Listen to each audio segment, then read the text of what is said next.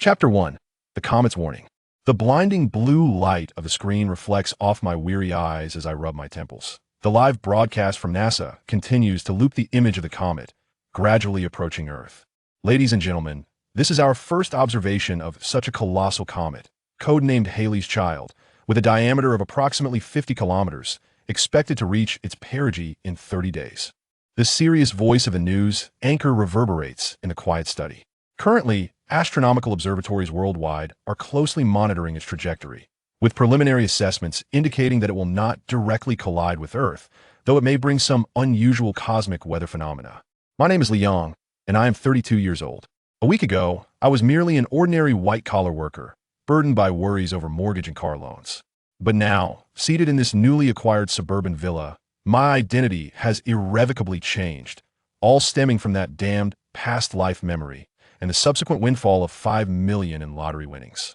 The winning numbers 0, 7, 12, 19, 23, 28, 33 arrived with shards of memories steeped in extreme cold, darkness, and agonizing near-death experiences flooding my mind as I awoke. Without a moment's hesitation, I rushed to the lottery station. When the results were announced, and my account indeed swelled by 4 million after tax, I understood that those blurry memories were not mere illusions, but the only lifeline I could grasp before the impending doom. I wasted no time and immediately utilized the majority of my winnings to purchase this standalone villa with a vast underground cellar. Its remote location and sturdy structure were precisely the fortress I needed to withstand the disaster etched in my memory. Unusual cosmic weather phenomena? I scoffed and turned off the broadcast. The official rhetoric is always so cautious and conservative, yet I know well that 30 days from now, the so-called cosmic weather will morph into a frigid hell that devours all. Suddenly, my phone vibrated violently, a notification flashing before my eyes. Emergency astronomical alert. Comet Halley's Child exhibits structural anomalies. Atmosphere of friction may lead to large-scale fragment explosions. Astronomical institutions worldwide are reassessing risk levels. My heart sank. Here it comes. The warning has escalated, and the timeline mirrors that of my memories. I took a deep breath, forcing myself to remain calm, and opened my mobile banking app. The balance displayed 1,285,670 yuan. I had spent a considerable sum on the villa, yet the remaining funds represented my ammunition for the survival competition over the next 29 days. Without a moment's hesitation, I opened my computer and accessed the meticulously crafted survival plan document. Every detail of my past life, frozen to death in a cold apartment, spurred me on. This time, I must not repeat the same mistakes. Thanks to this standalone villa, particularly the more than 50 square meter cellar located approximately 3 meters underground, my starting point is far superior to my previous life. The resource reserves of an ordinary person? No. I aim to create an ark of survival capable of withstanding temperatures plunging to minus 70 degrees, self-sufficient for at least a year. I immediately began to act, the procurement list already engraved in my mind. I contacted a construction team to reinforce and super-insulate the cellar immediately. The walls and ceiling were to be lined with the thickest insulation materials and professional-grade blast-proof sealed doors installed, alongside reserving a small fuel heater. I ordered large water storage tanks for drinking water, while also preparing purification equipment. I procured vast amounts of vacuum-packed rice, flour, canned goods, dehydrated vegetables, jerky, and high-calorie foods. From a specialized outdoor supply store, I acquired down sleeping bags, cold-resistant clothing, and snow boots capable of withstanding extreme cold. I stocked up on essential medications, first aid kits, and vitamin tablets.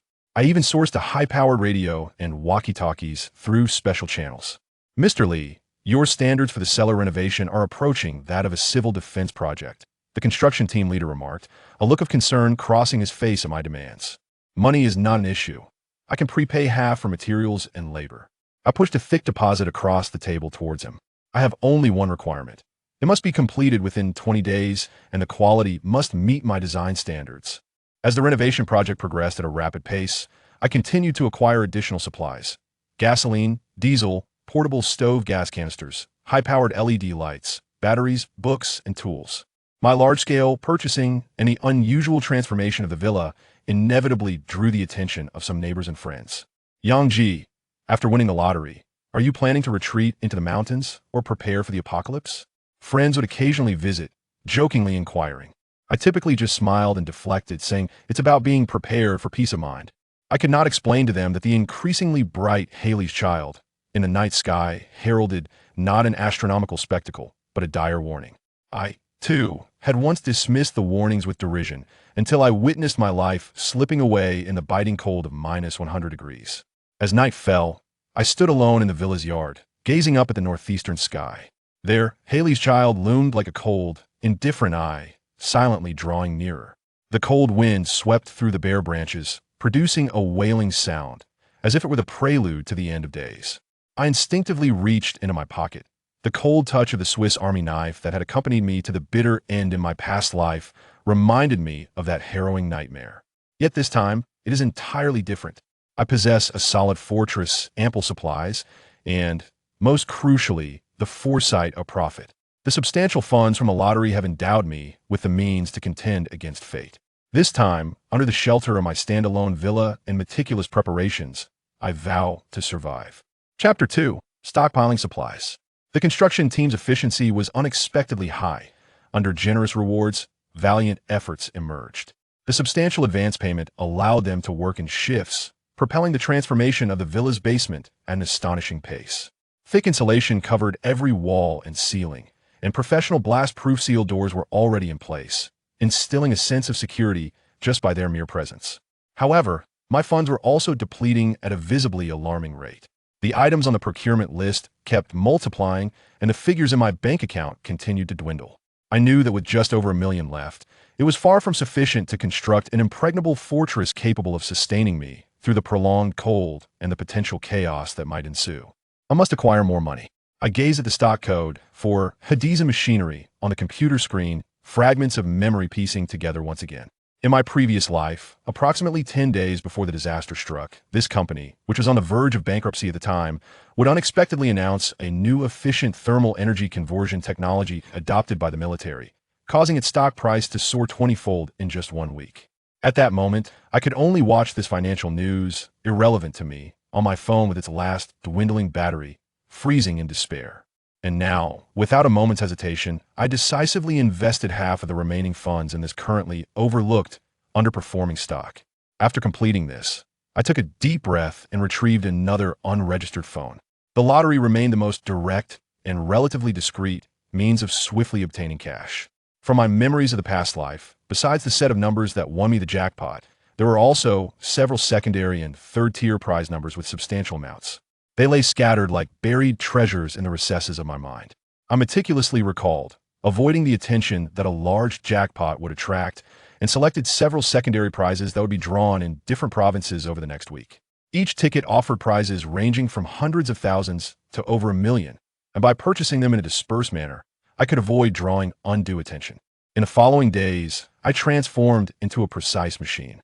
During the day, I drove through various corners of the city, placing bets at different lottery stations based on my memories.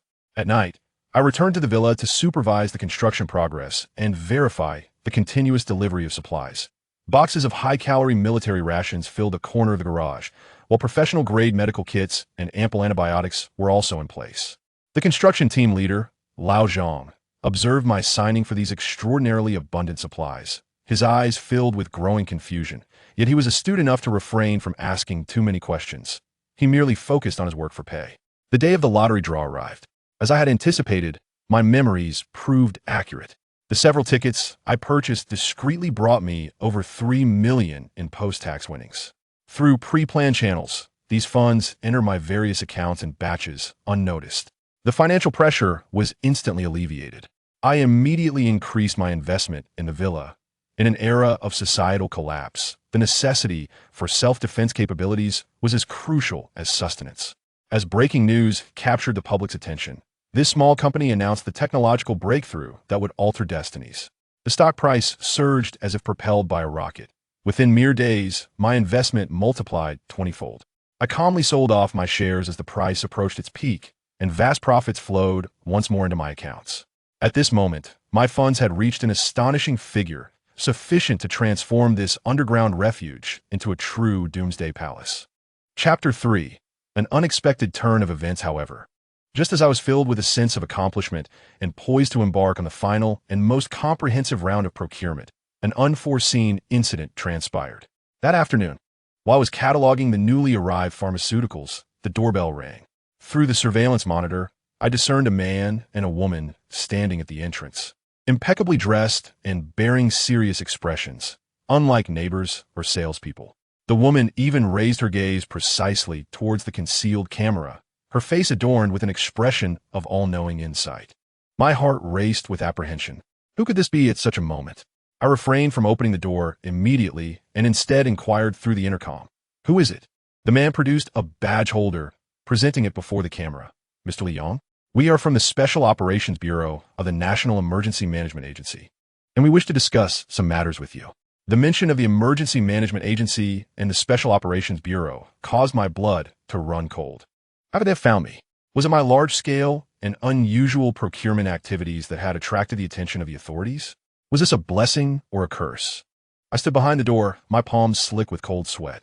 There were still 15 days until the comet reached its perihelion. My heart pounded like a drum. The Special Operations Bureau? How could they have come to my door? Was it my extensive procurement or stock operations that raised suspicion? Countless thoughts raced through my mind. Taking a deep breath, I pressed the door release button. Whether it was fortune or misfortune, one cannot evade calamity. "Please come in." I endeavored to keep my voice steady. Upon entering, the two quickly and professionally scanned the living room. The stacks of insulation materials and generators in the yard evidently caught their attention. But the woman merely smiled and remarked, "Mr. Lin Jian, your preparations are quite thorough." A heaviness settled in my chest. Indeed, it was for this reason. "Please have a seat." I gestured for them to sit on the sofa. "What brings you to me?" The man retrieved a tablet, his expression grave. "Mr. Li, let us get straight to the point. We have recently detected a significant number of irregular procurement activities on your part, involving insulation materials, power generation equipment, and medical supplies. Additionally, your financial transactions appear rather unusual." The woman interjected, her tone softening slightly. "We have reviewed your background. An ordinary white-collar worker who recently won the lottery. However, your procurement list seems far too specialized to be a spur-of-the-moment decision. It appears to be part of a systematic plan." Cold sweat trickled down my back as I forced myself to maintain composure. "It's merely a personal interest. After winning the lottery, I wanted to make some investments and preparations." "Is there a problem?" The two exchanged glances, and the man tapped a few times on the tablet, pushing it toward me. The screen displayed the increasingly bright Hudson S comet. "Mr. Li," the woman fixed her gaze upon my eyes, her voice lowered to a whisper. "Your procurement list bears a striking resemblance to a classified disaster emergency plan within the agency. Can you explain this?" My heart nearly ceased to beat. They indeed had knowledge of it. They were preparing as well. Silence enveloped the living room. My mind raced. Should I admit to having memories from past life? They would undoubtedly deem me insane. Yet, this presented an opportunity. Perhaps I could glean more official information. "I am merely being cautious." I opted for an ambiguous response. "Astronomical warnings are becoming increasingly frequent. It is never wrong to make some preparations." The woman gazed deeply into my eyes before abruptly shifting the topic. "Your investment in Hudson Machinery stocks is remarkably astute, almost as if you possess foresight." I stiffened, realizing they had even uncovered that. Just as I struggled to find an appropriate response, the man suddenly closed his tablet and rose. "Mr. Li, we shall not intrude further.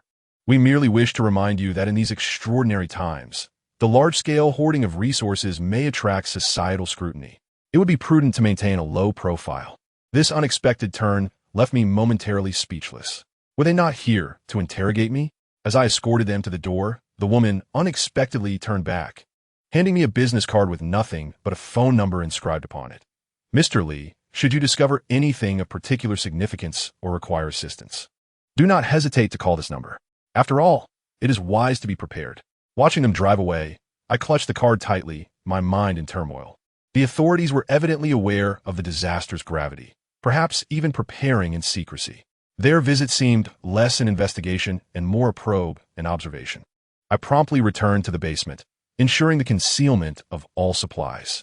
I then settled the final payments with the construction crew, instructing them to halt work temporarily. In the following days, I resorted to a more dispersed and discreet method of procuring the last crucial supplies, a complete air circulation filtration system, and a collection of rare seeds. Concurrently, I dialed the mysterious number, and to my surprise, it was the very woman who answered. I inquired about the anticipated duration of the Cambrian effect, testing the waters with technical jargon. After a brief silence, she responded, "The model indicates that the core period will last at least 6 months, though the repercussions may persist for several years. Your preparations, Mr. Li, are indeed prescient." Those words sent a shiver down my spine. The official forecast for the disaster's duration exceeded my previous experiences. This suggested that my stockpile for 3 years may prove insufficient. After hanging up, I felt an unprecedented urgency. I immediately restructured my resource allocation, adjusting my goal to a minimum of 5 years. Simultaneously, I intensified my studies in technical and basic medical knowledge, downloading a vast repository of survival skills onto offline devices. The tone of the news began to take a serious turn, with authorities publicly urging citizens to stockpile emergency supplies for the first time. Supermarkets began to show signs of panic buying, yet the majority remained oblivious. I embarked on a large-scale procurement expedition in my modified off-road vehicle, focusing on fuel, batteries, and consumables. Upon returning home, a seldom-seen neighbor approached me. "Little Lee, with all this preparation, have you caught wind of something?" I replied nonchalantly, "The weather forecast predicts an especially cold winter. It's wise to stock up."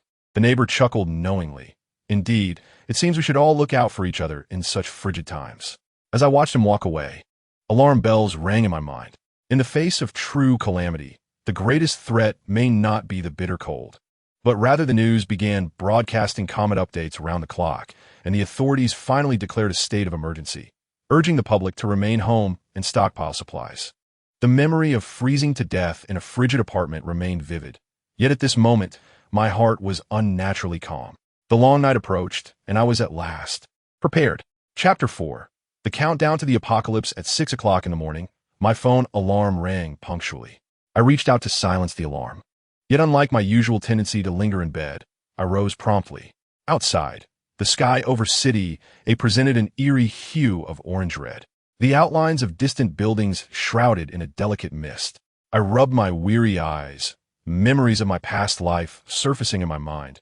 My former self, frozen and lifeless in a corner, fingers and toes blackened and falling away, still struggling to crawl towards the warmth of the radiator in the living room.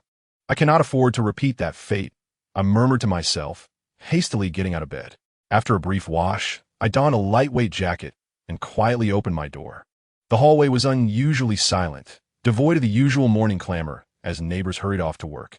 I cautiously descended the staircase, pausing intermittently to listen for any sounds around me.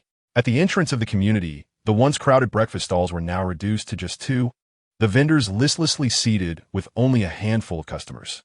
"Young man, why are you up so early today?" Old Zhang, the soy milk vendor, recognized me and greeted me warmly. "I have a few matters to attend to," I replied succinctly, noticing the thick woolen gloves he wore, an oddity for early autumn. "I hear it's going to drop drastically in temperature the day after tomorrow, plunging to -10 degrees.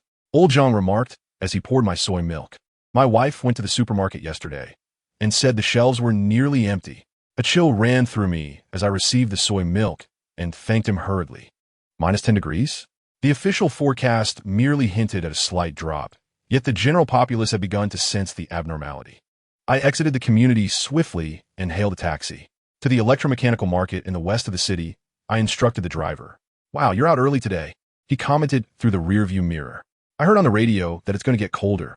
Are you off to buy warm gear?"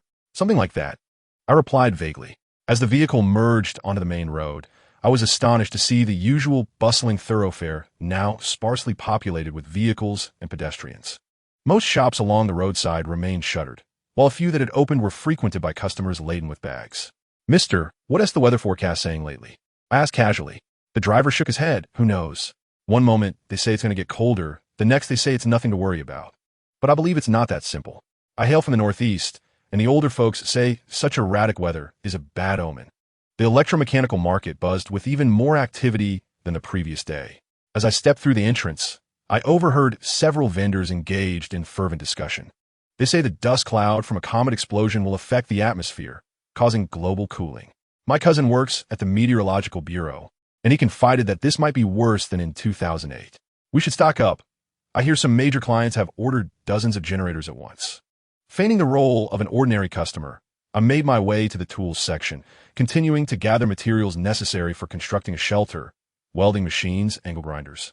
Various specifications of insulation materials, waterproof coatings, and reinforcing brackets. My shopping cart quickly filled to the brim.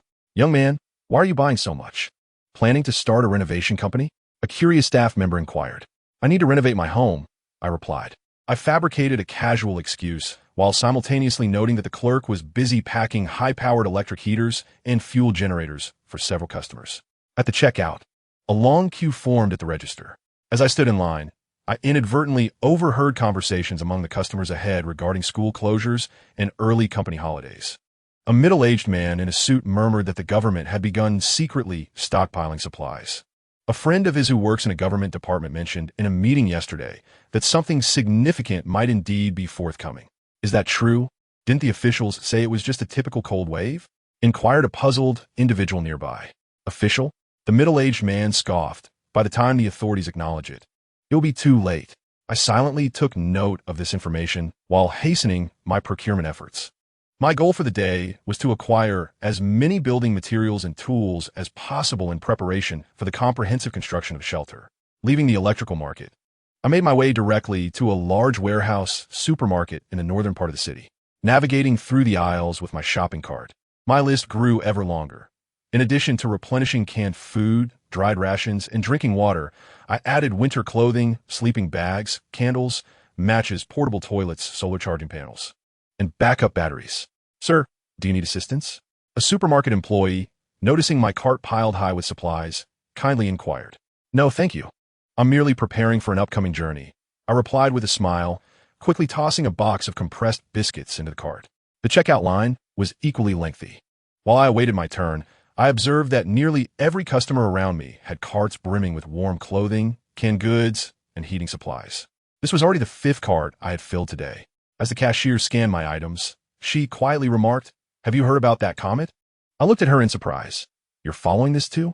"Everyone's talking about it," she whispered, adding that after the comet's explosion, a massive cloud of dust would obscure the sunlight, resulting in a drastic drop in global temperatures. I hail from Inner Mongolia. I once experienced a cold wave in my childhood that plunged to minus 60 degrees, causing a significant loss of livestock. Now that was real cold. After completing my purchase, I declined the supermarket's delivery service. Now was not the time to be concerned about physical exertion. I needed to personally transport these supplies safely back home. By the time I returned home, it was already 2 in the afternoon. I had a light meal and sat on the floor, leaning against the partially completed walls of the shelter, contemplating future plans. Based on the latest information I had gathered, it seemed the government had likely recognized the severity of the situation but refrained from issuing a complete public alert to maintain social stability. I calculated the time of the comet's arrival at perihelion. If my memory served me correctly, disaster would fully unfold within a week following the comet's explosion. Chapter 5. Cold wave warning at 3:17 in the morning. I was jolted awake by the shrill ring of my mobile phone. Groggy, I reached for the device, the screen's brightness painfully assaulting my eyes. The caller ID displayed an unfamiliar number, marked as a city's meteorological bureau. "Hello," I answered, my voice still thick with sleep. "May I speak with Mr. Liang?" On the other end of the line was a serious male voice, accompanied by the cacophony of clattering keyboards and hushed conversations. I had reached the Emergency Command Center of the Meteorological Bureau of City A. "We have detected some anomalies and need to verify certain information with you." In an instant, I was wide awake, my heart racing. The Meteorological Bureau? They were calling me at 3 in the morning? I quickly scanned my surroundings, ensuring the curtains were tightly drawn, then lowered my voice to respond. "Yes, this is I. What seems to be the matter?" "According to our records, you submitted a personal warning report regarding extreme cold weather yesterday, correct?" The other party inquired. I was taken aback. I have not submitted any report. Please hold on." There was a brief silence on the line, followed by the sound of typing, and then I heard, "Oh, my apologies. The system indicates that a Mr. Wang used your contact information to submit the report." The report mentioned that the explosion of a comet could lead to a sudden drop in global temperatures, advising citizens to stock up on warm supplies and emergency equipment. Uncle Wang? Suddenly, it dawned on me. It must be the retired engineer, Uncle Wang from downstairs. He must have been concerned that my warning lacked official weight, and thus reported the matter to the relevant authorities. "Yes, The content of that report is essentially accurate. I replied cautiously. I have some personal insights regarding the impending climate changes. I understand. The tone of the other party softened slightly. Mr. Lee, to be frank, we at the Meteorological Bureau have also detected some unusual data. Based on the latest satellite imagery analysis, the debris cloud from Comet Hale-Bopp has arrived in Earth's orbit earlier than expected, and it is projected to trigger global atmospheric disturbances in 7 days. Preliminary models suggest that the temperature in City A could plummet to around minus 40 degrees within 10 days and continue to decline. Minus 40 degrees. This is far more severe than the previous official predictions. I struggled to contain my excitement, striving to maintain a steady voice. What measures will the authorities implement? We are submitting emergency recommendations to the city government, the other party replied, which include initiating emergency plans, stockpiling supplies, and protecting critical infrastructure. However, according to regulations, we cannot release a complete public alert without formal confirmation to avoid unnecessary panic. I understood the bureaucratic predicament, having experienced it profoundly in my past life. So, how should ordinary citizens prepare? I inquired. We recommend that citizens stockpile at least 2 weeks' worth of essentials, particularly warm clothing, food, and drinking water. The other party hesitated, seemingly weighing their words, adding that, if possible, one should prepare backup power sources and heating devices. But please do not overreact. The situation is still under monitoring. After the call ended, I sat on my bed, my mind racing. The confirmation from the Meteorological Bureau meant that my premonition was not mere folly. Disaster was indeed imminent, and potentially more severe than initially forecasted. I quietly rose from my bed and approached the window, cautiously pulling it open a crack. The streets outside were deserted, and delicate snowflakes drifted beneath the streetlights, a sight utterly unheard of in City A at the end of September. Snow at the end of September? I gasped in disbelief and quickly took out my phone to check the weather forecast. The official app indicated that the temperature in City A would plummet to minus 80 degrees over the next 3 days, with further declines expected. However, this stands in stark contrast to the internal forecasts of the Meteorological Bureau. Clearly, the government is still attempting to control information to prevent social panic. I quickly completed my morning routine, carefully gathered the necessary tools and materials, and then stealthily departed from my apartment. In the elevator, I encountered Aunt Lee, who was out early walking her dog. Little Lee out so early? She inquired with curiosity. Yes, I have a bit of an urgent matter, I replied briefly, noticing that she had dressed her small dog in a thick cotton coat, which was unprecedented in City A. Upon exiting the community, I made my way directly to the machinery and electrical market in the west of the city. Along the way, I observed that most pedestrians were clad in heavy autumn attire, with some already donning lightweight down jackets. Outside the shops, piles of electric heaters and warm clothing were stacked high. The machinery market opened earlier than usual, yet there were more customers than I had anticipated. As I stepped through the entrance, I was greeted by a cacophony of fervent bargaining. No way, that's the lowest price. With the current market, you better buy quickly, shouted one shopkeeper at a customer. Old Chun, do you have any extra diesel generators? I headed straight for a familiar shop. The proprietor, Old Chun, turned around, and upon seeing me, immediately broke into a smile. Ah, little Lee, you arrived just in time. The last diesel generator has just been reserved. But, he lowered his voice, since you're a regular, I'll set it aside for you. However, regarding the price, after some negotiation, I purchased the 2,000-watt diesel generator for 30% above market price, along with enough diesel for a month. I heard it's going to drop dramatically in temperature the day after tomorrow, plunging below zero. Olchin remarked as he assisted me with the packaging. I'm from the Northeast, and the older generation says such unusual weather is not a good omen. I nodded, though my heart felt heavier with concern. A temperature of minus 10 degrees was merely the beginning. According to the Meteorological Bureau's hints, the true extreme cold was yet to come. Leaving the machinery market, I headed straight for the storage supermarket in the north of the city. As I navigated the aisles with a shopping cart, I was astonished to find that many items were already in short supply on the once abundant shelves, especially in the sections for warm clothing, canned goods, and heating supplies, which were nearly empty. Sir, do you need assistance? An employee of a supermarket noticed my perplexed expression and approached me. How could these items sell out so quickly? I asked, pointing to the vacant shelves. Who knows? The employee shrugged. Yesterday, customers were several times more than usual. I've heard that some organizations have already begun distributing cold-resistant supplies to their employees. I swiftly gathered the remaining supplies. More canned goods, dried food, bottled water, cold-resistant clothing, sleeping bags, candles, and portable stoves. My shopping cart quickly filled to the brim. At the checkout, a long queue had formed in front of the register. I noticed that nearly every customer's basket was filled with similar items: warm clothing, food, and heating supplies. Sitting on the ground, leaning against the partially constructed wall of my refuge, I contemplated my plans for the future. According to the Meteorological Bureau's indications, disaster would fully unfold within 10 days, and my time was dwindling to less than 20 days. In just 19 days, I am calculating the time until the comet reaches its periapsis. If the Meteorological Bureau's predictions hold true, the true onset of extreme cold will commence in a week. Outside my window, the night sky of city is cloaked in a thin mist, with stars appearing intermittently. I gaze upward, as if I can perceive the comet drawing near to Earth, bearing a dual message of destruction and rebirth.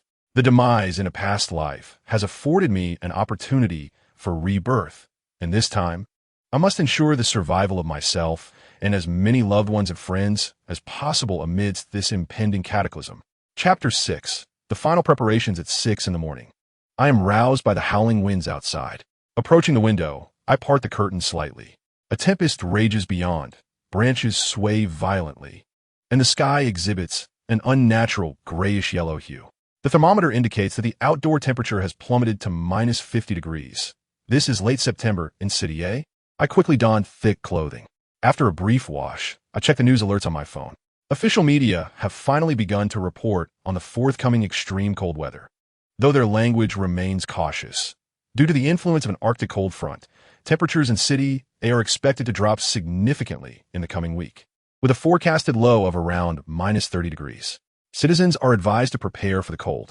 I refresh several news websites, only to find the comments section ablaze with reactions. It's already minus 50 here. Who are they trying to fool? My water pipes have burst. The property management says there's nothing they can do. I heard that comet fragments have already entered the atmosphere. That's the real cause of this cold wave. I swiftly closed the webpage. At such a time, online rumors only serve to exacerbate panic. However, the mention of comet fragments aligns with my knowledge. The comet had indeed breached Earth's atmosphere 2 nights ago and erupted violently, releasing vast amounts of dust and charged particles. I hastily consume a few bites of leftover food from last night before beginning to assess the progress of the shelter's construction. After days of intense labor, the primary structure is essentially complete. The 4 walls are enveloped in multiple layers of insulating material, and the ground is laid with thick thermal insulation, forming a sealed space of approximately 6 square meters. Yet much work remains. Ceiling tests, ventilation systems, energy supply, and water reserves. I meticulously check each item against my notebook's checklist. The first task is the sealing test. I temporarily seal the shelter's entrance with plastic film and sealant, then light a candle within. If the flame flickers or extinguishes, it indicates air leakage. The candle's flame dances violently for a moment before gradually dying out. Indeed, there is a leak. Frowning in contemplation, I begin to employ a smoke test to locate the source of the leak. After introducing a small amount of smoke into the sealed space, I quickly identify several minuscule gaps, primarily at the seams and where pipes penetrate the walls. For the next several hours, I concentrate intently on filling these breaches with sealant and insulating material. This task demands immense patience and meticulous execution. Any minor oversight could result in a rapid loss of heat. As night descended, I partook of a modest meal before embarking on the task of categorizing the supplies I had procured. I sorted them into essentials for the immediate future and those that could be temporarily stored in the warehouse. Drawing from the lessons of my past existence, I recognized that the most critical supplies included sufficient provisions of food and water to last 6 months, a reliable energy source, warm clothing and bedding, medical supplies, and recreational items to maintain mental well-being. I spoke to myself, classifying the items by priority. As the night deepened, I diligently refined the details of the shelter, installing rudimentary ventilation ducts, connecting the air filtration system, and testing the safety of the diesel generator in the confined space. At 2 in the morning, I finally completed the day's work. Although the shelter was not yet fully constructed, it possessed the core functionalities of insulation, sealing, basic ventilation, and energy supply. I gazed out the window, The night sky over City A was shrouded in heavy clouds, obscuring any trace of starlight. The comet, I surmised, must be nearing Earth, its dust clouds altering our atmosphere in preparation for the impending extreme cold. I calculated the time of the comet's periapsis and took out my notebook, beginning to jot down the final precautions. 1. Water. In addition to bottled water, snow-melting equipment and purification systems were essential. 2. Food. High-calorie, easily storable provisions requiring no cooking or only minimal heating. 3. Energy. A diesel generator, solar power, backup batteries, and energy-saving strategies. 4. Communication, radio equipment, and emergency contact plans. 5. Safety. The shelter's concealment and defensive measures. After completing my notes, I closed the notebook, leaned against the wall, and closed my eyes. The memories of my past demise haunted me like a nightmare, yet they had also bestowed upon me the opportunity for rebirth and invaluable knowledge. This time, I would not allow myself to become a victim of the cold.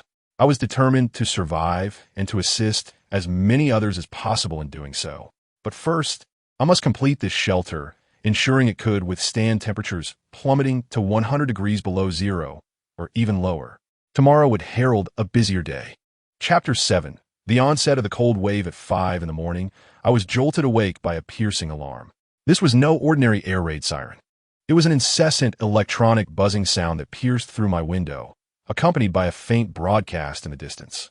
I sprang up from the floor, my heart racing. The construction of the shelter was in its final stages, but at that moment, I could not afford to dwell on it. I quickly turned on the television and my phone, seeking more information. The television screen flickered with emergency news footage, but the signal appeared unstable, the images jumping erratically. At last, I managed to catch an urgent broadcast, repeating, the Meteorological Bureau of City A has issued a red alert for an extreme cold wave. Within the next 24 hours, temperatures in City A will plummet to 100 degrees below zero and continue to decline. All citizens must immediately take emergency cold weather precautions.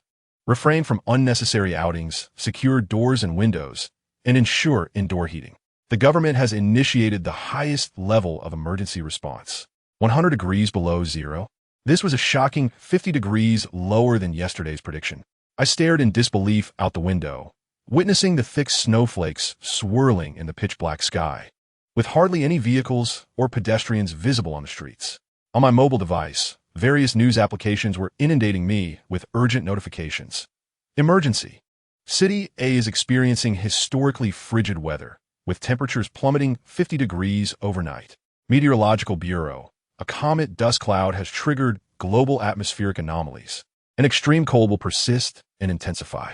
Municipal government urgent notice. The entire city has entered a level 1 emergency status. All schools and businesses are suspended. I quickly donned heavy clothing and rushed to the window, drawing back the curtains with a swift motion. The sight before me elicited a sharp intake of breath. The entire neighborhood was blanketed in a thick layer of snow, branches bowed under the weight of ice, and several streetlights swayed precariously in the gale, emitting creaking sounds. More alarmingly, I discerned faint glimmers of light emanating from a few windows in the opposite building, yet many others remained shrouded in darkness. Those inhabitants might have encountered misfortune. This is impossible, I murmured to myself, recalling the initial phases of past calamities when temperatures similarly plummeted in a brief span. Suddenly, a vigorous knocking reverberated at the door. Liang, are you home? It was Uncle Wang's voice, muffled yet urgent through the thick door. I hurried to the entrance, peering through the peephole to confirm it was indeed Uncle Wang, and cautiously opened the door. Uncle Wang, a cherished elder who had watched me grow up, felt like family. Old Wang, what brings you here so early? Before I could finish my sentence, I was taken aback by the sight before me. Uncle Wang was clad in heavy winter attire, his face etched with concern, and he clutched an old military canteen. Little Lee, we are in grave trouble, he exclaimed as he stepped inside. I have heard that this is no ordinary cold wave. Experts from the Meteorological Bureau have stated that the dust cloud from a comet explosion has enveloped the entire northern hemisphere, completely blocking out sunlight. And temperatures are continuing to drop.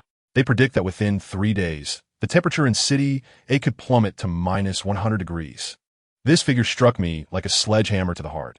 It was precisely the temperature from the calamity of my past life, the very harbinger of my demise. The government has organized the evacuation of residents to underground shelters. But Uncle Wang lowered his voice. I have heard that the heating systems in those shelters may not last long, and with so many people cramped together, the outbreak of diseases is likely. I urged Uncle Wang to sit down, poured him a cup of hot water, and quickly contemplated our course of action. Old Wang, how well stocked are your supplies at home? I inquired. Uncle Wang shook his head, a wry smile gracing his face. With my meager provisions, how long can I last? I was merely hoping to survive this winter. Never did I expect to face such an unprecedented disaster. I glanced at the clock. It was already 6:30 in the morning. Outside, the world remained cloaked in darkness. Snowflakes ravaging in the tempest, akin to a prelude to the apocalypse. Old Wang, I know of a place where we can seek refuge temporarily. I made my decision. I had prepared a small sanctuary in my home. Though modest, it would suffice for two to endure the coldest of times. Uncle Wang gazed at me in astonishment. Did you foresee this? I hesitated for a moment before nodding. In a way, yes. I possess certain unique sources of information. This is not the time for explanations. Gather a few essentials, and we must depart swiftly. Uncle Wang glanced out at the harsh weather, and then looked into my resolute eyes, finally nodding in agreement. Very well. I trust you, Shaoli. This old body of mine, each day, is a blessing. In the following half hour, we sprang into action. I assisted Uncle Wang in gathering a few essential clothing items and necessities while I also checked my backpack, ensuring it contained emergency food, water, and some warm supplies. We cannot exit through the main door. I pointed outside, indicating the fierce winds and blinding snow. The visibility is poor, the elevator may be out of service, and the stairwell is likely frigid. But how we get out? Uncle Wang inquired, perplexed. I gestured towards the makeshift shelter in the corner of the living room. Nearly completed. Through there, I had excavated a passage leading to the service hallway, allowing us to bypass the main thoroughfare. Uncle Wang's eyes widened. When did you? There's no time to explain. I interrupted. We must leave immediately, while the temperature has not yet plummeted further. I opened the entrance to the shelter. Although it was not fully furnished, the basic insulation and ceiling had been completed. I retrieved the portable heater and several thick blankets I had prepared earlier, swiftly creating a temporary warm space. Through the small passage within the shelter, we cautiously made our way to the service hallway. As I had anticipated, the main corridor was dreadfully cold. The exposed metal handrails felt as if they could strip the skin from one's hand. However, the service area, being closer to the building's core, was slightly warmer. Follow me, and be careful not to slip, I whispered to Uncle Wang, guiding him down the emergency staircase. The situation below was worse than I had imagined. The glass doors were encased in ice and snow, rendering the outside world a frozen kingdom. The cars parked in the community were buried beneath thick layers of snow, and the trees along the roadside were nearly broken under the weight of ice. As if the entire world had been paused, we struggled through the community to a concealed location I had scouted earlier. A gap in the eastern wall where a narrow path led to the outside, seldom used by anyone. Taking this route will help us avoid the main roads and crowds. I explained. My storage facility is on the outskirts of the city, where there are more supplies and better shelter. Uncle Wang nodded in trust, following me as we trudged through the knee-deep snow. The wind and snow intensified, visibility dwindling to perilous levels. Each step felt like a battle against the very forces of nature. My winter gear was relatively adequate, but Uncle Wang had evidently underestimated the severity of this cold wave. His lips had begun to turn purple, and his breath came in quickened gasps. Old Wang, hold on. We're almost there. I encouraged, quickening my pace. After nearly an hour of arduous trekking, we finally glimpsed the outline of the warehouse in the distance. My arms had grown nearly numb, and my legs felt as if they were encased in lead, yet hope was within reach. There it is. I pointed ahead. When we finally arrived at the warehouse and opened the door, Uncle Wang nearly collapsed to the ground, utterly exhausted. Thank you, Shaoli gasped. If it weren't for you, I might have. I helped him sit up and swiftly activated the portable heater within the warehouse, retrieving a thermos from the storage cabinet and pouring 2 cups of hot tea. Let us warm ourselves up, Old Wang. I handed him a cup, assuring him that we were temporarily safe and that the temperature would remain at least 15 degrees above zero. Uncle Wang cradled the warm tea, his hands trembling. Shaoli, how did you know it would come to this? And be so well prepared? I hesitated for a moment before deciding to share part of the truth. Old Wang, I may have experienced something similar before, although I didn't survive that time. The memories have lingered with me. This time, I refuse to repeat the past. Uncle Wang gazed at me in astonishment, then nodded thoughtfully. I understand. Perhaps this is fate. Since heaven has granted us the chance to survive, we must live well. I smiled and nodded, then began to assess the supplies in the warehouse. The thermometer indicated that the internal temperature had dropped to -2 degrees, but thanks to excellent insulation and heating equipment, the core area remained relatively comfortable. We must act swiftly, I remarked while inventorying the supplies. According to the latest forecast from the Meteorological Bureau, the temperature in City A will plummet below -60 degrees over the next 3 days. The insulation of this warehouse is limited. We cannot stay here for long. Uncle Wang nodded. What is your plan? My underground refuge is nearly complete, I explained. Although it isn't fully furnished, it possesses the essential functions. We can seek shelter there until the coldest period passes, then reassess our long-term plans. Uncle Wang looked at me, admiration and gratitude shimmering in his eyes. Xiao Li. To be honest, having lived this long, I've seen many things and met numerous so-called clever individuals. But today, I'm truly grateful to have met you. I shook my head, humbly responding, Old Wang, we are merely helping each other. Right now, the most important thing is to survive. We spent approximately an hour organizing supplies before strategizing our next steps. According to my calculations, the coldest spell would last about 2 weeks, after which temperatures might rise slightly, but would still remain in the extreme cold at around -40 degrees. We need to establish a refuge that can sustain us long-term, I said while sketching a blueprint. It must not only withstand the biting cold, but also provide a stable food and water source, a reliable energy supply, and basic medical care. Uncle Wang listened attentively, occasionally offering suggestions. We were like a well-coordinated pair of partners, striving together in this apocalyptic survival game to discover a glimmer of hope. As night fell, the wind and snow outside the warehouse continued to rage. I checked the heating equipment to ensure the temperature would not drop too low, then had a simple meal, lying in the makeshift sleeping bag. I listened to the howling wind outside, my thoughts swirling. The death I experienced in my past life had granted me a chance at rebirth, and this time, I was not alone in my fight. With Uncle Wang's assistance and the pre-prepared supplies and refuge, I felt I had a greater opportunity for survival. Yet, the true challenge has only just begun. The biting cold of -60 degrees, the persistent darkness, loneliness, and despair. These are invisible foes that may shatter even the strongest resolve at any moment. With only 15 days remaining, I am calculating the time until the comet reaches perihelion. The real test lies ahead. I close my eyes and silently pray that the sun will rise as usual tomorrow. Although scientific predictions suggest that genuine sunlight may have long been absent from this sky, obscured by the comet's dust cloud. Chapter 8. The underground shelter. The first faint rays of morning sunlight timidly filter through the high vents of the warehouse. Were it not for the thermometer indicating an outdoor temperature plummeting to -18 degrees, I might almost believe that last night's frigid storm was merely a nightmare. However, I am acutely aware that the true catastrophe has only just commenced. I gently rouse Uncle Wang from his sleeping bag. Old Wang, wake up. It's time to check the equipment and supplies. Uncle Wang rubs his eyes and emerges from his sleeping bag, involuntarily shivering. BRR, it's still so cold. Xiao Li, do you really think this warehouse can hold out for a few more days? I feel as if the walls are trembling. I glance at the thermometer affixed to the wall. The interior temperature of the warehouse hovers around -2 degrees, a significant improvement over the frigid exterior, yet far from comfortable. Thanks to the makeshift insulation and heating apparatus hastily assembled last night, we are barely managing to survive. Old Wang, we can only stay here for a maximum of 2 more days, I state while gathering essential items. The insulation of this warehouse is limited.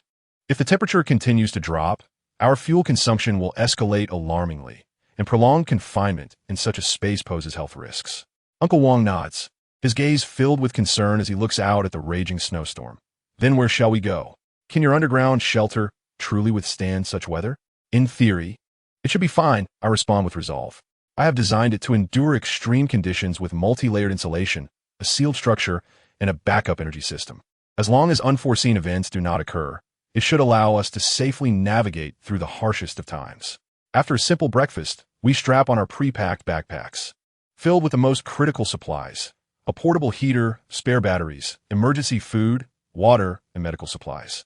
I secure the warehouse, concealing the key in an agreed-upon hiding spot, and then embark on the journey to the underground shelter with Uncle Wang. The world outside has transformed entirely. Snow drifts exceed a meter in thickness, and vehicles lining the streets are completely enshrouded in heavy ice and snow, resembling sculptures. Icicles dangle from the power poles, while some of the thinner wires have snapped under the weight, hanging helplessly to the ground. The entire city seems to have been put on pause, leaving only the howling wind and snow in its wake. The thermometer reads -23 degrees outside and is still falling. I glance anxiously at the electronic thermometer in my hand. Uncle Wang tightens his heavy coat. In my 60-plus years, I have never witnessed such a winter. Xiaoli, are you certain we can make it there through this storm? We must try, I assert with determination. My shelter is located in the southern part of the city, approximately 3 kilometers from here. If we take a straight path through several neighborhoods, we can avoid the snow accumulation and dangers on the main roads.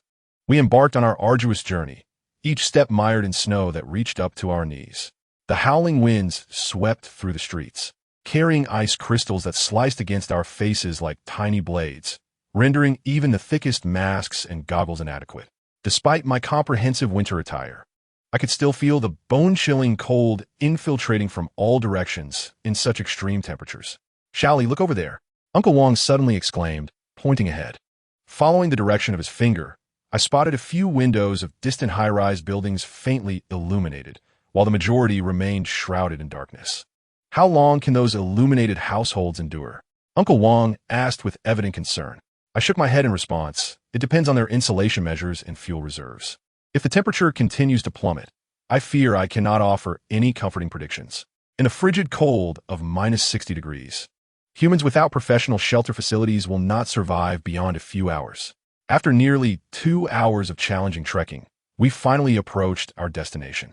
My legs had grown so numb, they felt nearly devoid of sensation, and my lungs ached from inhaling the frigid air. Yet hope shimmered before me. My apartment building was now faintly visible. We have arrived, I gasped, pointing towards the familiar structure where the basement refuge had nearly reached completion. However, as we turned the corner and approached the main entrance of the villa, I drew in a sharp breath. The primary entryway was sealed beneath a thick layer of ice and snow, rendering it impossible to open. The adjacent emergency exit was also locked due to a power outage.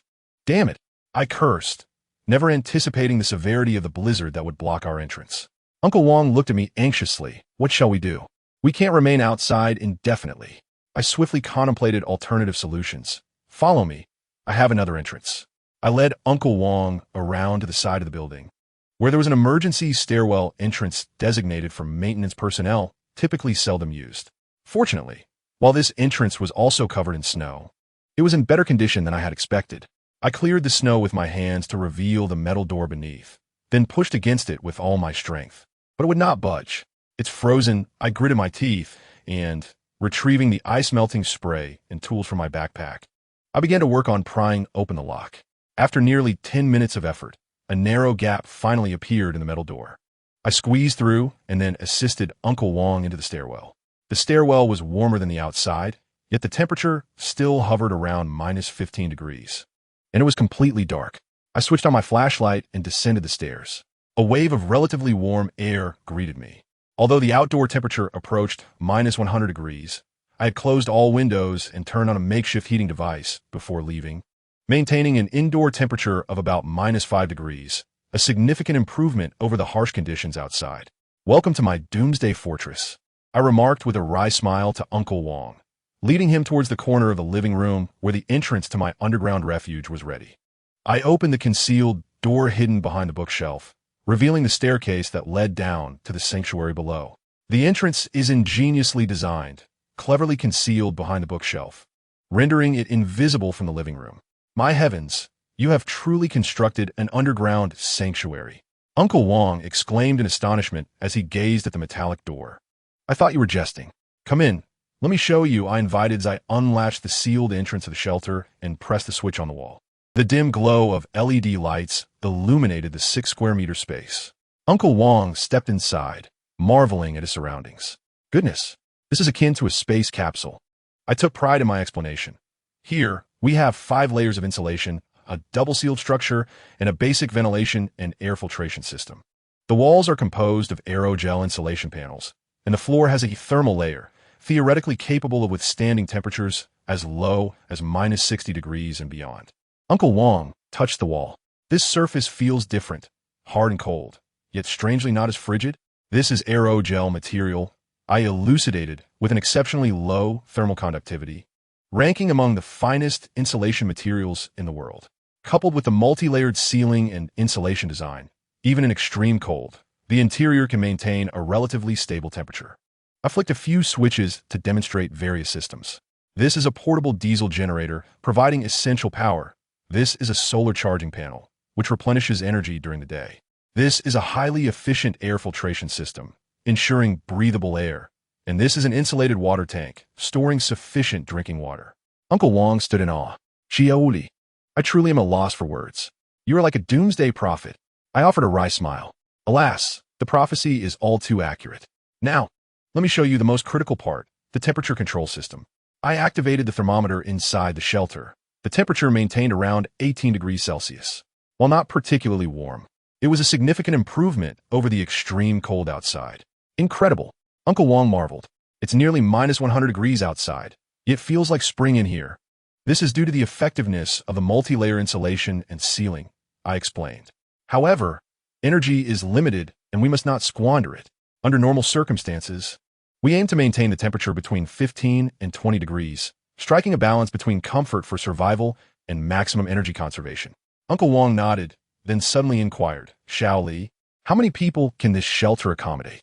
It is designed for long-term habitation by one individual, I replied honestly, but temporarily accommodating an additional person is feasible, though it would require more resource conservation. Uncle Wang fell silent for a moment before saying, Xiaoli, you need not worry about me. If resources are strained, I can find ways to manage on my own. I shook my head. Old Wang, don't speak foolishly. You have cared for me since childhood. How could I possibly abandon you now? Although the shelter is limited in space, with prudent resource allocation, the two of us can undoubtedly endure the harshest of times.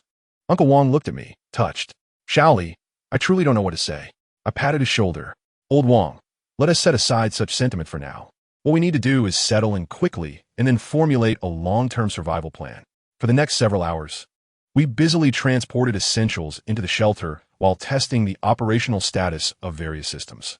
The shelter is fully equipped with a folding bed, a rudimentary toilet, a water storage system, food supplies, medical provisions, and even a small bookshelf containing several carefully selected volumes to help pass the long hours of isolation. The food reserves can sustain us for 2 months, while water can be replenished through a snow melting system. We have a dual energy supply from a diesel generator and solar panels. I reported to Uncle Wang that, barring unforeseen circumstances, we should be able to weather the coldest periods safely. Uncle Wang surveyed the compact yet well-equipped space and remarked, Little Lee, do you know, in my long life, having endured wars, famines, and natural disasters, I have never felt such a profound connection to the concept of being alive as I do now. I nodded in agreement. Old Wang, I feel the same. My past experiences have taught me the fragility of life, making me cherish everything in the present even more. As night fell, we sat in the shelter, enjoying a simple dinner while listening to the howling wind and snow outside. The soundproofing of the shelter was excellent. The outside world felt like a distant, perilous memory. Little Lee, how long do you think this disaster will last? Uncle Wang suddenly inquired. I shook my head. Based on my understanding and predictions, the coldest period may last for 2 to 3 weeks, after which there might be a slight increase in temperature, but it will still remain in extreme cold conditions. Throughout the winter, City A may endure temperatures around -100 degrees. Uncle Wang fell silent and then slowly said, No matter how long it takes, as long as I can live through it with you, I will be content. Looking into the eyes of this elder, filled with strength and trust, a warm current surged within me. In this world on the brink of being frozen, this friendship and trust may be our greatest motivation to survive. Chapter 9. The Extreme Cold Inferno in the Early Morning. I was awakened by a faint knocking sound from outside the shelter. Upon opening my eyes, I first saw the soft LED light at the top of the shelter, radiating warmth in stark contrast to the eternal darkness outside. I reached out to touch the thermometer on the wall. The indoor temperature was a stable 18 degrees, a comfortable warmth that made one forget the hellish cold beyond. Who is it? I heard Uncle Wong's groggy voice from the folding bed. Don't worry. It might just be the sound of the wind and snow. I replied softly, straining to listen to the rhythmic knocking. The sound was quite rhythmic and did not resemble the random noises caused by wind or snow. I quietly rose, donned my heavy winter attire, and cautiously approached the entrance of a shelter. Peering through the observation window, I was astonished to see Aunt Lee on the floor, using stones to knock against the ground. Aunt Lee is the nanny I employed, whom I had sent home earlier to secretly prepare the shelter. At that moment, she was dressed in thick winter clothing, her face flushed from the cold, anxiously glancing toward the shelter's entrance.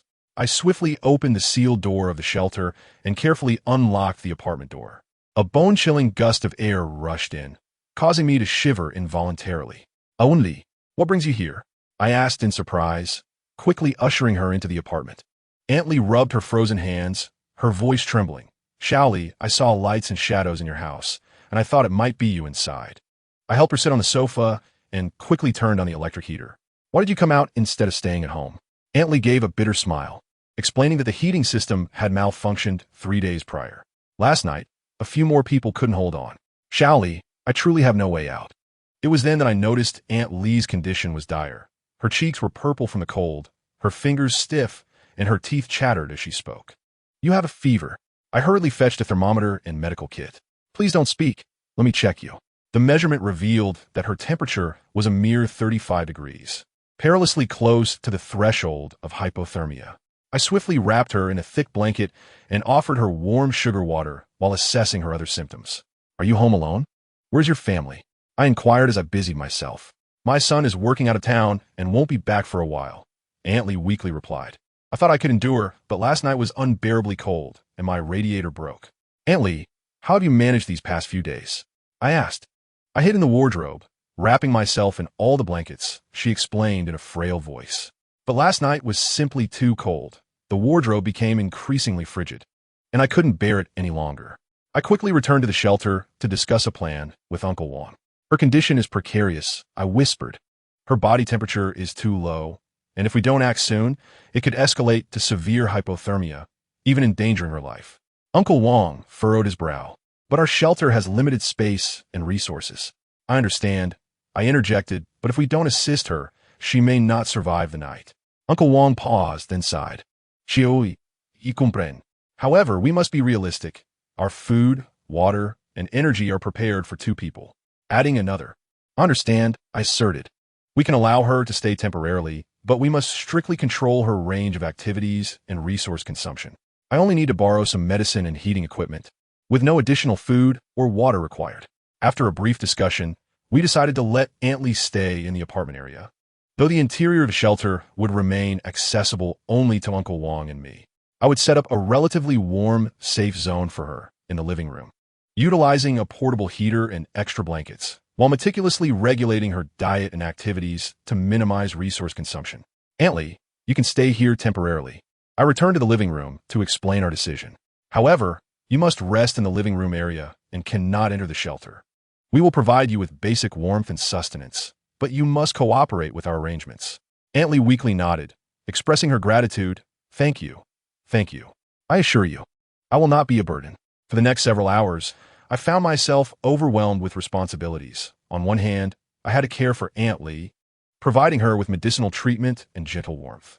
On the other hand, I needed to ensure that the shelter's systems and resources remained unscathed while simultaneously calming Uncle Wong's concerns. Xiao Li, are you sure that our actions will not jeopardize our safety? Uncle Wong inquired in a hushed tone, scrutinizing our food supplies with a furrowed brow. I replied honestly, I am uncertain. However, if we do nothing, Aunt Lee may not survive the night. If she passes away in the apartment, her decaying body and potential diseases would pose an even greater threat to us. Uncle Wong fell silent, then nodded in agreement. You are right. But we must exercise extreme caution and maintain strict control over everything. I nodded in agreement and continued with my tasks. I established a makeshift buffer zone, creating a barrier between the living room and the shelter's entrance, ensuring that Aunt Lee's activities would not compromise the shelter's integrity or air quality. I utilized a portable heater to provide her with moderate warmth while meticulously monitoring energy consumption. By noon, the thermometer indicated that the outdoor temperature had plummeted to -31 degrees Celsius and continued to decline. Peering through the cracks in the window, I observed a world enveloped in ice and snow, with no signs of life on the streets, only the howling winds echoing between the buildings like a lamentation of doom. The Meteorological Bureau's latest forecast predicted that within the next 48 hours, the temperature in city it would drop below minus 50 degrees Celsius. I relayed this information to Uncle Wang and Aunt Lee. This would be the lowest recorded temperature, and we must prepare for the worst. Upon hearing the news, Aunt Lee's complexion paled further. What should we do? Can we truly survive? Yes, I replied resolutely. As long as we remain united and utilize our resources judiciously, we will survive. In the afternoon, I took the risk of venturing outside to retrieve additional supplies I had previously hidden in the underground parking lot of our community. There lay the extra medications, food, and fuel I had prepared for emergencies. My excursion lasted less than 20 minutes, yet upon my return, I felt a slight frostbite in my fingers and ears. Uncle Wang assisted in checking my condition and, relieved to find no serious harm, sighed in relief. Xiaoli, you cannot take such risks again, he admonished seriously. The temperature outside is terrifying. Just a few minutes could lead to severe frostbite. I nodded, I understand. But those supplies are crucial for us. Back in the shelter, I began to reassess our survival strategy. As the temperature continued to drop, our energy consumption accelerated. While our supplies of food and water were adequate, if this calamity persisted for an extended duration, we could face shortages. According to my calculations, the coldest period might last for 3 to 4 weeks. I explained to Uncle Wang and Aunt Lee that thereafter, there might be a slight rise in temperature, yet it would still remain in an extremely frigid state. We needed to prepare for the long haul. Aunt Lee's eyes flickered with fear as she asked, Does that mean we have to stay here indefinitely? It is highly likely, I replied. I candidly stated that I would remain until the temperature rose to a safe level or a better refuge could be found. That evening, we sat together in the shelter, partaking in a modest dinner. Outside, the blizzard continued to rage, with the thermometer indicating a stable indoor temperature of 19 degrees, a relatively comfortable warmth. Xiaoli, did you truly experience what you claim to be a past life? Aunt Lee suddenly inquired, curiosity and skepticism flickering in her eyes. I hesitated briefly before nodding. Yes, I have undergone something akin to that, though I did not survive that time.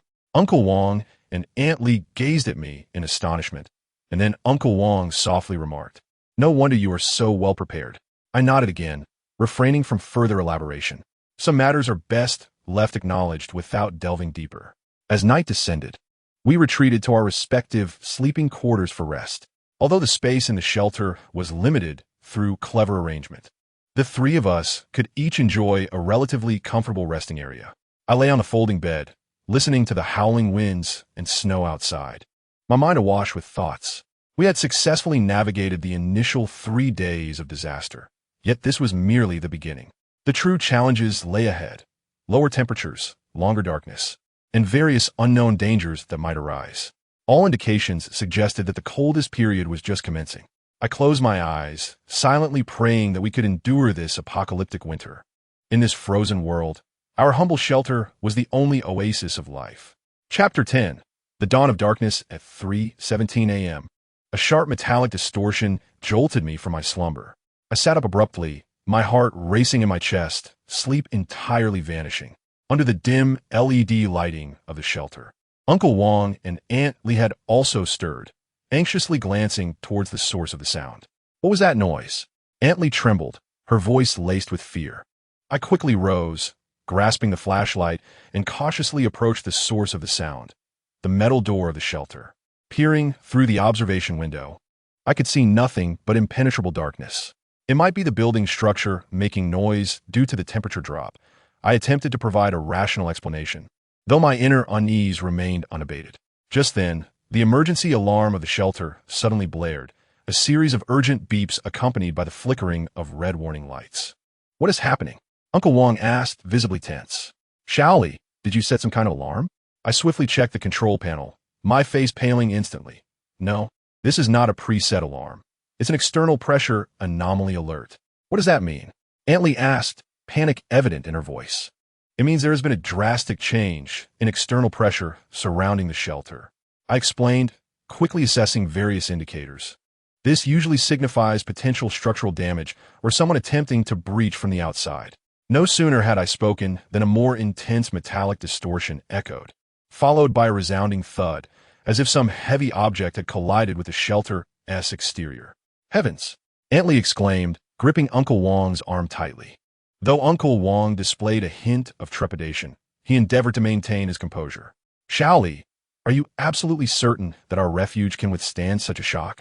I meticulously scrutinized the data. The barometric readings fluctuated within normal parameters.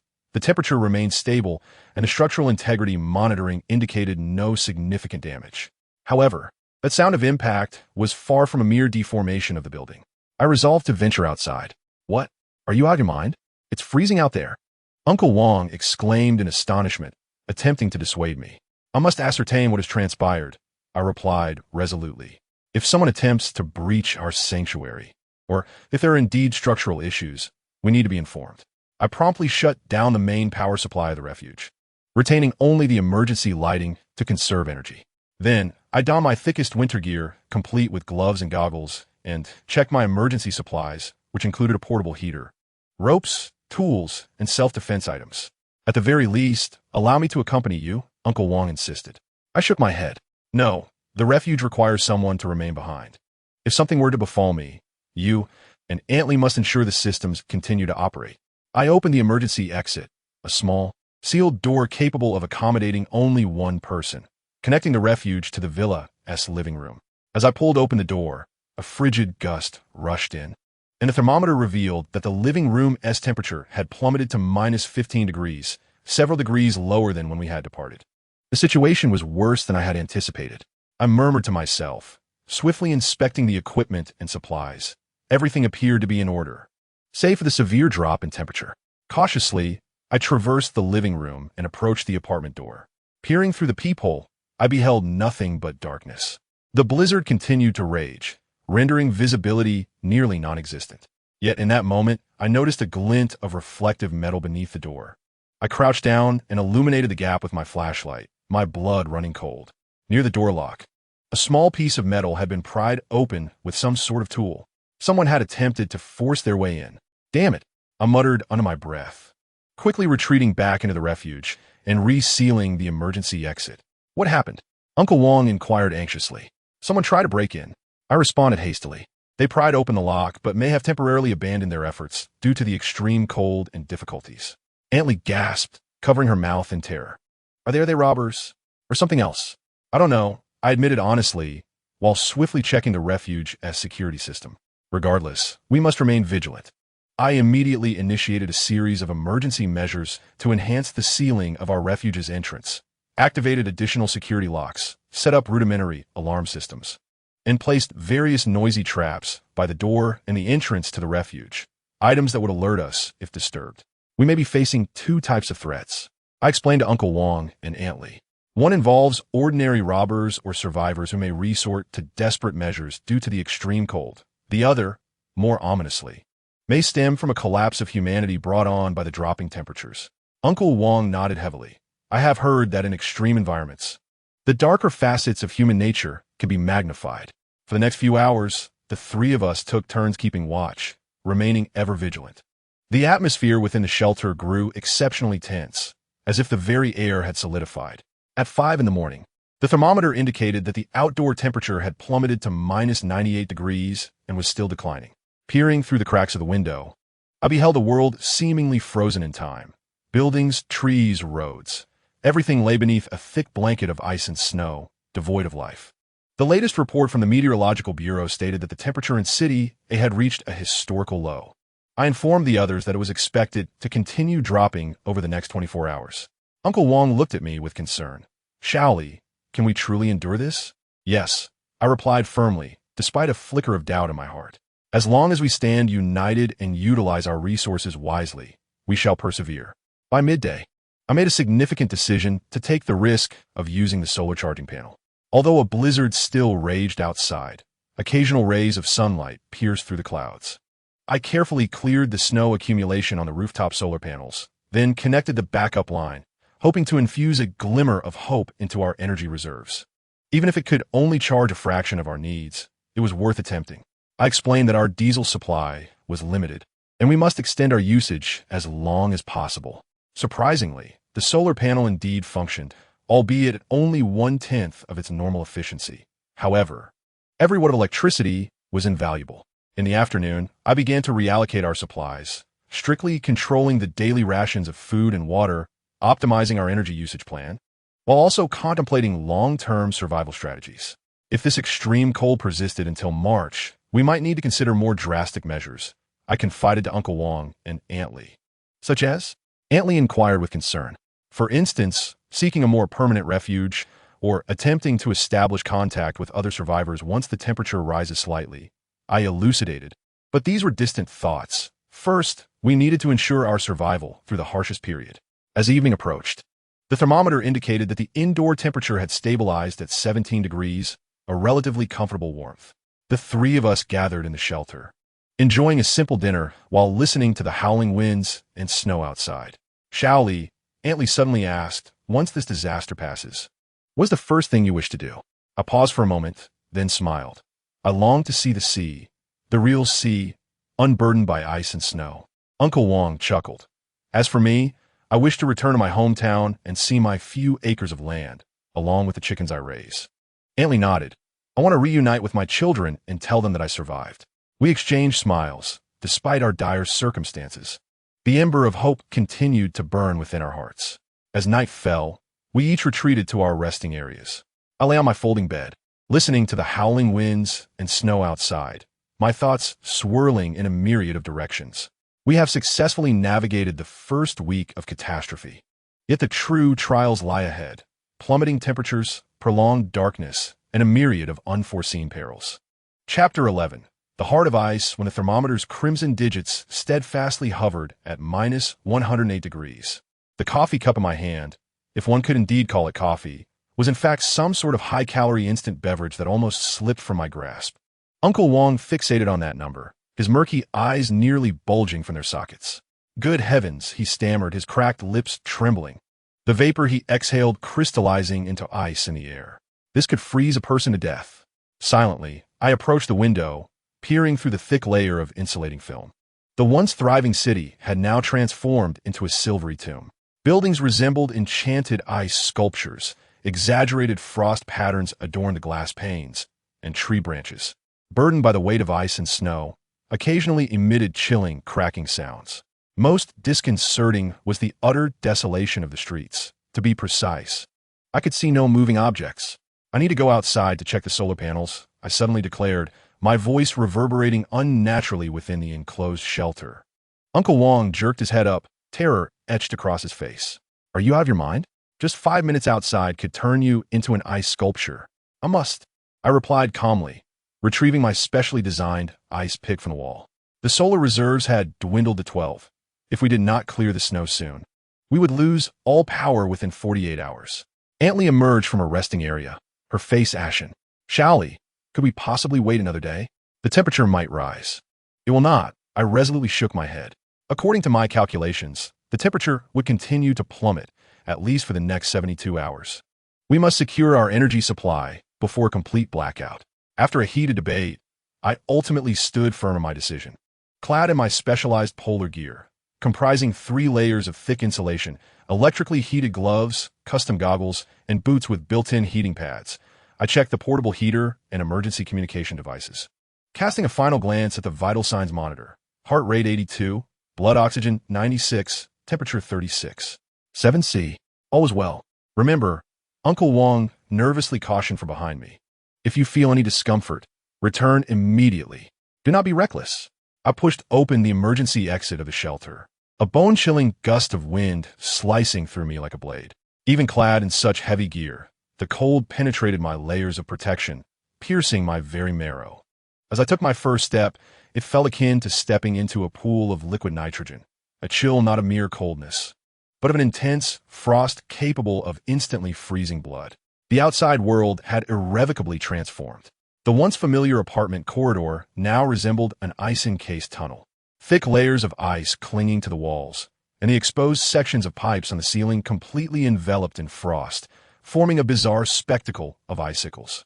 My footsteps echoed in the empty corridor, accompanied by the faint sounds of cracking ice. The moment I stepped through the apartment door, I truly grasped the essence of an icebound world.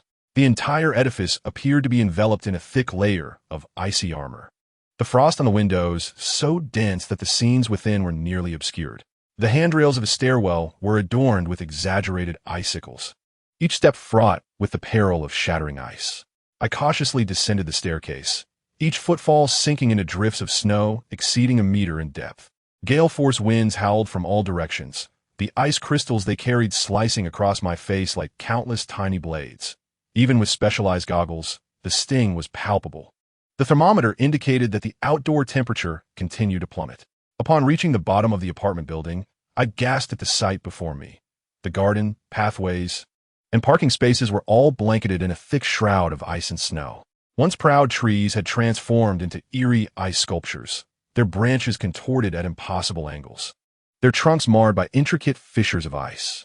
Cars lay completely buried beneath the snow, their outlines resembling the fossilized remains of prehistoric behemoths. I inhaled deeply. Despite the frigid air rendering such a breath a luxury, I activated my portable heater and proceeded towards the solar panel area atop the building. The fire escape leading to the rooftop was equally obscured by ice and snow, each step necessitating utmost caution to avoid slipping or breaking through the fragile ice crust. When I finally reached the roof, I was taken aback by the sight. The entire array of solar panels was nearly concealed beneath a thick blanket of snow, with only a few scattered black panels exposed. At such extreme temperatures, the snow had hardened into a solid mass, requiring considerable effort to dislodge. I immediately set to work, meticulously clearing the snow from the solar panels with a specialized ice shovel and pickaxe. This task proved far more arduous than anticipated, not only due to the chilling conditions challenging my physical limits, but also because the hardened ice demanded immense strength to break apart. With each swing of the tool, my muscles ached with a tearing pain, and the breath I exhaled transformed into a plume of white frost in the frigid air. Approximately 20 minutes into my labor, I encountered my first genuine crisis. As I attempted to dislodge a particularly stubborn layer of ice, the snow beneath my feet suddenly gave way, and I lost my balance, sliding perilously close to the edge of the rooftop. In that moment, time seemed to stand still. Instinctively, I grasped the support frame of a nearby solar panel, my fingers numbing from the cold and exertion. Damn it! I gritted my teeth and summoned every ounce of strength to pull myself back to safety. My arms throbbed painfully from the violent strain, and my fingertips had gone completely numb, tinged an unhealthy shade of purple. I forced myself to remain calm and check my vital signs monitor. My heart rate had surged to 110, and my body temperature had dipped by 0.5 degrees. This was perilous, yet I could still endure. Just hold on a little longer, I reassured myself, and resumed the arduous task of snow removal. When the first rays of sunlight pierced through the heavy cloud cover and illuminated the cleared solar panels, I was nearly overcome with joy. Those black panels began to awaken, a faint hum of electricity resonating as the energy reserves on the monitors slowly began to rise. It was working. It truly was working. I murmured excitedly to myself, hastening my efforts. 3 hours later, when my labor was finally complete, the energy reserves had risen from a perilous 12 to a more reassuring 45. Although we remained far from the ideal 80, we at least had a fundamental assurance of power to sustain the critical systems of our sanctuary for at least a week. Dragging my weary body back, the descent was fraught with peril. The biting cold and physical exhaustion rendered each step exceedingly arduous. Upon finally arriving at the door of the apartment, my limbs had nearly succumbed to numbness, and my lungs ached from inhaling the frigid air. With my last ounce of strength, I pushed open the door to the sanctuary, greeted by the anxious faces of Uncle Wang and Aunt Li, alongside the familiar warm glow of light. "Good heavens! You have returned at last," Uncle Wang exclaimed, rushing forward to assist me in shedding my cumbersome gear. We were nearly beside ourselves with worry. "Are you all right?" I shook my head, feeling my tongue slightly numb from the cold. "I am fine. The solar panels have been cleared, and the energy reserves have risen to 45. Aunt Lee hurriedly handed me a cup of hot drink. "Quick, have something warm. Your face is a shade of purple." I accepted the cup, feeling the warm liquid flow down my throat as though a lifeblood had been reinstated within me. As I removed my gloves to inspect my fingers, I could not help but gasp. The tips had turned an alarming white, and I could barely feel them. "Frostbite," I diagnosed calmly, then forced a smile, though I reassured them it was not severe and would heal. Uncle Wang's expression grew grave. Xiaoli, you cannot continue to take such risks. If something were to happen to you today, I know, I interrupted him, but I had to go. Without energy, we wouldn't survive a week. That evening, I sat within the sanctuary, watching the energy reserve number rise slowly, a tumult of emotions swirling within me. Outside, the snowstorm raged on. How much longer can we endure? Aunt Lee inquired softly, her voice laced with anxiety. I assessed our supplies. Food sufficient for 60 days. Water available through the snowmelt system indefinitely, and energy currently at 45 reserves. If we strictly controlled our usage, we could endure for a time. But the most pressing concern was the temperature. If this extreme cold persisted, our sanctuary system would face unprecedented strain. I offered a conservative estimate. If the temperature were to rise, we might endure longer. Uncle Wang shook his head. The latest broadcast from the Meteorological Bureau stated that this extreme cold may continue indefinitely. I fell silent. This implied we might have to survive in this frozen hell for at least several months, perhaps even longer. As night descended, I lay upon the folding bed, listening to the howling wind and snow outside, my mind awash with thoughts. We had successfully navigated the initial days of disaster, but the true challenges lay ahead. Lower temperatures, prolonged darkness, and a myriad of potential unknown dangers. At 6 in the morning, I was startled awake by a faint ticking sound. This noise stood out remarkably in the deathly silence, shattering the previously uniform rhythm of breaths and the hum of equipment within the sanctuary. I immediately sat up from the folding bed, my heart racing, completely awake. What is that sound? Uncle Wang has awakened, his bloodshot eyes scanning the surroundings with vigilance.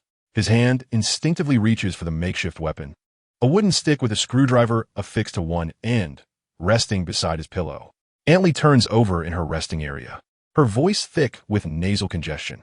Is that the sound of dripping water? I swiftly activate the emergency lights in the shelter, and under the dim yellow glow, the sound becomes more distinct, drip, drip, rhythmically emanating from the corner of the refuge. I stealthily approach the source of the sound, the beam of my flashlight sweeping across the walls and floor of the shelter, finally resting beside an inconspicuous little puddle. It is melted snow water. I let out a sigh of relief, but my brow furrows again. There shouldn't be any snow water here. Following the trail of the water stains, I ultimately discover that it originates from the exhaust vent of the ventilation system. This is our channel for exchanging air with the outside world, equipped with an efficient filtration and heating system to ensure that no cold air or moisture from the outside can enter. There's a problem. I mutter to myself as I quickly check the control panel of the ventilation system. The data displayed tightens my brow.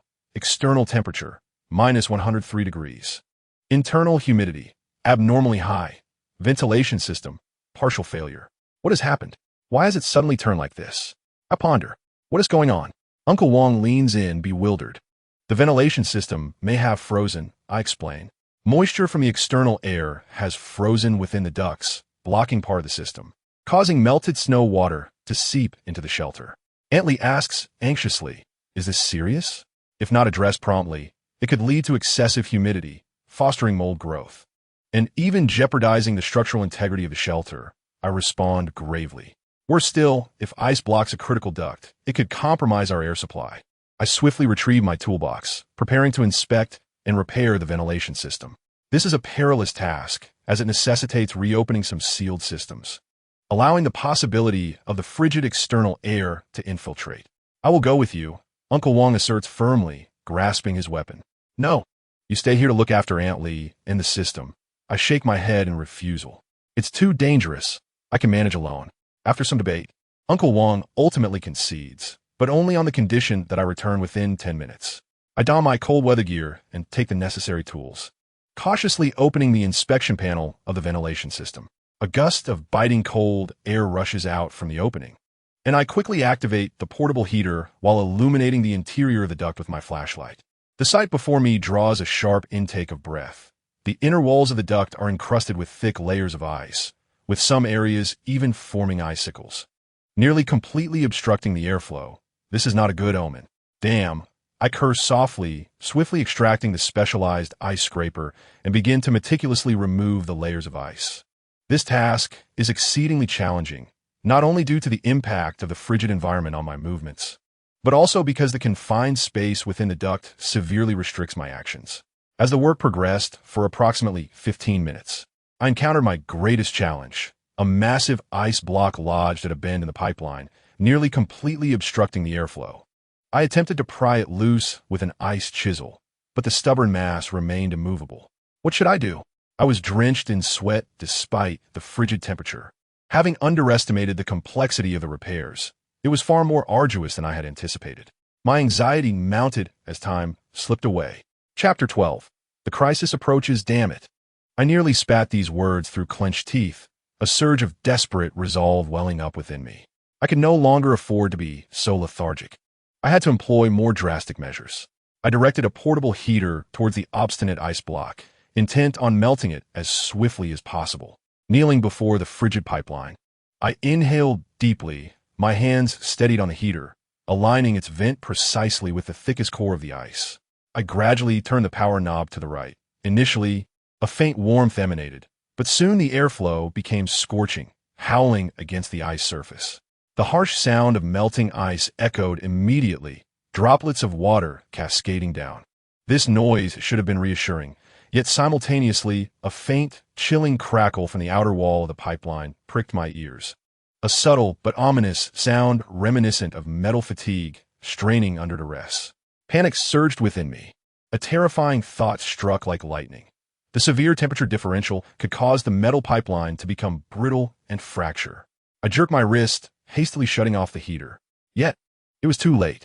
The moment the heater ceased its operation, a sharp, piercing crack reverberated in the confined space. I watched helplessly as a small section of the pipeline's wall developed a spiderweb-like fissure, a frigid gust pouring in as tiny ice crystals and snowflakes, like the dust of death, erupted from the crevice. No, I cried out in terror, as if my very blood had turned to ice. The instinct for survival propelled me forward. I grabbed the rapid-setting sealant and reinforcement patches at hand, frantically applying them to the crack. The biting cold numbed my fingers, but I gritted my teeth, pouring every ounce of strength into sealing the repair materials. Simultaneously, I instinctively slammed down the emergency shut-off valve for the ventilation system, cutting off the primary influx of cold air. As the last fissure was completely sealed and the maintenance panel clanged shut, I dared to take a breath. I felt utterly drained, sliding down against the icy wall, beads of sweat glistening on my forehead, my heart pounding furiously within my chest. What was that noise? Uncle Wang, who had been waiting outside, rushed in, his voice laced with barely concealed urgency. His rough hands gripped the doorframe tightly, his weathered eyes filled with concern. Fixed intently upon me, I raised my trembling hand, wiping the cold sweat from my brow, and gasped a response. For now, it's under control. However, the ventilation system was compromised by my recklessness, resulting in cracks in the main duct, which I managed to seal with great difficulty. I paused momentarily, forcing myself to regain composure and articulate my thoughts clearly. This signified that we had lost our normal air circulation. The pressing urgency was to devise an alternative solution immediately, or else the concentration of carbon dioxide within the shelter would swiftly escalate, leading to uncontrolled humidity, condensation, and ultimately, the growth of mold. Time was of the essence. In the ensuing hours, I compelled myself to set aside previous missteps and fatigue, redirecting all my energy toward designing a temporary air circulation system. I rummaged through all available resources: spare hoses, several low-power fans, air filtration canisters, and most crucially, chemical desiccants. My mind raced as I sketched diagrams on paper, calculating the necessary airflow, circulation paths, and the amount of adsorbent required. The objective was to construct a closed-loop air circulation system within this confined shelter, utilizing limited equipment to sustain basic life necessities. Each connection had to be meticulously sealed, and the routing of every duct needed precise calculations. This was a delicate endeavor racing against time, where even the slightest oversight could result in catastrophic consequences. When I finally completed the repairs and closed the maintenance panel, my forehead was drenched in cold sweat. The situation was temporarily under control. I gasped as I responded, but the ventilation system was damaged, and we needed to find an alternative solution. Otherwise, air quality and humidity would become significant issues. In the following hours, I busied myself with crafting a temporary air circulation system using our existing equipment.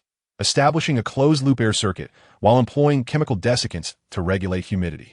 This was a complex undertaking that demanded precise calculations and meticulous execution. At midday, I gazed through the shelter's insulating film, and the entire world appeared frozen in time.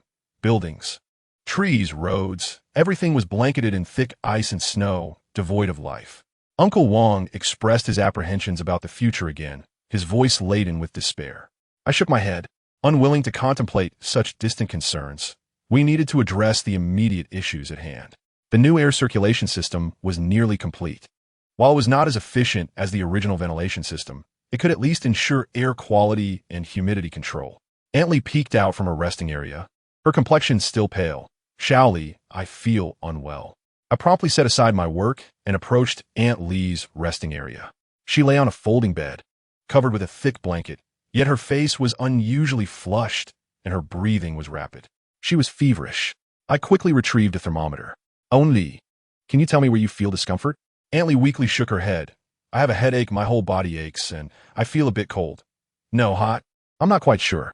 I measured her temperature at 38.9 degrees Celsius, indicating a feverish state. Given our extreme living conditions, this fever could stem from various causes: infection, a cold stress response, or even discomfort due to the changes in the air circulation system. We need to bring your temperature down. I swiftly gathered antipyretics and physical cooling supplies from medical kit. Uncle Wang, could you assist me in preparing some damp towels for cold compresses? We extracted some cold water from the snowmelt system. Uncle Wang sprang into action, while I began to physically cool down Aunt Li. Her skin was burning hot, and her pulse was rapid yet feeble, a perilous sign. Little Li, am I going to die? Aunt Li asked weakly, fear glistening in her eyes like tears. You will be fine, Aunt Li, I replied resolutely, though a flicker of unease lingered within me. Your body is simply struggling to adapt to the environmental changes, compounded by a minor infection. We will manage. After nearly an hour of effort, Aunt Li's temperature finally began to decline slowly, and her breathing gradually steadied. I exhaled in relief. Yet the alarm bells in my mind rang louder. In this extreme environment, even the slightest issue could escalate into a fatal crisis. As evening approached, I sat in the shelter, watching the energy reserves dwindle slowly, a tumult of emotions swirling within me. How much longer can we last?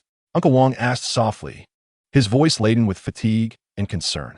I checked the food supplies, which were sufficient for our needs, and the water could be supplied indefinitely via the snowmelt system. Currently, we had a reasonable amount of energy reserves, but given the additional consumption from the new air circulation system and other equipment, the actual usable time might be shorter. Most critically, if this extreme cold persisted, our shelter system would face unprecedented strain. Uncle Wang said, what worries me is that we might not hold out until rescue arrives. The last broadcast from the Meteorological Bureau stated that the government was organizing a rescue, but no one knew when help would reach us. I remained silent. Yes, we might not endure until rescue arrives. This thought lingered in my mind, unspoken. In this frozen world, we were like survivors trapped on a deserted island, our only hope resting in one another and the resources at hand. The dawn of the next day arrived later than usual. I rubbed the soreness from my neck and pushed aside the dust cover of the observation window. Outside, the sky remained a dense leaden gray, akin to cotton soaked in ink, heavily pressing down upon the ruins of the city. Little Li, the water level in the snowmelt system has dropped again. Uncle Wang's voice came from behind, raspy with fatigue. He was bent over, peering at the water storage tank fashioned from an old drinking fountain, the markings on its wall having receded into the red warning zone. I took the record book he handed me, my fingertips brushing against the densely packed data: daily snowmelt volume, energy consumption ratio, fluctuations in air humidity. These figures, highlighted in fluorescent ink under the dim emergency light, resembled taut strings. Aunt Li's bed lay empty, save for the neatly folded blanket that still bore the outline of her body. She had developed a low fever again this morning, so I allowed her to sleep a bit longer while I monitored the snowmelt equipment, adjusting the circulation frequency. I went to inspect the solar panels. As I closed the notebook and donned my cold weather gear, the metallic fasteners emitted a crisp clink. The wind had lessened somewhat overnight, perhaps allowing the snow to melt more quickly. The emergency exit of the shelter was colder than I remembered. When I pulled open the double-sealed door, a gust of frigid wind mixed with snowflakes rushed in, cutting into my skin like countless tiny blades. The emergency lights in the corridor had long since extinguished, leaving only the beam of my flashlight to slice through the darkness like a slender fissure. The floor beneath my feet was coated in a thin layer of frost, each step producing a crisp creak reminiscent of an unknown creature traversing over bones. As I turned the corner of the fire escape, the flashlight's light abruptly illuminated an unusual glint, not the stark whiteness of ice or snow, but a metallic sheen tinged with dark red. I halted, the beam gradually lowering until it finally rested upon a pool of dark brown liquid. The liquid snaked along the base of the corridor walls, resembling a lifeless serpent, inexplicably remaining unfrozen in the frigid environment of over 70 degrees below zero. I crouched down, and, as my fingertips brushed the edge of the liquid, a sharp, acrid scent of rust invaded my nostrils. Blood. Fresh, not yet fully congealed blood. My throat tightened as the flashlight beam frantically swept around me. The fire door at the end of the corridor stood ajar, shadows seeping heavily through the crack. That door had originally been locked, leading to the abandoned floor of the villa. We had inspected it on our first day of arrival, finding it cluttered with construction debris, utterly devoid of any hiding place. "Is anyone there?" I whispered, my voice echoing through the desolate corridor. No response came, only the wind rushing through the broken windows, whipping tiny ice crystals against my cheeks. I took a half step back, pressing my back against the wall, and slowly reached for the tool on my waist, a multifunctional military knife, the blade broader than my palm. Just as my fingers brushed the hilt, a faint click sounded behind me, akin to a metallic object being gently placed down. I spun around abruptly, directing the flashlight beam towards the source of the noise. It was Aunt Lee. "Aunt Lee?" I lowered the knife and hurried forward. "How did you get out? Your fever hasn't subsided." She visibly shuddered at the sound of my voice. "I heard something," Aunt Lee murmured, her voice drifting from a distant place, laced with an odd tremor. "In the middle of the night, someone was knocking on my bed, saying they wanted to share my food." Suddenly, she grasped my wrist, her nails digging into my flesh. Her pupils were dilated, as if she had witnessed something terrifying. I heard noises. Someone is digging a tunnel. A sudden, dull thud reverberated from the end of the corridor, as if a heavy object had fallen from a great height. Aunt Lee and I froze simultaneously. The flashlight beam tremblingly aimed at the source of the sound, the ajar fire door, which was now slowly bulging outward, as if something behind it was forcefully pressing against it. "Hide!" I urgently pulled Aunt Lee, pushing her into the nearest vacant room and locking the door behind us. My back pressed firmly against the door. I could distinctly feel the increasingly intense vibrations from behind it, accompanied by the jarring sound of nails scraping against metal. I fumbled for my phone to contact Uncle Wang, only to find the signal utterly devoid. Communication networks had collapsed entirely on the third day of the disaster. The flashlight beam swept across the corners of the room, suddenly illuminating a crack in the wall that extended from the ceiling to the floor, wide enough for a hand to pass through. The pounding from outside grew more frantic, mingled with the anguished groans of twisted metal. I gripped the knife tightly, pressing it against the doorframe, listening intently. Suddenly, a piercing scream shattered the darkness, a sound imbued with a uniquely human despair, yet laced with an inhuman rasp. I dashed out of the room, and the sight in the corridor froze my blood. The fire door had been violently forced open, its frame twisted into grotesque contours. At the corridor's end, a shadowy figure was discernibly dragging something towards the basement stairs. This silhouette was extraordinarily tall, moving on all fours, the floor resonating with thuds, as if a heavy iron chain were being dragged along. "Stop!" I shouted, raising the knife as I rushed forward, the beam of light illuminating the full form of the figure. It was a filthy man, his hair wild and unkempt, his face marred with blood and grime. His tattered cotton jacket bore several holes, revealing a dark gray sweater beneath. He was laboriously dragging a sack with a rusted steel rod, dark red liquid seeping from the seams, leaving a long trail on the floor. Chapter 13. Beneath the cracks, old Zhang. "Is that you?" I gasped, scarcely believing my eyes. The figure hunched in the shadows of the corridor's wreckage, though gaunt and misshapen, was unmistakably Zhang Deguy, the old security guard from my former workplace. His appearance was akin to a refugee clawing out from the depths of hell, hair matted, cheeks sunken, and his worn jacket caked with mud and ice shards. Upon seeing me, a flicker of familiar terror flashed in his dull, lifeless eyes. akin to a small creature caught by a hunter. However, that fear swiftly morphed into an almost frenzied vigilance as he fixed his gaze upon me. "Stay back.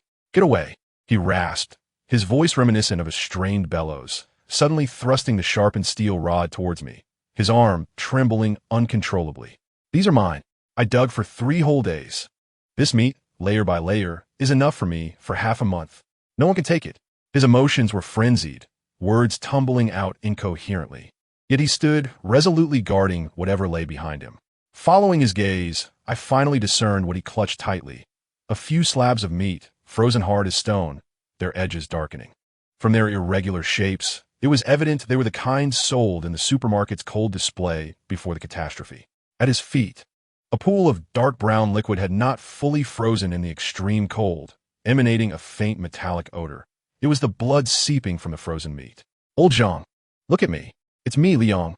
Calm down. Have you lost your mind?" I endeavored to keep my voice steady, slowly lowering the point of my knife, signaling my lack of malice. "You're not alone in this building. Aunt Lee lives upstairs. She is elderly and has a fever. You need food. We can find a way to share. He let out a chilling, maniacal laugh that echoed hauntingly through the desolate, frigid corridor. "What do you know? You know nothing.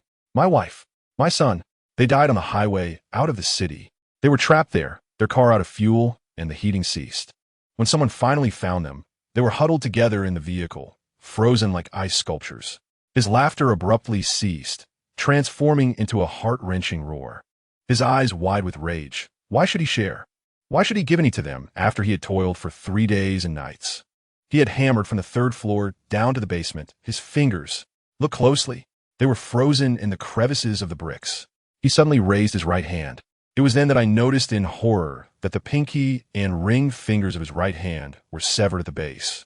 The jagged edges wrapped haphazardly in tattered cloth, soaked with blood and mud, frozen stiff. The dark red hue stung my eyes. His pants and shoes were splattered with fresh ice shards and fragments of cement. All of this corroborated his words. He had indeed carved a passage down from above with sheer, frantic will to survive. My heart pounded heavily. Yet one crucial detail seized my attention. "Hold on, Lao Zhang. Are you saying you excavated a tunnel from the 3rd floor, leading to the basement?" Lao Zhang seemed to realize he had revealed a secret. Retreating cautiously against the cold wall, the steel rebar still braced against his chest. Indeed, I smashed through the partition wall behind the supermarket storage area, leading to an abandoned ventilation duct that connects to the basement below. It's warmer down there, remnants of heating still lingering, and his gaze suddenly flickered with an unusual, almost greedy glint. There are several unopened cardboard boxes stacked in the corner. They must contain food. My mind raced. The basement might hold untouched supplies, an undeniable temptation that could alleviate our immediate needs in the shelter. However, an even greater concern gripped me. Lao Zhang's reckless excavation, akin to a termite gnawing at a dam, could be emulated by other survivors or lead to further destruction. The already fragile structure, compromised by the extreme cold, could easily collapse, burying us all alive. "Lao Zhang, calm down, put down the rod, and let us discuss this rationally, shall we?" I attempted to take a cautious step forward, my tone as soothing as possible. "The potential supplies in the basement are crucial. But have you considered that if you continue digging, the walls will weaken? If the floor collapses, none of us will survive. Discuss?" "How eloquent!" He spat, his eyes brimming with disdain and distrust. "You're sheltered in safety, with food, drink, and warmth. Of course, it's easy for you to speak. Why should I negotiate with you?" "Lao Zhang, you misunderstand. Our situation is—" "Misunderstand what?" He interjected, the pent-up panic and despair bursting forth in that moment, roaring like a wounded beast as he lunged at me, the rebar whistling through the air. Instinctively, I sidestepped, the steel grazing my shoulder before crashing into the adjacent wall with a thunderous clang, sending sparks flying. The sudden clash echoed piercingly in the silence. Amidst the chaos, I heard the creaking of door hinges at the end of the corridor, followed by Uncle Wang's anxious shouts. "Shaoli, what is happening?" Old Zhang was startled by the sudden emergence of a third-party voice. His movements momentarily halted. Yet, the madness in his eyes did not wane. Rather, it intensified, fueled by the fear of being encircled. "You are all in cahoots. You wish to steal my possessions," he bellowed, turning swiftly towards the dark void from whence he came, exclaiming, "Those cans are mine. No one shall take them." I could not permit him to return to that perilous excavation. With a swift stride, I advanced, seizing the hem of his garment just as half of his body vanished into the abyss. Old Zhang, halt! Listen to me. The structure of this building cannot withstand further disturbance. If you continue digging, we shall all meet our doom. The immense resistance caused old Zhang to stumble, and though he struggled, I clutched him with all my might. The fierce confrontation appeared to drain the last vestiges of his bravado. He ceased to resist, turning his back to me, his shoulders beginning to tremble violently and silently. I gasped for breath, but did not release my grip. Instead, I slowly crouched down to align my height with his, lowering my voice to a whisper. Old Zhang, I understand what you have endured. I recognize your fear, but we must devise a solution together rather than resort to theft, which would sever our last thread of survival.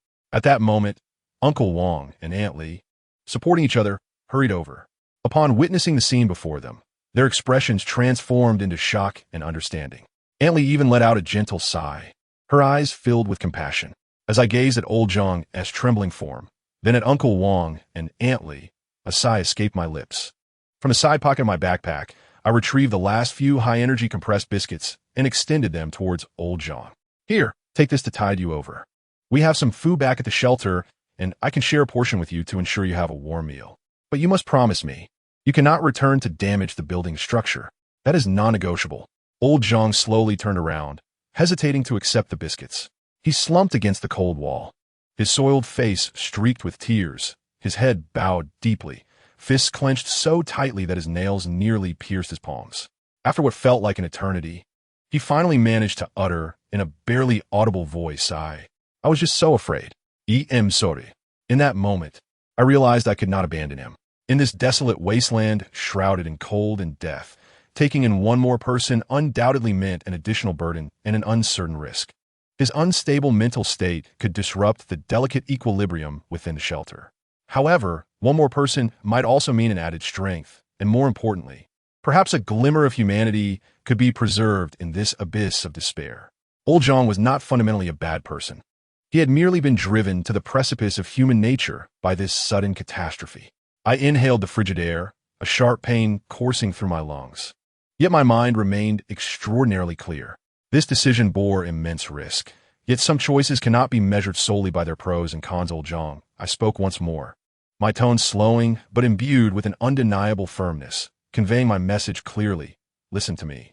Hiding here alone, relying on this meager raw meat, would not sustain you for long. Body temperature, hygiene, and safety are all at stake. I have a temporary refuge below, relatively secure, equipped with basic heating and edible provisions. Would you care to stay with me? Old Zhang abruptly lifted his head, his bloodshot eyes fixed intently upon me, a complex expression swirling within them, rife with disbelief, lingering wariness, yet deep down, a faint but genuine glimmer of hope amidst despair. What did you say? You truly have a place? Why? Why are you still willing to help me? His voice trembled with excitement. For no particular reason, I replied, meeting his gaze with calm assurance. Simply because you are old Zhang and we are acquainted. In this merciless world, every life matters. I shifted my tone to a more serious note. However, I have conditions.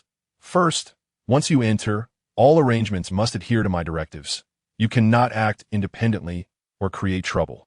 Second, there is no such thing as a free lunch. You must contribute and lend a hand. Agree, and come with me now. If not, I shall leave you some food and a few supplies, and you can fend for yourself. I offered him a choice rather than a mere act of charity. This was not only to preserve his dignity as a person, but also to afford myself and our small sanctuary the necessary leeway. Old Zhang's chest heaved violently, his murky gaze darting between my face and the few pieces of frozen meat he had so fiercely defended, now appearing pitiable. An intense internal struggle ensued within him. This silent battle persisted for nearly a minute, until the final vestiges of madness and vigilance in his eyes were supplanted by a complex mix of shame, gratitude, and resolve. He suddenly threw aside the slightly discolored frozen meat, as if discarding refuse, as though bidding farewell to a past he wished to forget. With a choked voice, he summoned all his strength to declare, I will go with you. Liang, I entrust my life to you from now on. Very well. I refrained from elaborate words, merely nodding emphatically before extending my hand to lift him from the cold ground. Uncle Wang and Aunt Li exchanged glances before silently stepping forward to support the nearly exhausted old Zhang. Together, we struggled back to the refuge located in the core area of the building. The heavy metal door slowly closed behind us, sealing off the silence and chill of the outside world. The dim emergency lights and relatively warm air within the shelter made old Zhang shudder violently, as if, at that moment, he finally dared to relax the tension that had gripped him for so long. His murky eyes surveyed the cramped space, transformed from utility room. Though humble, the neatly stacked supplies, the buzzing small heater, and the faint aroma of food in the air were a stark contrast to the hell he had endured in his struggle for survival. "Shall we help him sit down? I will boil some water," Uncle Wang promptly responded, heading toward the makeshift kitchen constructed with an alcohol stove and simple cookware. Aunt Li silently retrieved a relatively clean blanket and handed it to me, her eyes filled with sympathy. Old Zhang sat upon a storage box, supported by me, like a marionette. I wrapped his cold body in a blanket, as he trembled while accepting the warm water offered by Uncle Wang. He sipped cautiously at first, but soon gulped it down uncontrollably, the scalding liquid causing him to cough and tears to well up in his eyes. Yet, he clutched the worn enamel cup tightly, as if it were the most precious treasure in the world. When the filthy, frozen cloth binding his hand was gently unwrapped, revealing a festering, unhealthy purple wound on his severed finger, Aunt Li could not help but gasp and turn her head away. Old Zhang gritted his teeth, cold sweat beading on his forehead. Yet he uttered not a single sound. I meticulously cleaned the wound with disinfectant, sprinkled valuable anti-inflammatory powder, and carefully rewrapped it with fresh gauze. Throughout the process, the shelter was enveloped in silence, broken only by the faint hiss of the alcohol stove and our heavy breaths. Witnessing this scene stirred a tumult of emotions within me. In this deathly world, deeply entombed in ice, our struggle was not solely against the consuming cold and darkness. A far greater battle lay in confronting and safeguarding the flickering humanity within us. Yet, at this moment, in this despair-laden corridor, we made a choice. We chose to move forward together. Chapter 14. The Glimmer Beneath the Ice in the following days. We placed greater emphasis on the management and storage of supplies. I meticulously categorized and documented all resources, establishing a rigorous distribution system. Uncle Wang was responsible for inspecting the safety hazards of the building, while Aunt Li attended to everyone's dietary and health needs. However, disaster did not relent. On the 20th day, the thermometer's red line plummeted once more, and the pipes of the snow-melting system began to exhibit slight freezing. I had no choice but to increase the power of the heating devices to ensure the system's proper function. "Shall we? How much longer can our food reserves last?" Uncle Wang asked, his brow furrowed with concern. I pulled out my notebook and calculated carefully. At the current consumption rate, the food would last for a while. But the situation with water was dire. If the snow-melting system malfunctioned, we might only last 10 days. Uncle Wang frowned. "What should we do?" "We need to find more water sources," I replied after a moment's reflection. "I remember there's a rainwater collection tank on the top floor of the apartment. It may be frozen now, but we could try to see if there's any unfrozen water available," I suggested. "I'll go with you," Uncle Wang asserted firmly. "No, it's too dangerous outside. The temperature is so low, it's easy to suffer frostbite," I refused. "What then? We can't just stand by and watch our water sources dwindle." Uncle Wang pressed anxiously. After contemplating for a while, I said, "How about this? I'll go to the top floor first to assess the situation. If it seems feasible, I'll find a way to bring the water down."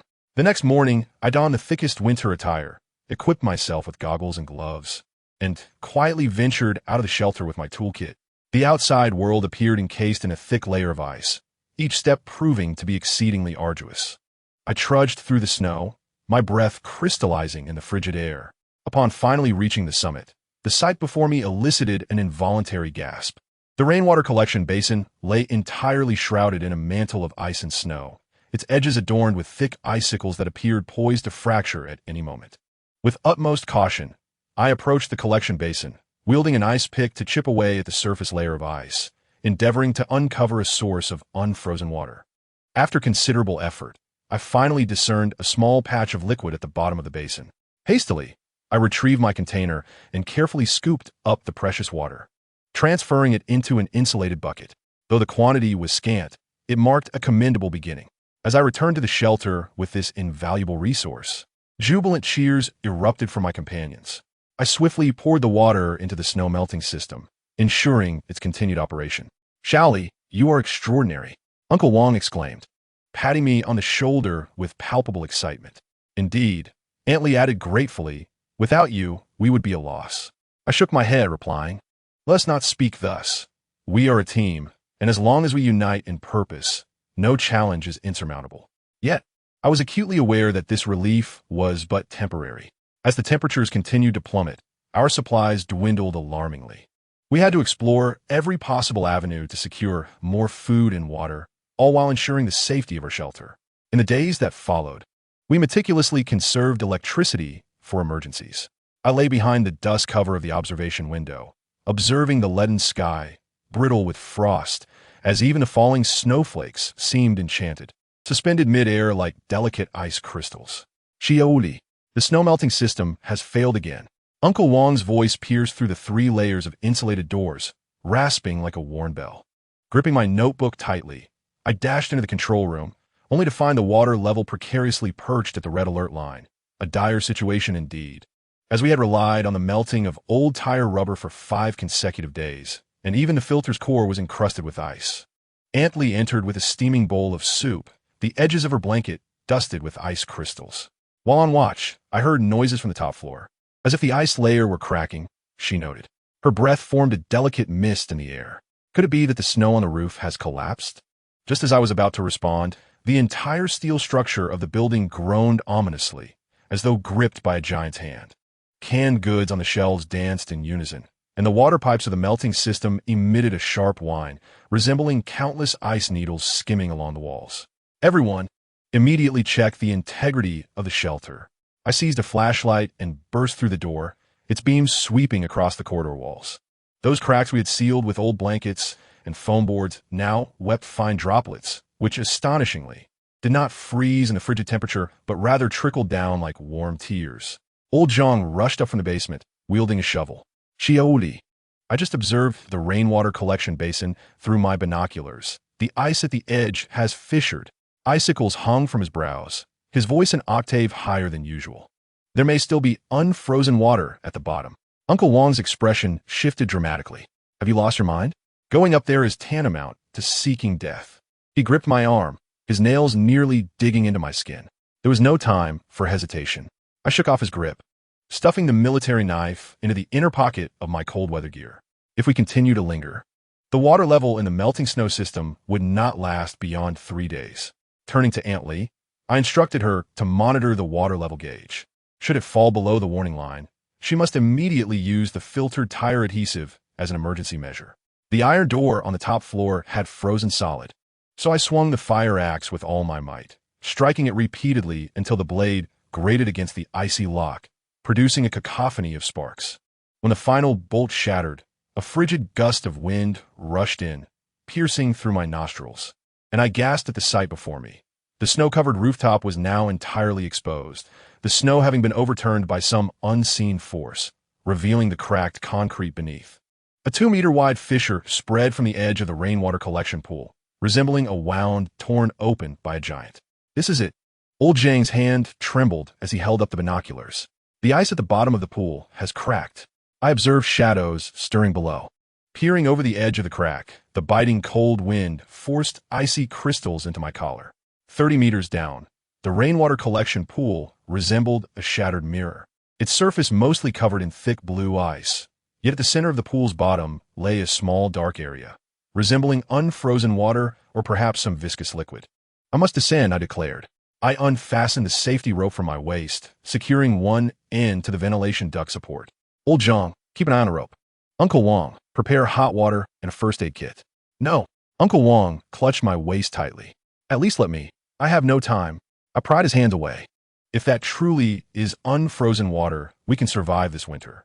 With that, I clenched my teeth and slid down the safety rope towards the edge of the fissure. The air felt like liquid blades. With each meter I descended, my skin was pierced by countless icy needles. Finally, when I reached a height of 5 meters above the bottom of the pool, the vapor from my breath crystallized into a thick curtain of ice, obscuring my view of the pool's depths. "Shaoli, be careful." Old Zhang's voice echoed from above. accompanied by violent shaking of the safety rope. I squinted, finally discerning the true nature of the dark area. There was indeed a crack in the ice at the bottom of the pool, from which a dark red liquid seeped out, glaringly vivid against the surrounding blue ice. My heart raced. Could it be melted tire adhesive? But the color seemed wrong. Just then, the dark red liquid began to ripple, as if something stirred beneath the surface. I held my breath, fixated on the area as the ripples expanded. Eventually, a shadow slowly emerged from the crack in the ice. It was an object encased in ice, its surface uneven, yet I could faintly discern a metallic quality.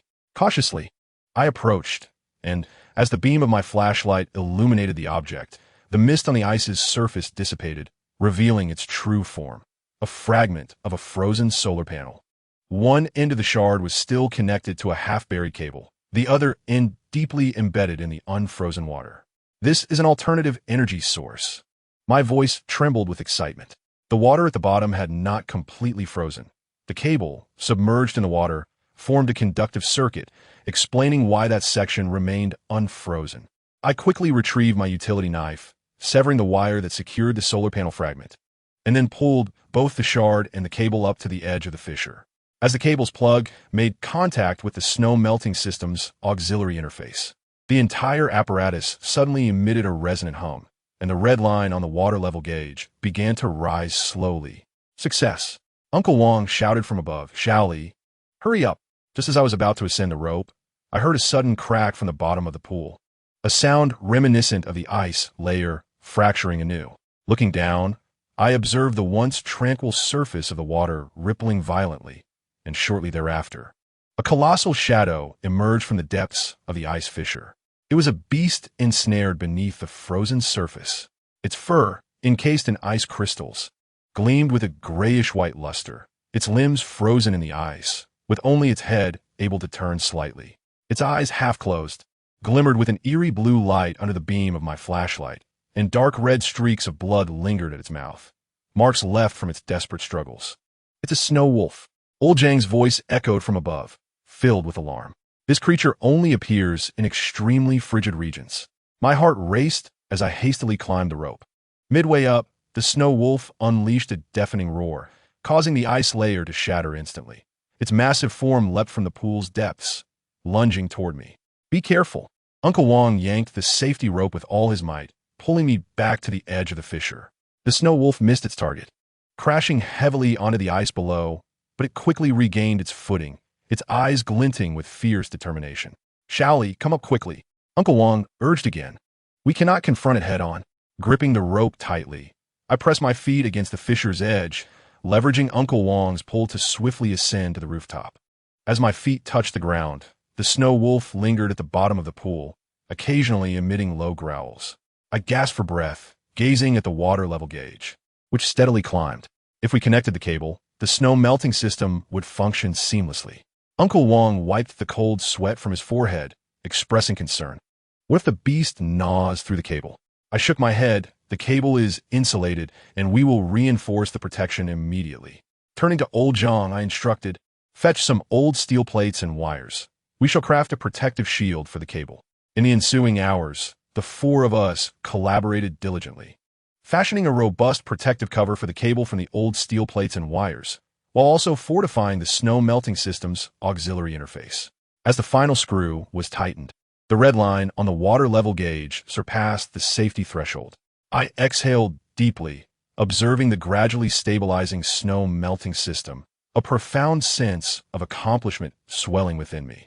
Xiaoli, we owe you our gratitude, Uncle Wang said, patting my shoulder. Without you, we would have been utterly lost. Aunt Li approached with a steaming bowl of soup, urging everyone, drink some hot soup to warm yourselves. Cradling the warm bowl, I gazed out at the storm raging beyond the window, yet my heart brimmed with hope. The dusk of the 25th day descended with an unusual stillness. Standing before the observation window, I watched as the leaden clouds solidified into thick, frosted glass. The last vestiges of light consumed entirely. The thermometer's red line halted at a chilling -74. This figure had remained static for 3 consecutive days, not due to a malfunction, but because the extreme cold had finally reached a peculiar equilibrium. Uncle Wang divided the last piece of compressed biscuit into 4 portions, distributing one to each of us. My cracked lips quivered. At this rate of consumption, our food supply could last for 18 more days. As for water, he gestured towards the snowmelt system, with a water level indicator gleamed green in the safety zone. Thanks to the cable you connected on the rooftop last time, the water at the bottom of the pool could now be reliably supplied. Antley poked her head out from her resting area, her complexion appearing a touch more vibrant than the frost flowers on the window. Literally, I've made hot soup, adding the last half packet of seasoning. The enamel mug she handed me released a plume of steam, which condensed into fine droplets in the air, freezing into frost just before touching my eyelashes. As I took the soup mug, my fingertip was scalded upon contact with the mug's surface. This was likely the first genuine hot beverage we had since the disaster struck. The potato chunks and dehydrated vegetables were tender, and the aroma of the seasoning seemed particularly rich in the biting cold. Even the white mist of our breaths carried a faint hint of long-lost warmth. "Where's old Zhang?" I glanced around, not spotting the figure who typically lingered at the back of the group. He mentioned he would check the reinforcement status of the basement. Uncle Wang tossed an old wooden plank into the stove, the flames crackling and dancing, casting shadows that played across the wrinkles of his face. Ever since he encountered the snow wolf on the rooftop, he had insisted he heard noises from below.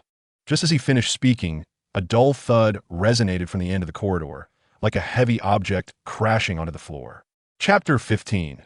Vigil. On a frigid night in the ensuing days, the weather exhibited a peculiar calm, akin to the stillness before storm. The winds significantly abated, although thick. Leaden clouds still enveloped the sky. The relentless snowfall transformed into occasional flurries of light snow. The temperature remained excruciatingly low, our breaths crystallizing in the air. Yet this relative tranquility afforded us a sense of luxurious respite. We seized this rare weather window to its fullest. Old Zhang and I devoted an entire day to a thorough inspection and maintenance of the shelter's exterior structure. We reinforced the gaps eroded by the wind and snow, filled potential draft points with any insulating materials we could find, and even cleared the ice and snow accumulated around the ventilation openings to ensure unobstructed airflow and mitigate the risk of carbon monoxide buildup. These tasks were tedious and arduous. Working in the frigid cold made every contact with metal tools feel like an electric shock, yet with each completed task, the growing solidity of our home brought a deeper sense of reassurance. Clad in heavy gear, we ascended to the rooftop, while Uncle Wang undertook additional external patrols. Dressed in a bulky winter outfit, armed with an old hunting rifle and a probing stick, he cautiously expanded his range of movement. The wind had indeed lessened, but the temperature remained dreadfully low, exposing skin to numbing cold within mere minutes. Old Zhang brought along the materials and tools he had prepared, a length of high-temperature wire, insulating tape, and several clips. We lay on the icy roof, meticulously threading the wiring along the drainage gutter, securing it to an additional controller powered by a small battery. The entire process demanded immense patience and precision, our fingers numb and unresponsive, movements becoming clumsy, yet we worked in concert, our progress slow yet steady. "All right, let us try connecting it." Old Zhang's voice filtered through the scarf, somewhat indistinct. I switched off the small control device and aimed the temperature gun at the edge of the drainage channel, watching the readings gradually rise. Success. Although this was merely a minor enhancement, it signified that we had added another tool in our arsenal against the biting cold, thereby increasing the system's reliability. The sensation of gradually expanding our survival space through intellect and labor was profoundly gratifying. In the afternoon, it was time for our routine learning and skill-sharing session. With me as the presenter today, I opened the electronic technology manual, drawing upon my prior experience in repairing the water circulation control system and today's installation of the heating wire to elucidate some fundamental circuit principles, electrical safety knowledge, and common troubleshooting methods in a straightforward manner.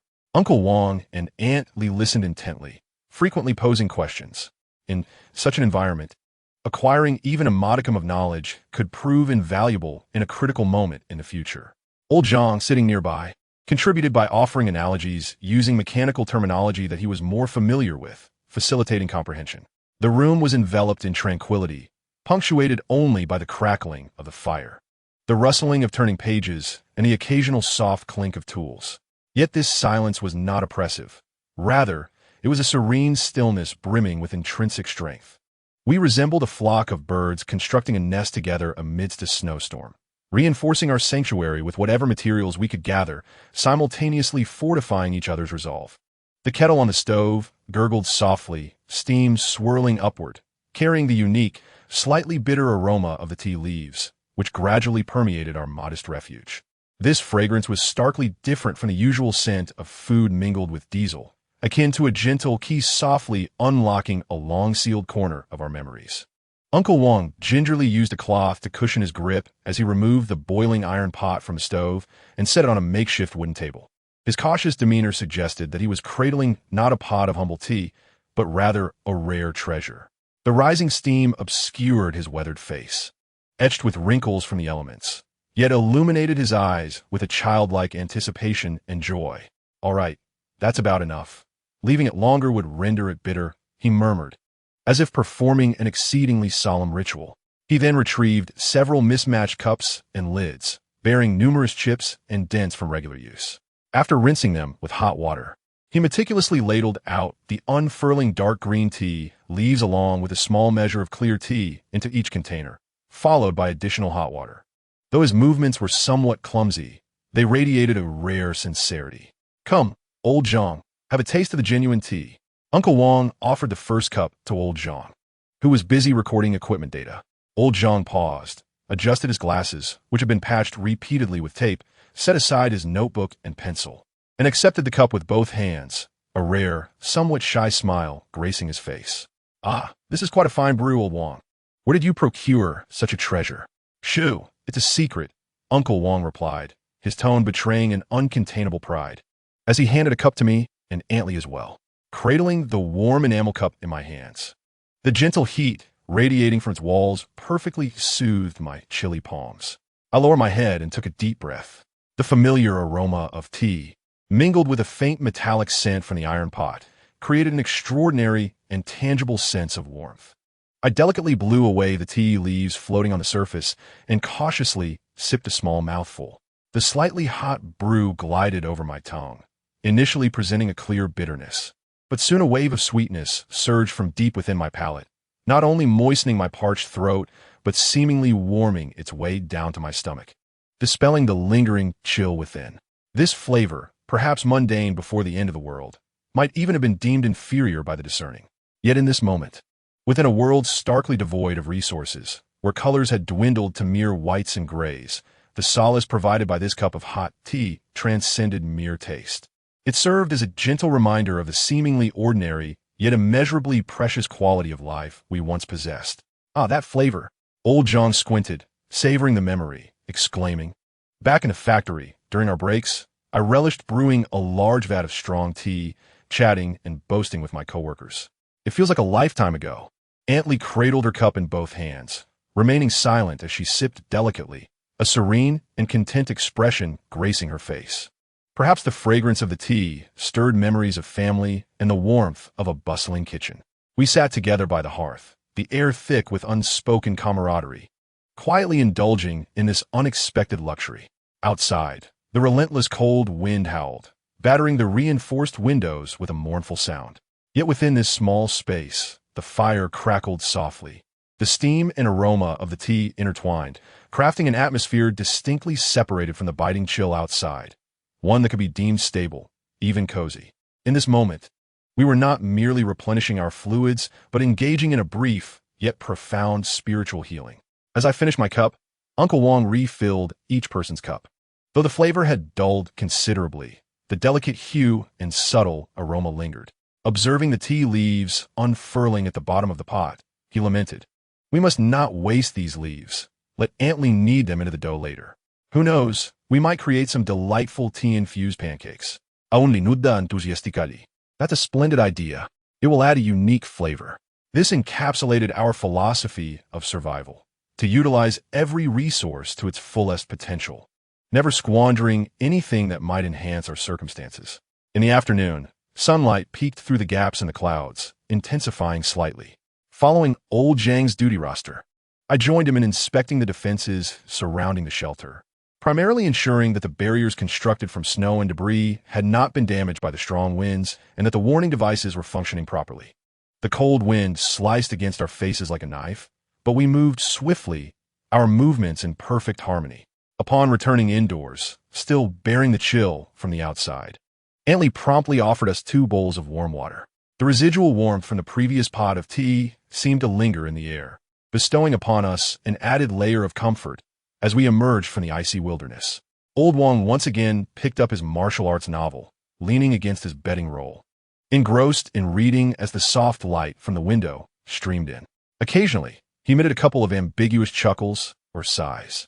Meanwhile, old Zhang continued to tinker with his equipment log, intermittently jotting down notes in a small notebook, planning the components that required meticulous inspection for the next round. I resumed perusing the nearly worn-out electronic technology manual, striving to grasp more intricate circuit principles in preparation for potential equipment failures in the future. Time flowed quietly, and reading, contemplation, and simple labor constituted the essence of our afternoon. This sense of order serves as a vital weapon against the existential void and despair of a post-apocalyptic world. As evening approached, the wind and snow appeared to intensify, and darkness descended prematurely. We lit the bright solar-powered LED lamp and hung it in the center of the room. Beneath its glow, Antley began preparing dinner, while Uncle Wang busied himself clearing a small area for later physical exercises. The unexpectedly discovered tea leaves, akin to a pebble cast into a tranquil lake, though the resulting ripples were faint, undeniably enriched our day, infusing a touch of vibrant color into each spirit. Once night fully enveloped us, we gathered under the lamp, sharing pancakes made from tea leaves that exuded a delicate fragrance.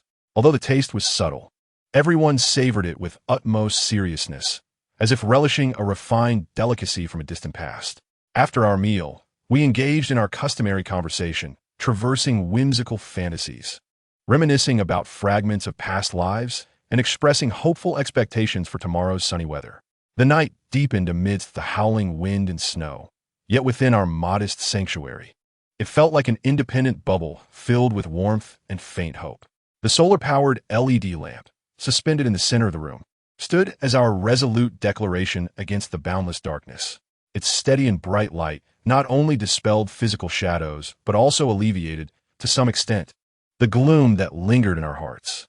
Before sleep, we indulged in an unspoken period of silence.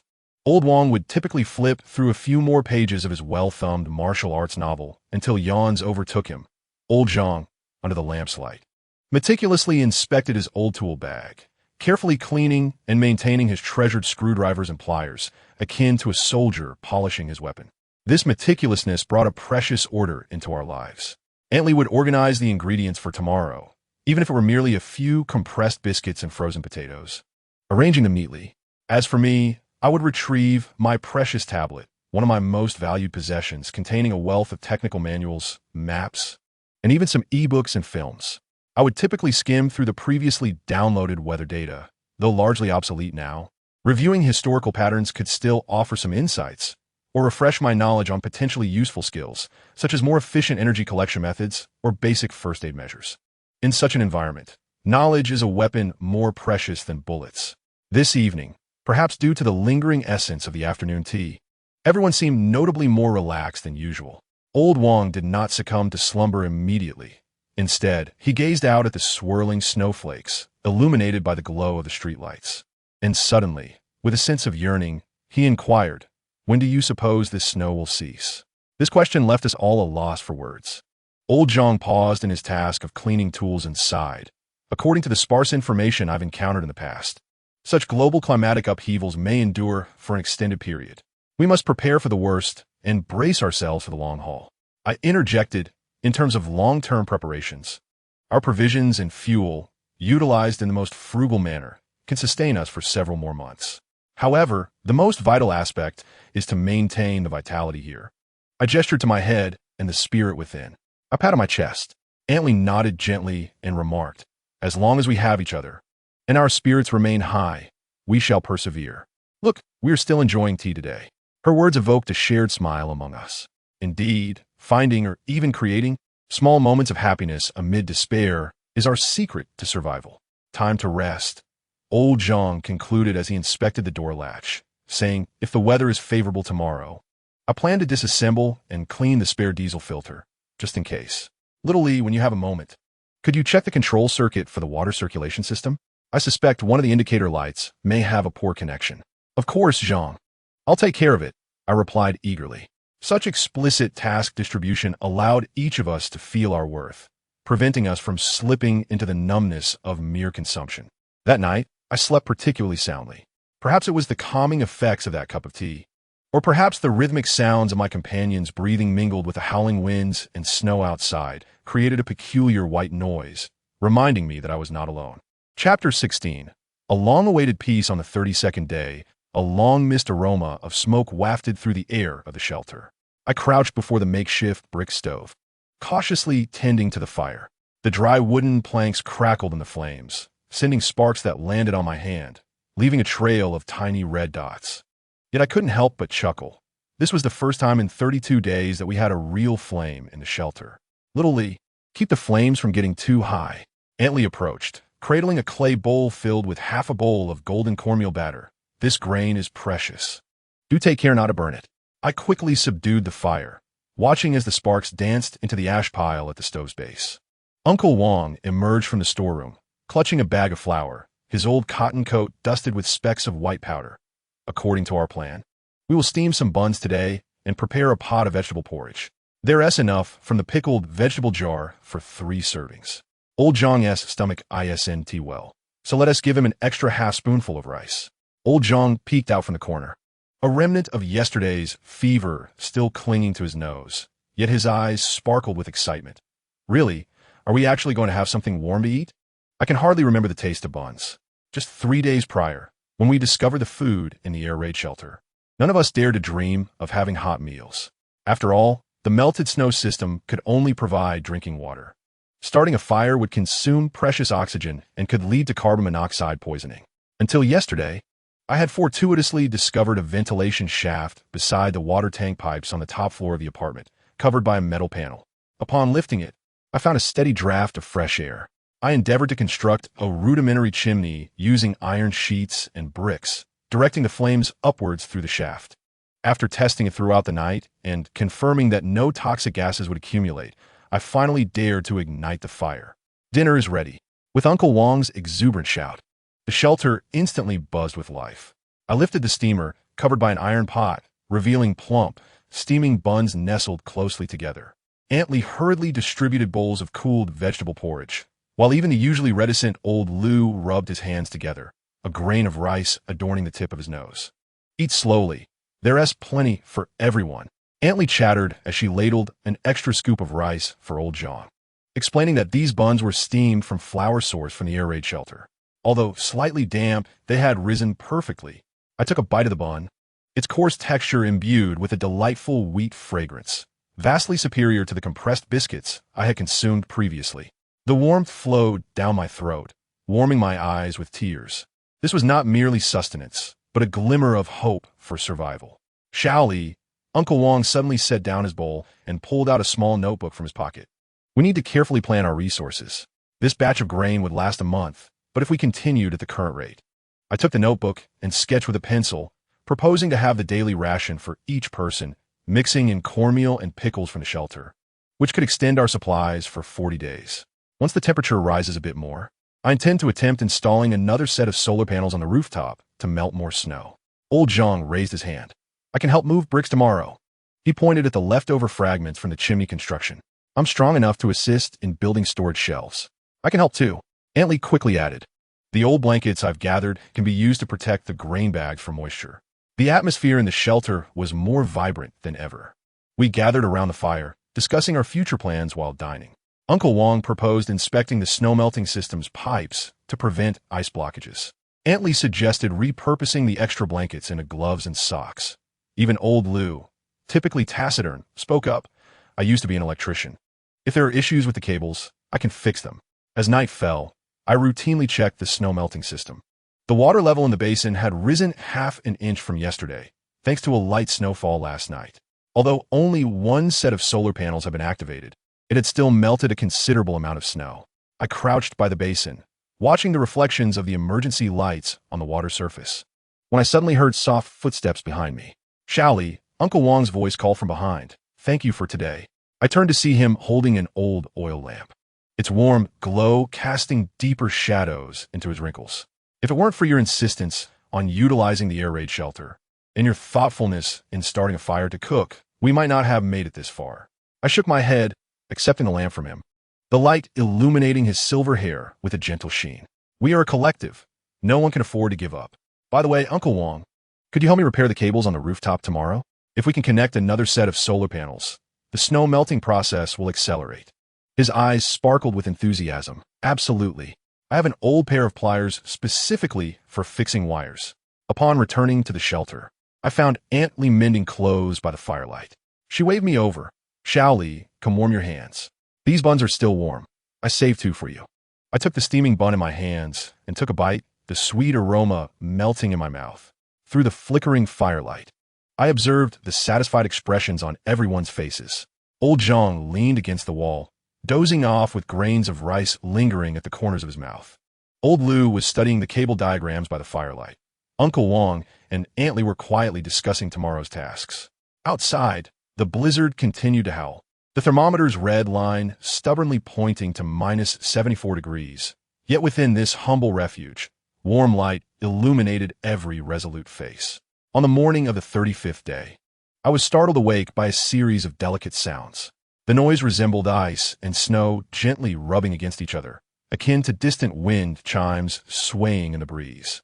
I rubbed my eyes, initially dismissing it as a figment of my imagination, but the sound grew clearer, not the dripping of melting snow, but a more subtle creaking, imbued with a certain rhythm, as if the ice layer was shifting slowly and cautiously. Xiao Li, did you hear that? Uncle Wang awoke as well, propping himself up, a flicker of surprise dancing in his murky eyes, as if the ice layer was cracking. I abruptly sat up, grasping the thermometer resting on my bedside. The numbers on the red line jolted me awake, minus 71. Although it had risen 3 degrees from yesterday's minus 74, we remained ensconced in a realm of extreme cold. I hastily dashed to the observation window, barefoot, yanking aside the dust cover. Outside, the world remained under the dominion of ice and snow. The leaden clouds hung low, like a heavy curtain, suffocating our breaths. The surface of the snow was no longer as unyielding as iron, but bore a strange luster, not the dampness of melting, but a rough texture formed through repeated freezing and thawing. On the distant rooftops, patches of snow were slowly sliding down, not due to melting, but because of the internal stress changes within the ice layer. The snow isn't melting, I murmured, gently brushing my fingers over the thermometer. Is the ice layer adjusting? Uncle Wang stumbled over, frost blooming on the tip of his nose, yet his eyes betrayed his concern. I heard noises from the basement last night, as if the ice layer was pressing against the walls. I turned and rushed back to the control room, seizing the record book and flipping through the temperature charts from recent days, starting at minus 58, plummeting to the terrifying minus 76, and now gradually rising to minus 71. Each figure was etched like a mark upon our hearts. However, the upward trend had abruptly stalled 3 days prior, with the past 2 days seeing little to no change. Xiao Li, look. Uncle Wang pointed outside, that old locust tree. I rushed to the window to see the venerable locust tree in the center of the community. Once bare in the extreme cold, now adorned with icicles. Those icicles no longer sparkled with clarity, but instead bore a murky grayish-white hue, as though tainted by something sinister. Even more unsettling was the sight of several thinner branches, unable to bear the weight, cracking with a dull thud as they fell to the ground. This bodes ill. I furrowed my brow, sensing structural changes within the ice layer.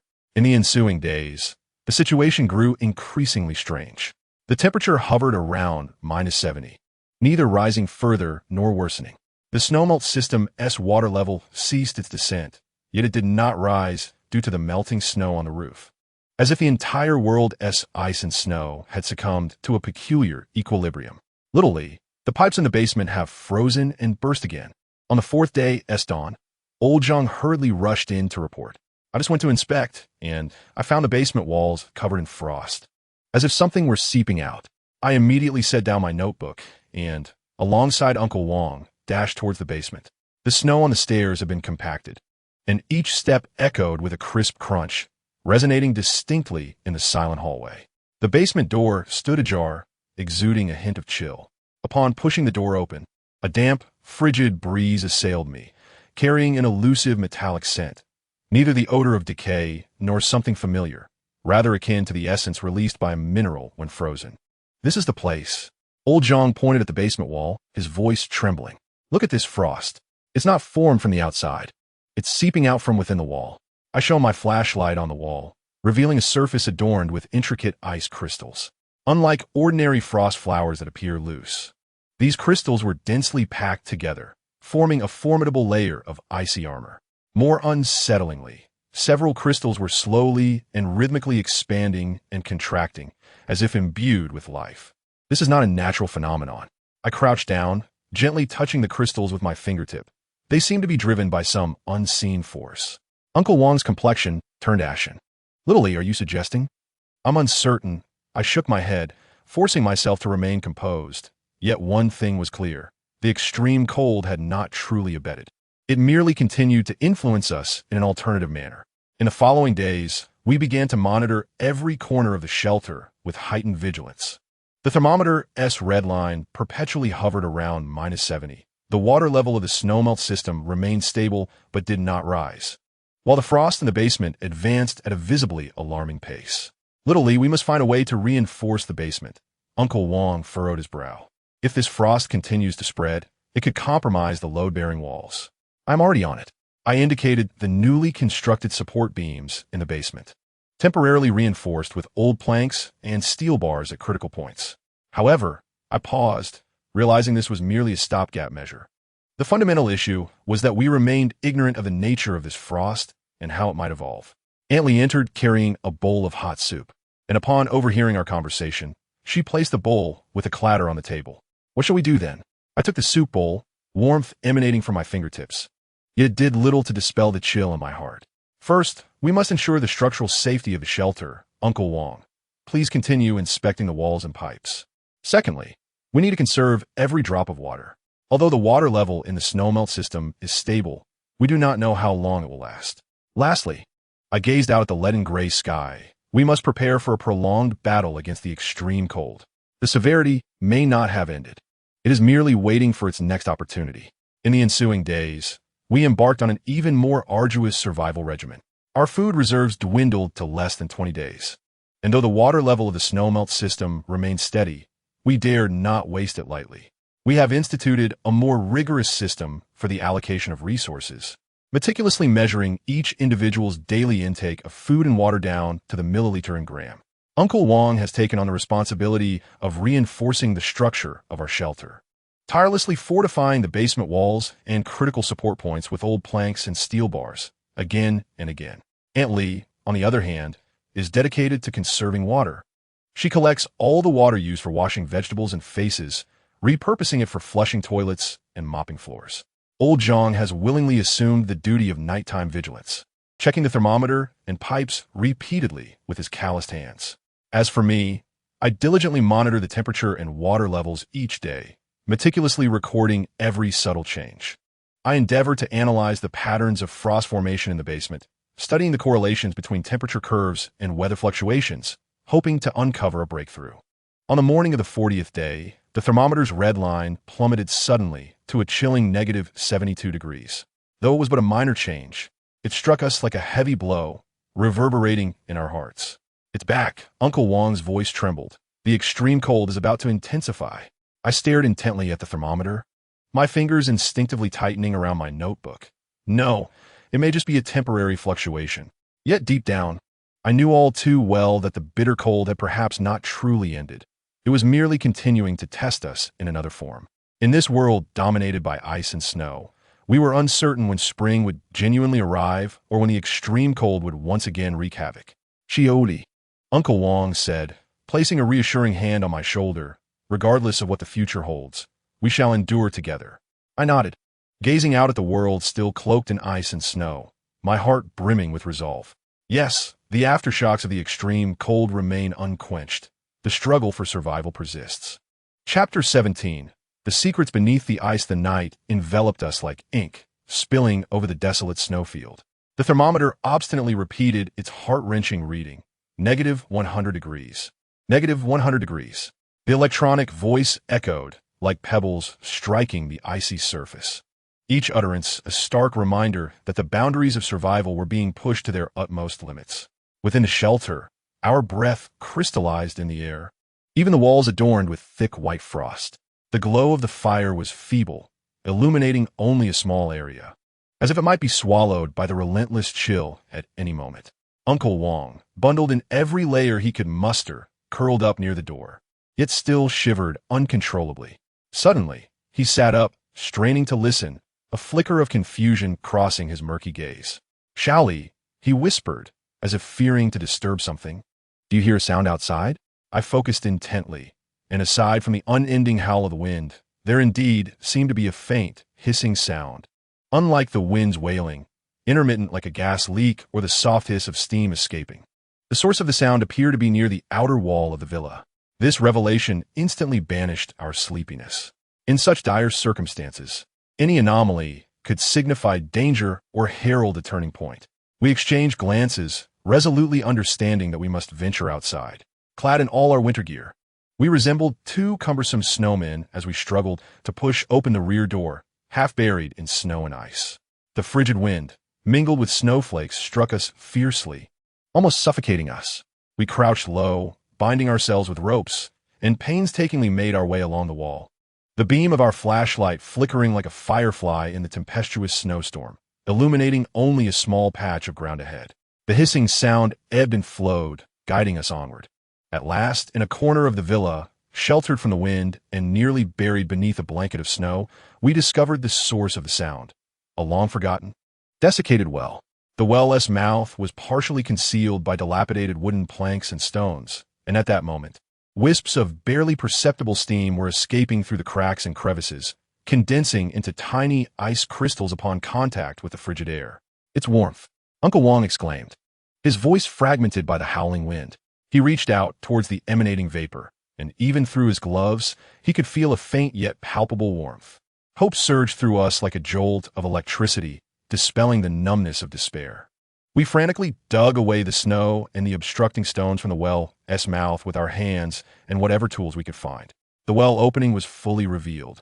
Approximately 1 meter in diameter, its walls constructed of rough-hewn stones, plunging into an unfathomable abyss. In the darkness, the hissing sound and warm, moist breeze became increasingly distinct. I directed the flashlight downwards. The light could not reach the bottom, yet I discerned that several meters down, ice formations between the stones were melting, dripping water. Deeper still, a faint, unnatural glow flickered. "I'm going down," I declared without hesitation. Uncle Wang attempted to dissuade me, but upon seeing the determination in my eyes, he gritted his teeth and securely fastened a rope around my waist, anchoring the other end to a sturdy metal stake, half buried in the ground near the well-less opening. "Be cautious. If something feels off, pull the rope immediately." I nodded, inhaled a deep breath of the icy air, and began my arduous descent along the slick, moss-covered well walls. The air below was distinctly warm and humid, infused with a strong scent of sulfur. With every meter I descended, the temperature rose, and the walls transformed from bone-chilling cold to a comforting warmth. After descending approximately 10 meters, my flashlight finally illuminated the bottom of the well. There was no water, but a billowing white mist enveloped the space. Within the haze, I noticed a fissure in the stone wall on one side, from which a dark red glow emanated. The warmth and hissing sound originated from this very place. My heart raced as I cautiously reached the bottom of the well. The fissure was narrow, just wide enough for a person to squeeze through sideways. Without hesitation, I slipped inside. The interior revealed a modest, natural cavern, at the center of which a pool of water radiated a dark red glow and searing heat. The water bubbled and steamed, transforming the entire cavern into a sauna-like haven. I reached in, and the water temperature was undoubtedly above 50 degrees. Certainly geothermal water. "Old Wang, it's a hot spring, an underground hot spring," I shouted up towards the well opening, my voice echoing in the confined space. I suppressed my exhilaration and observed meticulously. The edges of the pool bore signs of human excavation, and a severely corroded metal pipe plunged into the water, its other end seemingly leading deep into the stone wall, possibly once used for channeling water. In an inconspicuous corner by the pool, I kicked against a metal box half buried in calcareous deposits. After prying open the rusted latch, I discovered several documents wrapped in oilcloth inside. Beneath the beam of the flashlight, the paper had yellowed and become brittle. Yet a line of text remained discernible. Observation record of geothermal spring number 07. The architectural sketch below clearly indicated that this villa was constructed around the natural spring, with the initial design even planning to channel the spring water into the building. However, for reasons unknown, this plan was abandoned and the spring was sealed, leaving the villa as an inconspicuous shell. It turned out that we had not stumbled upon life by chance. Rather, we had been residing at the threshold of a treasure, oblivious to its presence. Armed with this astonishing discovery and a jar of warm water retrieved from the spring, I climbed back to the surface. When Uncle Wang took a sip of the warm, sulfur-scented spring water, the weathered man's eyes instantly glistened with tears. "We are alive.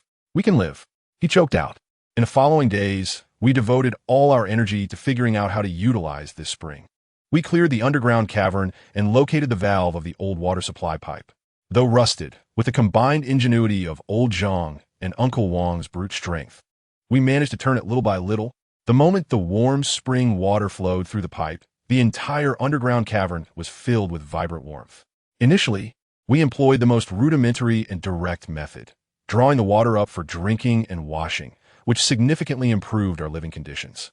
Subsequently, we began to plan a more ambitious project to try and channel a small stream of warm water through insulated pipes into the villa.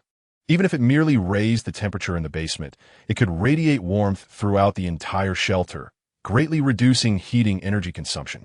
Outside, the temperature remained a chilling 100 degrees below zero. Yet beneath this small, dry well, Mother Earth had preserved for us a non-freezing hot spring. This discovery not only provided the warmth our bodies craved, but also rekindled the hope that had nearly been frozen solid. We were no longer passively resisting the cold. Instead, we began to actively carve out a path of warmth from this dire situation. Suddenly, I had an epiphany and seized the flashlight, directing its beam towards the source of the sound. In the light, I noticed a hairline crack on the cement wall behind the water tank, slowly widening. The dull thudding sound emanated from this crack, the result of underground water striking the cement wall under high pressure. Uncle Wang sighed in relief, but then grew anxious again. Will the water from the spring undermine the wall? I crouched down to examine the crack closely. It was about 2 millimeters wide and less than half a meter long.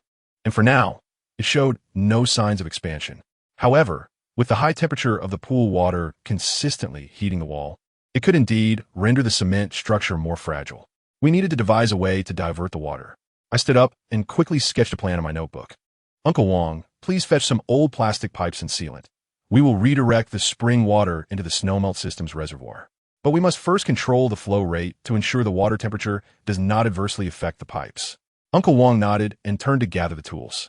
Meanwhile, I crouched by the water tank, meticulously studying the gleaming blue metal pipe. The markings on the pipe had become indistinct, but through touch, I could feel rhythmic pulses at the opening, as if some mechanical device was functioning, albeit on the verge of exhausting its energy. "This may be the control valve of the hot spring circulation system," I mused. "If I could activate it, perhaps I could regulate the water temperature." Before I could finish my thought, the beam of my flashlight swept across the top of the water tank, and I suddenly noticed a fine scratch along the edge of the cover plate that we had pried open. This scratch appeared to be recent, not a result of rust or aging. As I leaned closer to examine it, I observed tiny metallic shavings at the edge of the scratch, as if it had been deliberately etched by some sharp instrument. "Uncle Wang," I called out, "did you notice this scratch when you inspected the water tank earlier?" Uncle Wang approached and scrutinized the mark. "No, when I last checked, this cover plate was intact." We exchanged a glance, both of us grappling with the same question. Who had left this scratch? Was it another resident of the shelter? Or had someone known about the existence of this underground hot spring even before we became trapped? Regardless, we needed to address the immediate issue at hand. I set aside my thoughts and began to assist Uncle Wang in installing the plastic tubing. We cautiously controlled the flow of the hot spring water, allowing the warm liquid to gradually fill the snow melting system's basin. As the hot spring water flowed in, the temperature of the melting system began to rise slowly, and the air in the shelter seemed to become less biting. In the following days, We continued to channel the hot spring water while reinforcing the walls surrounding the tank to prevent the high-pressure groundwater from causing further damage to the cement structure. Our food reserves dwindled, yet the water level in the melting system finally began to rise, offering us a glimmer of hope. The next morning, although it remained cold, the temperature had risen by 3 degrees compared to before. Uncle Wang excitedly rushed to inform me that the water level in the melting system had surpassed the safety line, sufficient for us to endure a little longer. Shaoli, he said, do you think there might be more secrets hidden beneath that warm, dark red liquid in the hot spring tank? Perhaps additional supplies? It's possible, I nodded, but then shook my head. However, for now, we must focus on survival. We can explore further when spring truly arrives. Uncle Wang paused for a moment, then suddenly patted my shoulder. You're right. Finding this hot spring is already a blessing from above. Now, we must carefully plan how to utilize it to endure the days ahead. As I gazed at the gently flowing hot spring water in the tank, my heart brimmed with hope. I crouched beside the melting system, watching the water level gauge rise slowly, finally allowing myself to exhale in relief. The introduction of the hot spring water had elevated the level from the red warning line back into the safety zone. Though we could only replenish about 15 liters each day, every drop represented a greater chance of survival for our dwindling food supply, which now only had 8 days left. Shaoli, the thermometer. Uncle Wang's voice called from the corridor, brimming with barely contained excitement. I quickly stepped out of the control room and saw Uncle Wang standing by the thermometer, his fingers trembling slightly. The red line's reading had stopped at negative 68 degrees, a 1 degree increase from yesterday. Though it was a mere fluctuation, it shone like a glimmer of dawn in the darkness, instilling us with hope. It was indeed the hot spring's merit. I approached the thermometer, and a wave of warmth surged within me. The temperature of the hot spring water surpassed the outside by over 20 degrees, and as it continuously flowed into the snow-melting system, the air within the shelter naturally warmed up. Aunt Lee emerged from the relaxation area, carrying a bowl of hot soup, a long-awaited smile gracing her face. Shaoli. Uncle Wang, you must try this. I've added freshly dug radishes to today's soup. Radishes? I exclaimed, taking the bowl in astonishment. Amidst the steam rising from the soup, I could faintly discern several slices of vibrant orange-red radish. Given that our food supplies were dwindling, how could we possibly have fresh vegetables? Aún smilat misteriously. A few days ago, I took some radish seeds and tried planting them in a corner of the shelter. To my surprise, they actually sprouted. I sipped the soup, and the sweet crispness of the radish unfolded on my tongue, its warmth enveloping me from throat to stomach. This was not merely the taste of food. It was the taste of hope. Shaoli, I have an idea. Uncle Wang suddenly interjected, holding a notebook.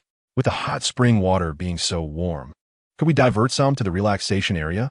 It would make sleeping at night much more comfortable. I nodded in agreement. I had considered that as well. However, the pipes for the hot spring water are quite narrow, and we are already nearing the limit of what can be channeled into the snow-melting system. Diverting more could potentially lower the water temperature, thus affecting the melting process. Uncle Wang furrowed his brow. Could we perhaps modify the pipes? Connect a section of old water pipes to increase the flow? I pondered for a moment. It's worth a try. But we first need to inspect the source of the hot spring water to see if we can adjust the temperature.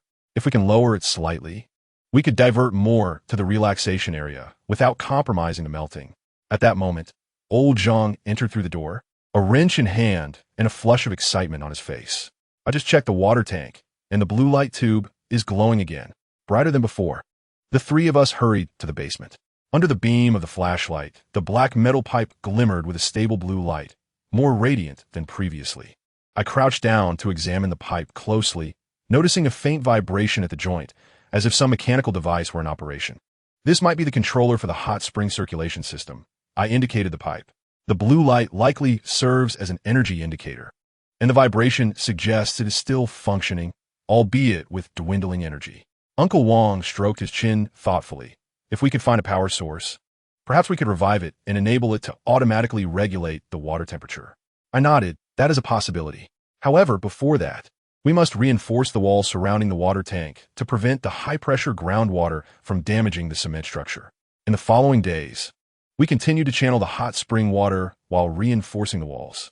Aunt Lee, along with old Zhang, cultivated a small vegetable plot in a corner of the shelter. Using old flower pots filled with moist soil excavated near the water tank, and sowed a few cabbage and spinach seeds they unearthed from a seed stash. Although the vegetables grew slowly in this frigid environment, they at least offered us a glimmer of hope for future self-sufficiency in food. A few days later, the water level of the snow-melting system stabilized above the safety line. The introduction of hot spring water not only resolved our drinking water dilemma, but also gradually elevated the air temperature within the shelter, alleviating the previous bone-chilling cold. Xiaoli. Look, Uncle Wang exclaimed excitedly as he rushed over, brandishing an old thermometer. I just measured the temperature in the resting area, and it has actually risen. I took the thermometer from him, gazing at the numbers with a heart full of joy. This indicated that we would no longer need to bundle ourselves in thick blankets. Huddled together for warmth at night, we could finally enjoy a bit more comfort. The effect of the hot spring water diversion exceeded our expectations. I opened the logbook to record the latest temperature and water level data. Next, we could attempt to channel another stream of low-temperature hot spring water into the resting area to enhance everyone's sleeping environment. Aunt approached, carrying a plate of stir-fried cabbage, her face beaming with a smile. Xiaoli, Uncle Wang, try this, we grew it ourselves. Although small, it tastes quite good. I accepted the plate and picked up a leaf of cabbage, savoring its crisp sweetness tinged with a hint of bitterness, more delightful than any gourmet delicacy. In this world blanketed by ice and snow, we had cultivated tender sprouts of hope with our own hands. As I gazed at the small generator, a thought surged within me. Perhaps this generator could provide energy for the hot spring circulation system's controller, reigniting its function to automatically regulate the water temperature. In the following days, we began to experiment with the small generator. Uncle Wang connected the generator to the controller of the hot spring circulation system with wires, while I referred to the generator's manual, striving to discover the correct method of initiation. When the generator emitted a buzzing startup sound, the three of us were nearly elated to the point of jumping. The brightness of the blue light tube intensified instantly. The vibrations of the pipes became more stable, and the temperature of the hot spring water began to slowly decrease, reaching a more suitable level for diversion. We did it, I exclaimed, my heart brimming with a sense of accomplishment as I looked at the thermometer's readings. Xiaoli, we can finally enjoy a good night's sleep, Uncle Wang said, patting my shoulder with a smile. This generator could not only stabilize the temperature of the hot spring water, but also provide some electricity for the shelter. Perhaps, in the future, we could even use electric lights. For the first time, the water level line of the snow-melting system displayed an upward mark. I leaned against the glass observation window of the water tank, watching the pale blue water level slowly rise above the safety mark, my fingertips gently tracing the fine beads of condensation on the inner glass. The hot spring water diversion system had been operating smoothly, combined with the precise control of daily snowmelt, allowing the shelter to finally bid farewell to the predicament of living day by day. Xiaoli. Uncle Wang burst into the control room, holding the logbook with a pencil tucked into the pocket of his old cotton jacket. Come quickly and see the thermometer. I followed him to the monitoring point at the end of the corridor, where the numbers on the electronic screen flickered in the morning light. 99 degrees. Although still a temperature indicative of the apocalypse, it had risen several degrees from the initial bitter cold of over 100 degrees below zero. More crucially, this temperature had stabilized for 3 consecutive days, suggesting that the harshest phase of extreme cold might truly be behind us. The temperature of the hot spring water had lowered another 2 degrees compared to yesterday. I pointed to another display screen, noting that the pressure values of the circulation system remained remarkably stable. Uncle Wang, perhaps we could attempt to redirect the flow of hot water to the heating pipes in the eastern corridor. Uncle Wang, diligently sketching a line graph in his notebook with a pencil, looked up and smiled.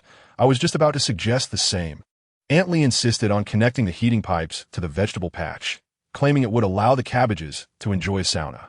As we conversed, Aunt Lee entered, carrying a steaming bowl of corn porridge, with old Zhang following closely behind. His complexion appeared much rosier than when we first met. He cautiously unfolded a plastic sheet, revealing a solar charging panel roughly the size of a palm. Although its edges were somewhat cracked, the surface still shimmered with a faint blue glow. There are a few more panels like this left on the top floor, old Zhang explained, rubbing his hands together. I was pondering that if we could repair it, perhaps we could charge our little generator. I took the charging panel in hand, my fingers brushing against its familiar rough texture, and led old Zhang to the top floor to retrieve additional usable solar panels, while Uncle Wang and Aunt Lee remained in the basement, inventorying spare parts. As I descended the snow-laden staircase, I could hear jubilant cheers emanating from the control room. Aunt Lee was proudly displaying 2 tender green seedlings to the gathered elders, exclaiming, "Look, these are baby cabbages. They just sprouted yesterday, and look how tall they've grown today." Upon closer inspection, I noticed that in the makeshift vegetable patch contained within an old plastic box, 2 seedlings with 2 leaves each were unfurling their tender foliage, glimmering like emeralds under the dim light of the shelter. Although the edges of the leaves bore a hint of yellowing, that vibrant green was more precious than any delicacy. I mixed some spring water with snow melt to water them, and Aunt Lee proudly shared her insights. The temperature is just right, not too hot, nor too cold. Old Zhang remarked that this method was called warm water seedling cultivation, far superior to using cold water directly. In the afternoon, Old Zhang and I installed the repaired solar charging panel outside the control room window. Despite the thick layer of ice covering the outdoors at noon, when a small beam of sunlight pierced through the clouds and fell upon the silicon panel, the charging indicator glowed with a faint green light. "It's generating power," Old Zhang exclaimed, jumping in excitement. "Look, the backup battery of the generator is beginning to charge." As I observed the slowly increasing numbers on the power gauge, a thought struck me, prompting me to dash towards the vegetable patch. Aunt Lee was squatting there, using a small spray bottle to water the seedlings. Upon seeing me approach, she straightened up, her eyes crinkling with joy. "Little Lee, I have an idea," she said. "Please go ahead," I replied. "Once these cabbages grow a bit more," she indicated the sparse seedlings in the plastic box, "could we possibly try to cultivate a small patch of land adjacent to the spring water? The temperature there is higher, and we might be able to grow even more." "Of course, that is feasible," I interrupted, rummaging through my toolkit for a marker to sketch a simple planning diagram on the wall of the control room. I intended to extend the heating pipes in the eastern corridor closer to the spring water tank, where temperatures were highest. You and Uncle Wang could set up a small greenhouse, enclosing it with old blankets and plastic sheeting to grow some frost-resistant vegetables. At that moment, Uncle Wang entered, carrying several old steel pipes. "I've gathered the materials. They're all leftovers from previous renovations. Little Lee, what size greenhouse do you think would be appropriate?" We gathered around the planning diagram, our voices growing louder and laughter echoing as we engaged in animated discussion. The wind outside continues to howl, and the thermometer remains unyieldingly cold. Yet within this sanctuary enveloped by ice and snow, a tender green seedling, a warm charging plate, and a group of individuals gathered together to envision the future imbue the entire space with the essence of spring. Chapter 19. A rare calm as evening descends. I stand alone beside the hot spring water tank, gazing at the dark red pool of steaming water.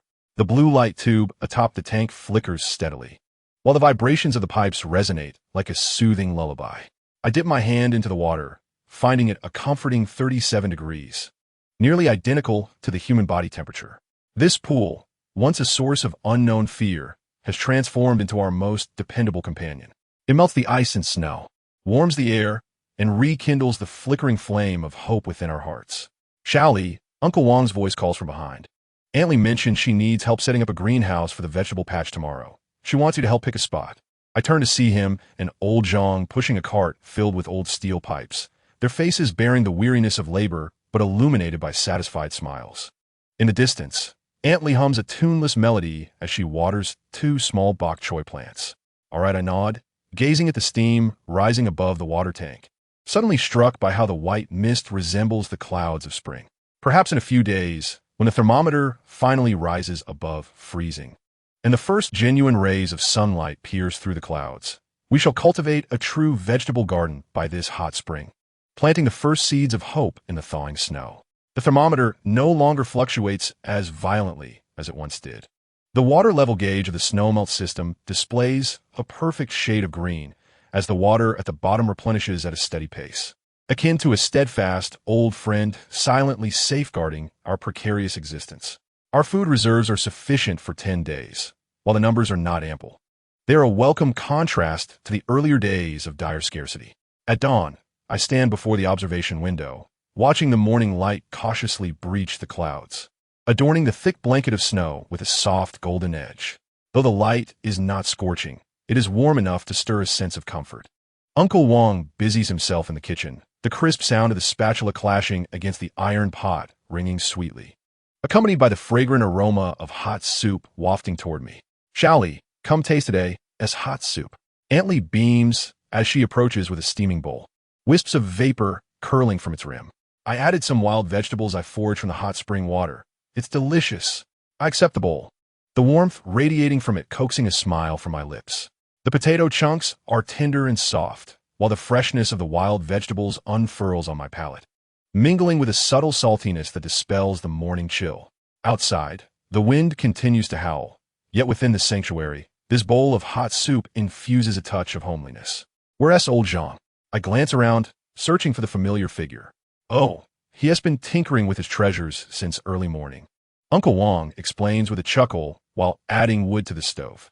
He is assembling those old parts into a little gadget to improve our hot spring heating system.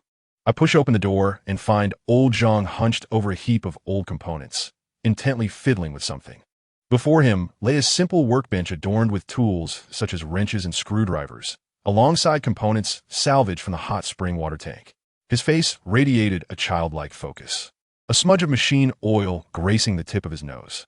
Shally, you arrived just in time, old Zhang exclaimed, lifting his head with palpable excitement. Take a look at this. I plan to use these parts to install a regulating valve on the heating pipeline of the hot spring water, enabling us to better control the water temperature. I crouched down to examine the components in his hands, feeling a surge of emotion.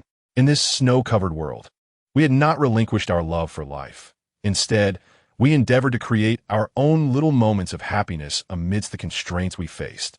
Old Zhang, you are truly remarkable, I expressed with genuine admiration.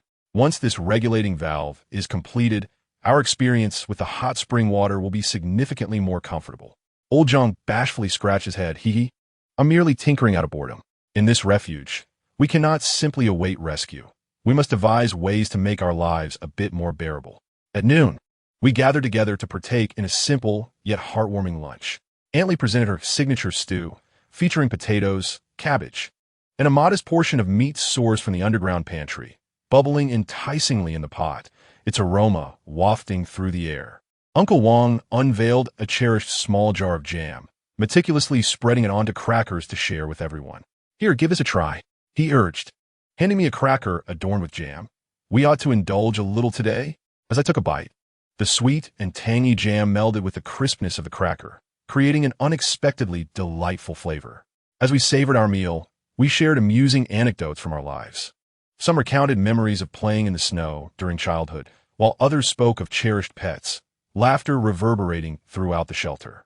In the afternoon, with the sun shining brightly, Uncle Wang and I decided to check the solar panels on the rooftop. The snow on the stairs had been cleared, making our ascent less treacherous. The wind on the rooftop remained brisk, yet the sunlight cast a warm glow upon us. Look, these solar panels are quite resilient, Uncle Wang beamed, pointing at the dark panels.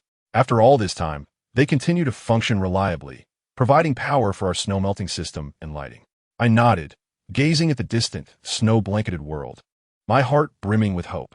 In this seemingly desolate environment, we sustained the rhythm of life through our own efforts, relishing every small blessing life bestowed upon us. Upon returning to the shelter, Antly was teaching old Zhang and Aunt Zhang how to knit woolen gloves. They sat in a corner, engrossed in their needles and yarn. In no time, pairs of warm gloves began to take shape. Shally, give these gloves a try, Antly offered, presenting a pair she had knitted from old yarn. Though they may not be the prettiest, I assure you they will keep you warm. I accepted the gloves and slipped them on. The softness and warmth of the yarn enveloped me instantly.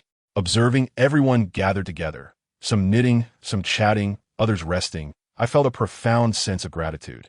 In this world ensnared by ice and snow, we have not succumbed to defeat. Rather, we have discovered our own joys amidst the mundane. As night falls, warm lights illuminate the shelter. We gather around the hearth, sharing stories from the day. Uncle Wang recounts his experiences working away from home in his youth, while Antly nostalgically reminisces about the lively scenes of New Year celebrations back home. Old Zhang excitedly showcases his progress on the modified valve, proclaiming that once completed, it will ensure a more suitable temperature for the hot spring water. Chapter 20. Shadows on the snowfield. The morning frost etches intricate patterns on the observation window, resembling an abstract painting crafted by nature's ice crystals. I gently wipe the mist from the glass, and behold the distant mountains bathed in a soft golden hue by the dawn light. The snow glistening like fragmented diamonds in the gentle glow. Xiaoli, come and taste the new pastries I've made. Aunt Lee's voice calls from the resting area, brimming with uncontainable excitement. I enter the space to find a small plate of charmingly shaped pastries, their surfaces baked to a golden perfection, adorned with a few wild-dried fruits harvested from the hot spring waters. This dough is made with hot spring water, Aunt Lee proudly explains. I unearthed some nut powder from my stash yesterday and added a bit. It's incredibly fragrant. She hands me a piece, and as I bite into it, the crust crumbles while the interior remains soft, the nutty aroma mingling with the sweet tartness of the wild fruits, creating a delightful explosion of flavors on my palate. Uncle Wang strides in from outside, a few unmelted snowflakes clinging to his hat. Xiaoli, the solar panels generated even more power yesterday. He points to the makeshift electric meter on the wall. Now we can store an extra half hour of electricity each day, enough to keep the lights on a bit longer at night. As I observe the numbers flickering on the meter, a wave of warmth washes over me. In this world shrouded in extreme cold, we are not merely striving to survive. We are actively cultivating the quality of our lives. Those conveniences that once seemed trivial have now become precious luxuries.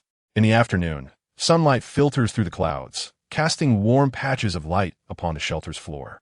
Old Zhang beckons me mysteriously. Xiaoli, come help me with something.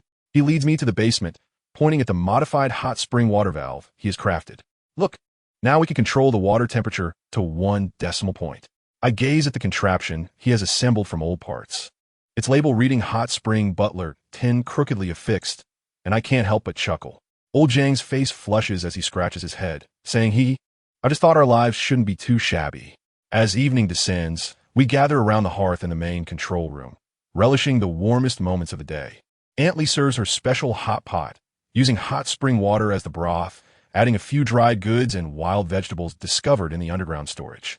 Though the ingredients are simple, the steaming pot fills the entire space with an enticing aroma.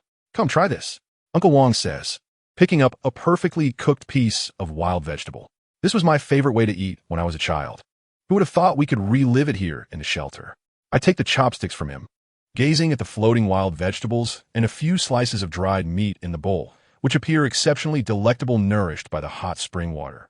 As the warm soup flowed down my throat, a gentle warmth radiated from my stomach, dispelling the lingering chill that had persisted for days. Suddenly, old Zhang spoke up, his voice trembling slightly. Do you think spring will truly return? I set down my chopsticks and gazed out at the world blanketed in white snow. The distant mountains remained silent, while the snow-laden trees stood like frozen sculptures, quietly enduring the biting winds. Yet, I knew that beneath this seemingly lifeless expanse of white, the force of life had never ceased its struggle. It will come, I replied with conviction. Old Zhang, do you remember when we were first trapped? Back then, we didn't even know if we would survive until tomorrow. But now, we have hot spring water, stable electricity, and we can even make snacks and enjoy hot pot. Uncle Wang chimed in with a smile. Exactly. Our current life is far better than the days spent working overtime. At least we can sleep soundly every night without the worry of being late and having our wages docked. His words elicited laughter from everyone, filling the break area with a long-lost sense of joy. The glow of the fire illuminated each face, warming the skin that had been weathered by the cold winds. As night fell, I wandered alone to the observation window, gazing at the star-studded sky. On this frigid night, the stars shone particularly bright, resembling diamonds embedded in a black velvet canvas. I suddenly recalled what Aunt Lee had said during the day. In truth, I feel this shelter is like a home. Though it is small, it has everything we need. I turned around to behold the warm light spilling from the break area. Aunt Lee was knitting. Uncle Wang was repairing an old chair, and old Zhang and Aunt Zhang were brainstorming new ways to utilize the hot spring water. The water level gauge of the snowmelt system displayed a vibrant green, with the water in the pool even overflowing past the highest mark and gently flowing into the reserve tank. Aunt Lee counted the compressed biscuits and discovered they would last us for 8 more days. Even more surprisingly, after adjustments, the temperature of the hot spring water had led to the evaporation of 3 additional barrels of fresh water. In the afternoon, I went to the rooftop as usual to check the solar panels. Uncle Wang followed me, a wrench in hand, claiming he needed to tighten some loose screws. The sunlight filtered through the thin clouds, casting fragmented reflections on the snow, dazzling enough to make one squint. "Lily, look!" Uncle Wang suddenly pointed into the distance. "What is that?" Following the direction of his finger, I noticed a figure moving on the snow slope to the east of the shelter. It was a vague silhouette, struggling through the knee-deep snow, pausing occasionally before continuing onward. Someone. A tightness gripped my heart. In this desolate place, how could there be? Uncle Wang had already dashed down the stairs. "Let's go check out." We grabbed our tools and hurried down the staircase. The snow crunched beneath our feet with each step, sinking deeply with every stride. By the time I arrived breathlessly at the eastern slope, Uncle Wang had already reached the figure. "Hey, what happened to you?" Uncle Wang shouted. The figure slowly collapsed, resembling a tree bent by the wind and snow, finally unable to hold itself up. I quickened my pace, rushing closer, and discovered it was a woman clad in a thick army green coat, her hat and scarf obscuring most of her face, leaving only a pale chin exposed. Her eyes were tightly shut, her breath faint, and her body was gradually losing warmth. Oh heavens! I crouched down and felt for her pulse. Though weak, it still throbbed. She was alive. Uncle Wang had already shed his cotton-padded coat and draped it over her. "Little Lee, what should we do? We must first take her back to the shelter." Gripping the woman's shoulders, Uncle Wang and I lifted her. She was astonishingly light, like a weightless shell, merely struggling slightly before succumbing once more to unconsciousness. After a considerable effort, we finally managed to drag her back to the shelter. Aunt Lee and Aunt Zhang, alerted by the commotion, rushed out, their eyes widening at the sight of us carrying an unfamiliar woman. "No time for questions," I panted. "She is on the brink of freezing. Aunt Lee, heat some water. Aunt Zhang, prepare clean towels. Uncle Wang, fetch a basin of warm spring water." The shelter instantly buzzed with activity. Aunt Lee deftly kindled the stove. Aunt Zhang unearthed pristine towels from the depths of her storage, while Uncle Wang swiftly procured a basin of tepid spring water. I gently laid the woman on the sofa in the resting area, tenderly wiping her icy cheeks and hand with a towel. "Who is she? How did she end up here?" Aunt Lee murmured, her hands moving with great care. "I don't know." I shook my head. "She may have lost her way on the snowfield." Chapter 21. A newcomer. The woman's breathing gradually steadied, yet her complexion remained as pale as a sheet. Uncle Wang brought the warm spring water, and I dampened the towel, continuing to tend to her. Suddenly, her eyelids fluttered, and her lips moved ever so slightly. "Water," she faintly uttered. "She needs water," I exclaimed. Aunt Lee promptly brought a small cup of warm honey water. Carefully, I supported the woman's head, allowing her to sip slowly. After a few mouthfuls, her breathing appeared somewhat more manageable, but she soon fell back into unconsciousness. "This girl," Aunt Lee remarked, concern etched on her face. "How did she become so emaciated? Her ribs are nearly protruding." For the next several hours, we took turns keeping vigil by her side. Her body temperature began to rise, and a hint of color returned to her pallid cheeks. By evening, she finally opened her eyes. "You." Her voice was so faint it was almost inaudible. "Don't speak," I gently reassured her.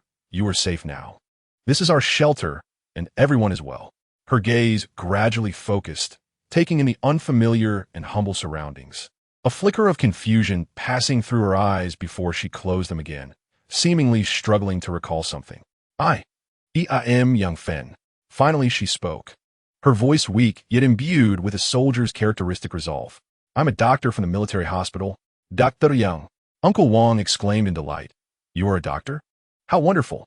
Yang Fan nodded slightly, her eyes sweeping over each of us before resting on the busy Aunt Lee. "Thank you for saving me." "No need for thanks." Aunt Lee quickly waved her hand. "How do you feel now?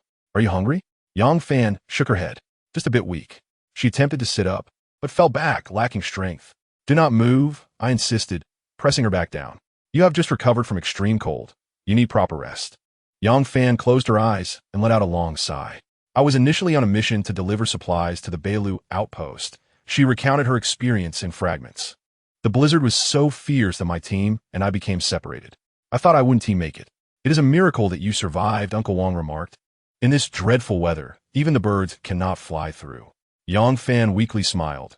"I saw your distress signal reflected in the sunlight with a mirror." I followed that glimmer. A jolt ran through me as I recalled how Uncle Wang had inadvertently reflected sunlight with a mirror a few days prior. Unbeknownst to us, that casual beam of light had become the beacon guiding Yang Fan to us. "You must be hungry," Aunt Lee said as she brought a small bowl of hot soup. "First, drink some soup to warm yourself."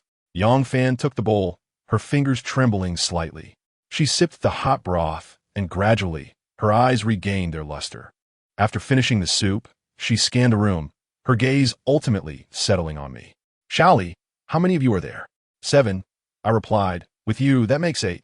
Yang Fan nodded, a glimmer of contemplation flashing in her eyes. She gently moved her arms, seemingly testing her strength. "I can help. I have medical knowledge and may be able to assist everyone." "That is wonderful." Uncle Wang clapped his hands in excitement. "We were in dire need of a doctor. Aunt Lee, did you hear that? We need not worry about medical care anymore." Aunt Lee nodded with a smile. "Indeed. Xiao Yang, first get some proper rest. And once you've regained your strength, we'll have you take a look at our ailments." Yang Fan smiled softly and closed her eyes. Observing her pale cheeks and weary expression, a warm surge filled my heart. On this frigid winter day, the arrival of Dr. Yang Fan not only provided us with professional medical assistance, but also instilled a sense of hope and confidence. As night fell, the refuge was illuminated by warm lights.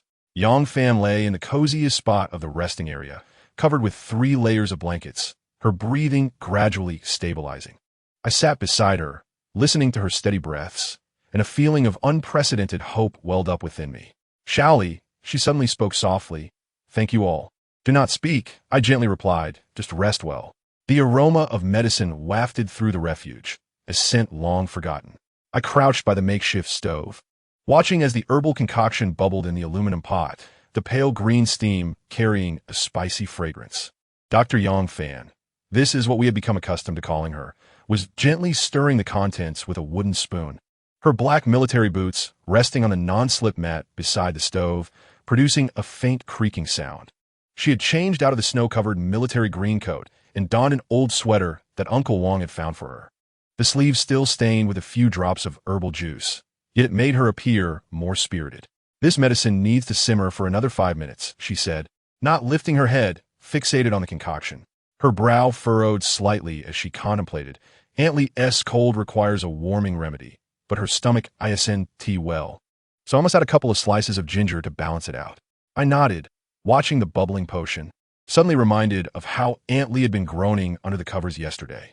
This elderly woman, typically so robust, had ultimately succumbed to the prolonged chill and had fallen ill. Had it not been for Dr. Yang Fan's timely preparation of antipyretic herbal remedies using spring water and the concoction of a warming soup, it is likely that I would have needed to linger in bed for several more days. "Dr. Yang, is this medicine bitter?" Uncle Wang inquired, drawing closer with a bundle of firewood, his nose hovering near the pot, instantly scrunching his brow. "Oh dear, that scent is quite potent. Can Aunt Lee manage to consume it?" Dr. Yang Fan ladled a spoonful of the herbal brew, gently blowing on it. "Indeed, it is bitter, but as the saying goes, good medicine is often unpleasant to taste. I have added a touch of honey to temper the bitterness, along with some wild mint that Aunt Lee sun-dried, which should help." She glanced at the thermometer on the wall.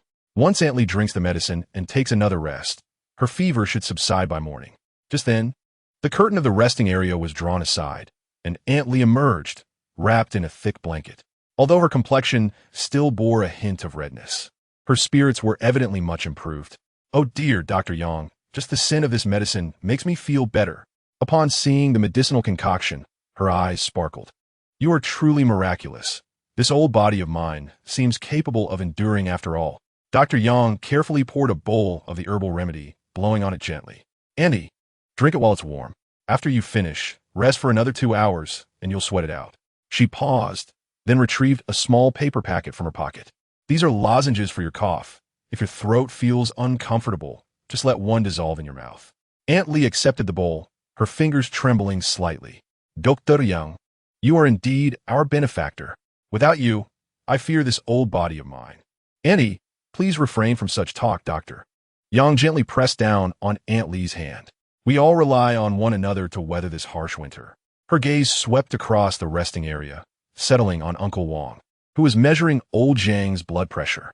"Uncle Wang, old Zhang's blood pressure remains elevated. The time spent soaking in spring water must be reduced to 10 minutes, no longer."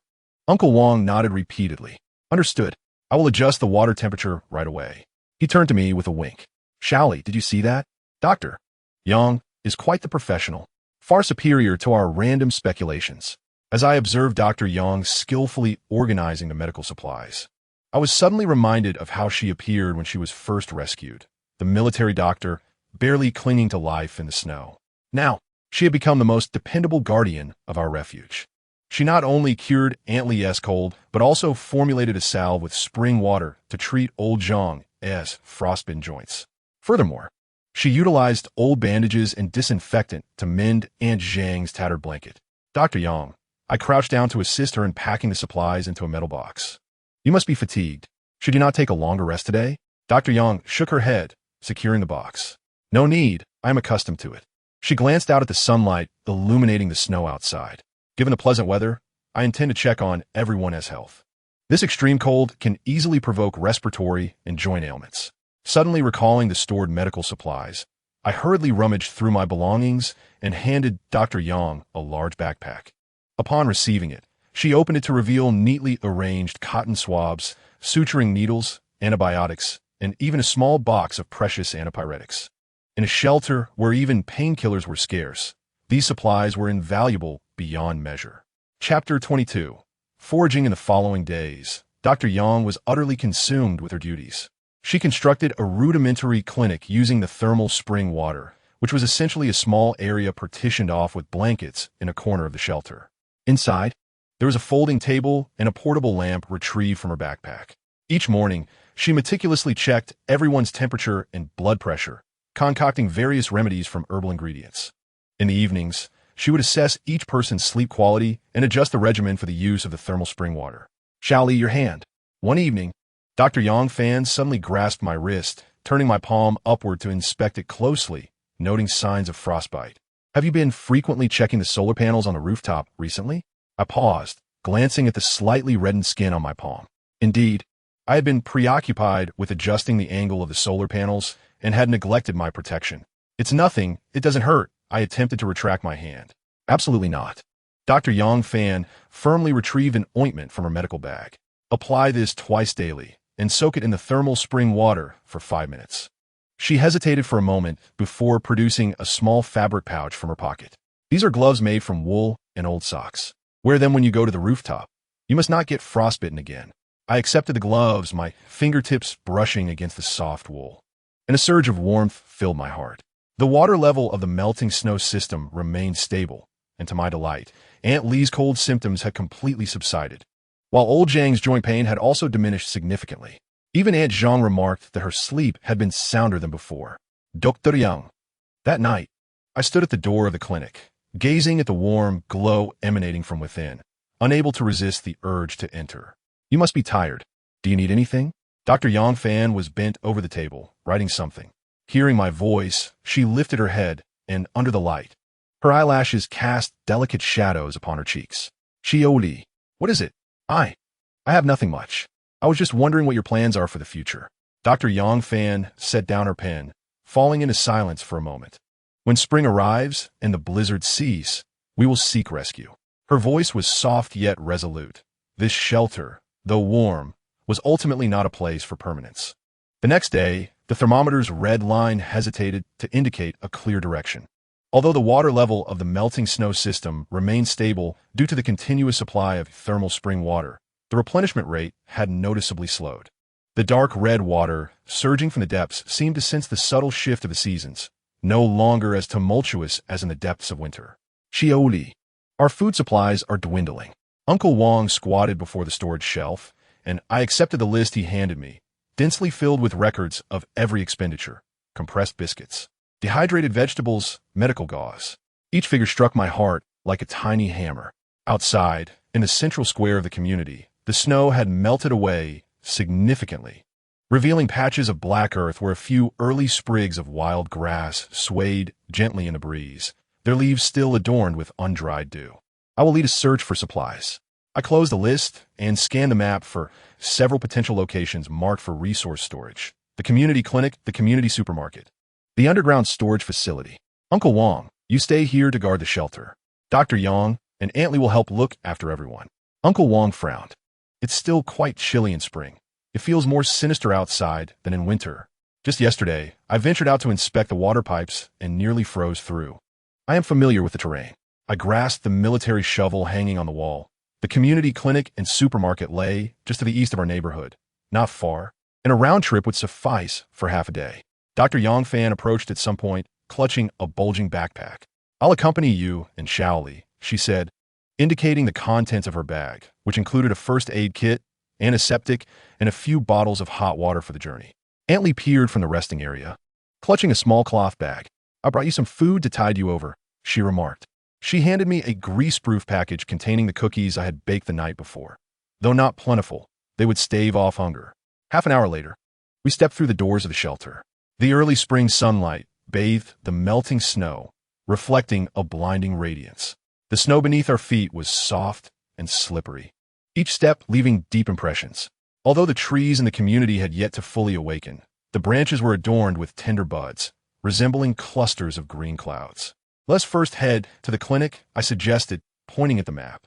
"There should be spare keys and tools there, and perhaps some unopened medications and supplies." The clinic was located on the eastern side of the neighborhood in the first building, a modest two-story structure now largely blanketed by snow. We tread carefully down the slippery stairs and pushed open the door, sealed shut by ice and snow. The hinges creaked, and a wave of dust and damp air greeted us. "Be cautious. Do not knock anything over," I cautioned as I wielded the military shovel, gently clearing the snow at the entrance to reveal a narrow path inside. The office was cloaked in darkness, illuminated only by a few rays of sunlight filtering through the cracks in the windows, casting light upon the dust motes suspended in the air. Dr. Yongfan switched on her flashlight, the beams sweeping across the desk, filing cabinet, and sofa. I made my way directly to the station chief's office, where spare keys and essential supplies were typically stored. The drawer was frozen shut, and it took considerable effort to pry it open. Inside, I found only a few scattered papers and a ballpoint pen, nothing more. "There is nothing here," I frowned, turning my attention to the filing cabinet, testing the lock. The lock was rusted, and I picked up the military shovel, attempting to pry open the cabinet door. Just then, Dr. Yongfan suddenly called out, "Shaoli, over here." I approached to find her crouched before a small cabinet in the corner, holding a small box aloft. "It's a first aid kit, and there's unopened antiseptic and bandages." I took the box from her, opening it to reveal neatly arranged rolls of bandages, bottles of antiseptic, and boxes of painkillers, scarce resources within the shelter. I hurriedly packed them into my backpack, a wave of joy swelling within me. "And this," she exclaimed, suddenly emerging from behind the sofa with a tin box. "It's candy. The kind I loved as a child." I accepted the tin and opened it to find a few melted hard candies. In our eyes, they held more value than any delicacy. Yongfan delicately picked up one, placed it in her mouth, and closed her eyes as if transported back to a distant childhood. "Don't get too carried away with joy." Uncle Wang's voice echoed from outside the door. We haven't yet gone to the supermarket. We hastily gathered our spoils and set off toward the community supermarket, situated at the center of the neighborhood, once a large chain store, now heavily covered in snow. We cautiously pushed open the door, sealed by ice and snow, the hinges creaking in protest as a more intense wave of dampness enveloped us. "Be careful not to knock over the shelves," I cautioned, wielding a military shovel to gently clear the snow at the threshold, revealing a narrow path leading inside. The supermarket lay shrouded in darkness, illuminated only by the slender beams of sunlight filtering through the cracks in the windows, casting light upon the dust motes suspended in the air. Chapter 23, Crisis Doctor. Yongfan switched on his flashlight, its beams sweeping across the shelves, checkout counter, and storage area. I strode directly towards the food section, where one would typically find an abundance of instant noodles, biscuits, and canned goods. However, the shelves stood bare, save for a few gnawed remnants of packaging and scattered crumbs of biscuits. "There's nothing here," I remarked, furrowing my brow as I turned towards the storage room, hoping for better fortune. The door to the storage area was frozen shut, and it took considerable effort to pry it open. Inside, apart from some scattered cardboard boxes and plastic sheeting, it was utterly devoid of anything of substance. I lifted my military shovel, attempting to pry open one of the boxes, only to find it contained nothing but some moldy tissues and a few rusty nails. It seemed the supermarket had lost all hope. Uncle Wang sighed, suggesting, Shall we check the underground storage room? The underground storage, situated beneath the supermarket, had originally been intended for the preservation of fresh produce and refrigerated items. We cautiously approached the door, similarly frozen shut, and, as we pushed it open, the hinges protested with a creak, releasing an even stronger wave of dampness. "Watch your step," I warned, wielding my shovel once more to clear the snow and unveil a narrow path leading inside.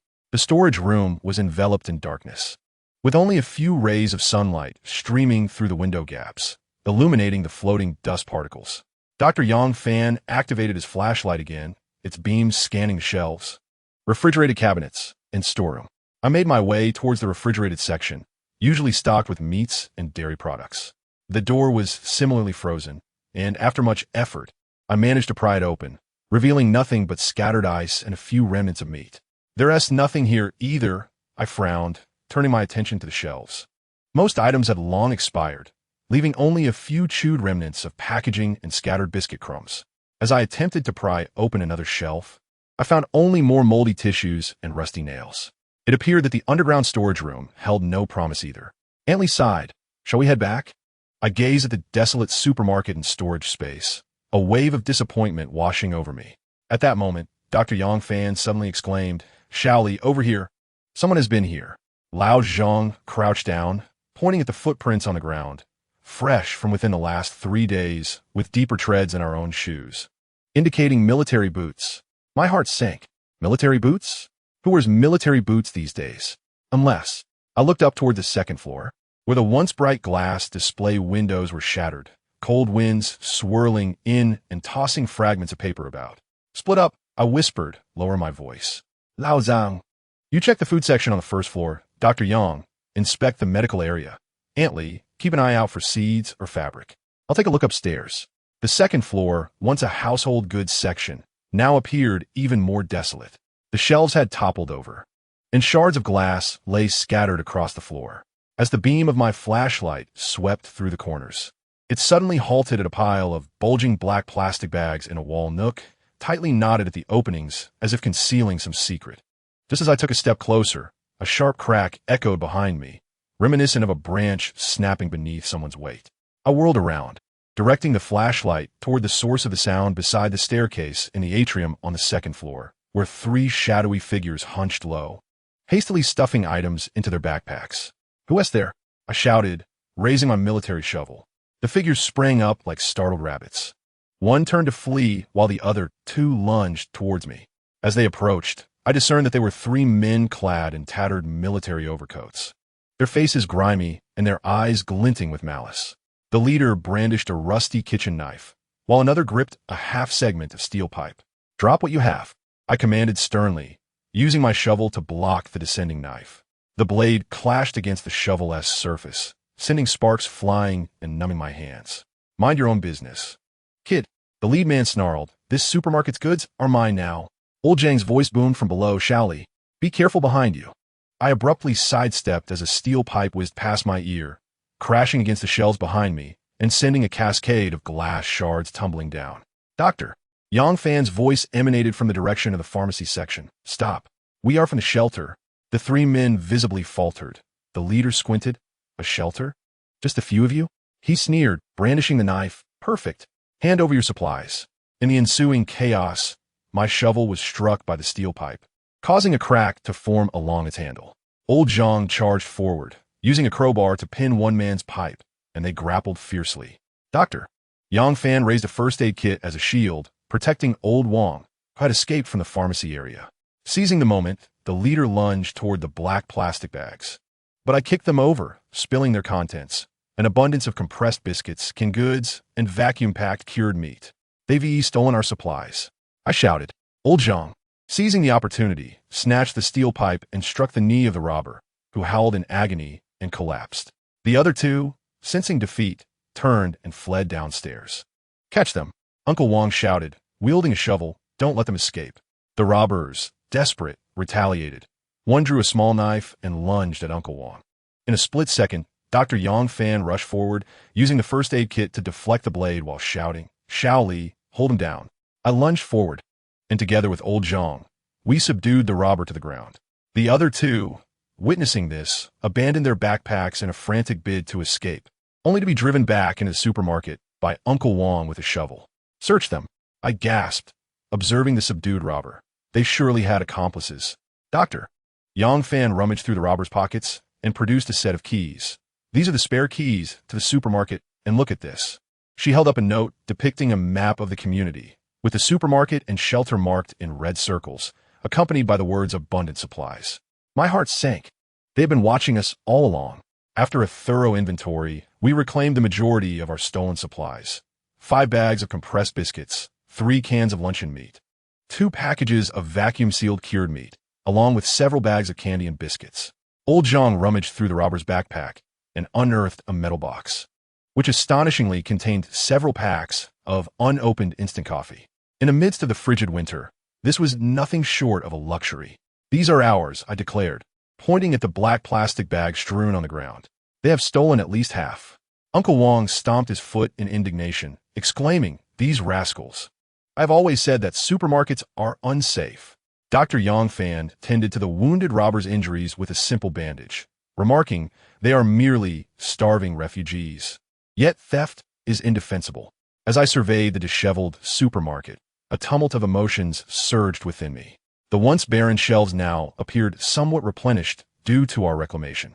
Aunt Lee picked up a few packets of seed from the ground, exclaiming, "Little Lee, look, these are spinach and cabbage seeds." "Let's go," I said, shouldering the reclaimed supplies as we made our way back to the shelter.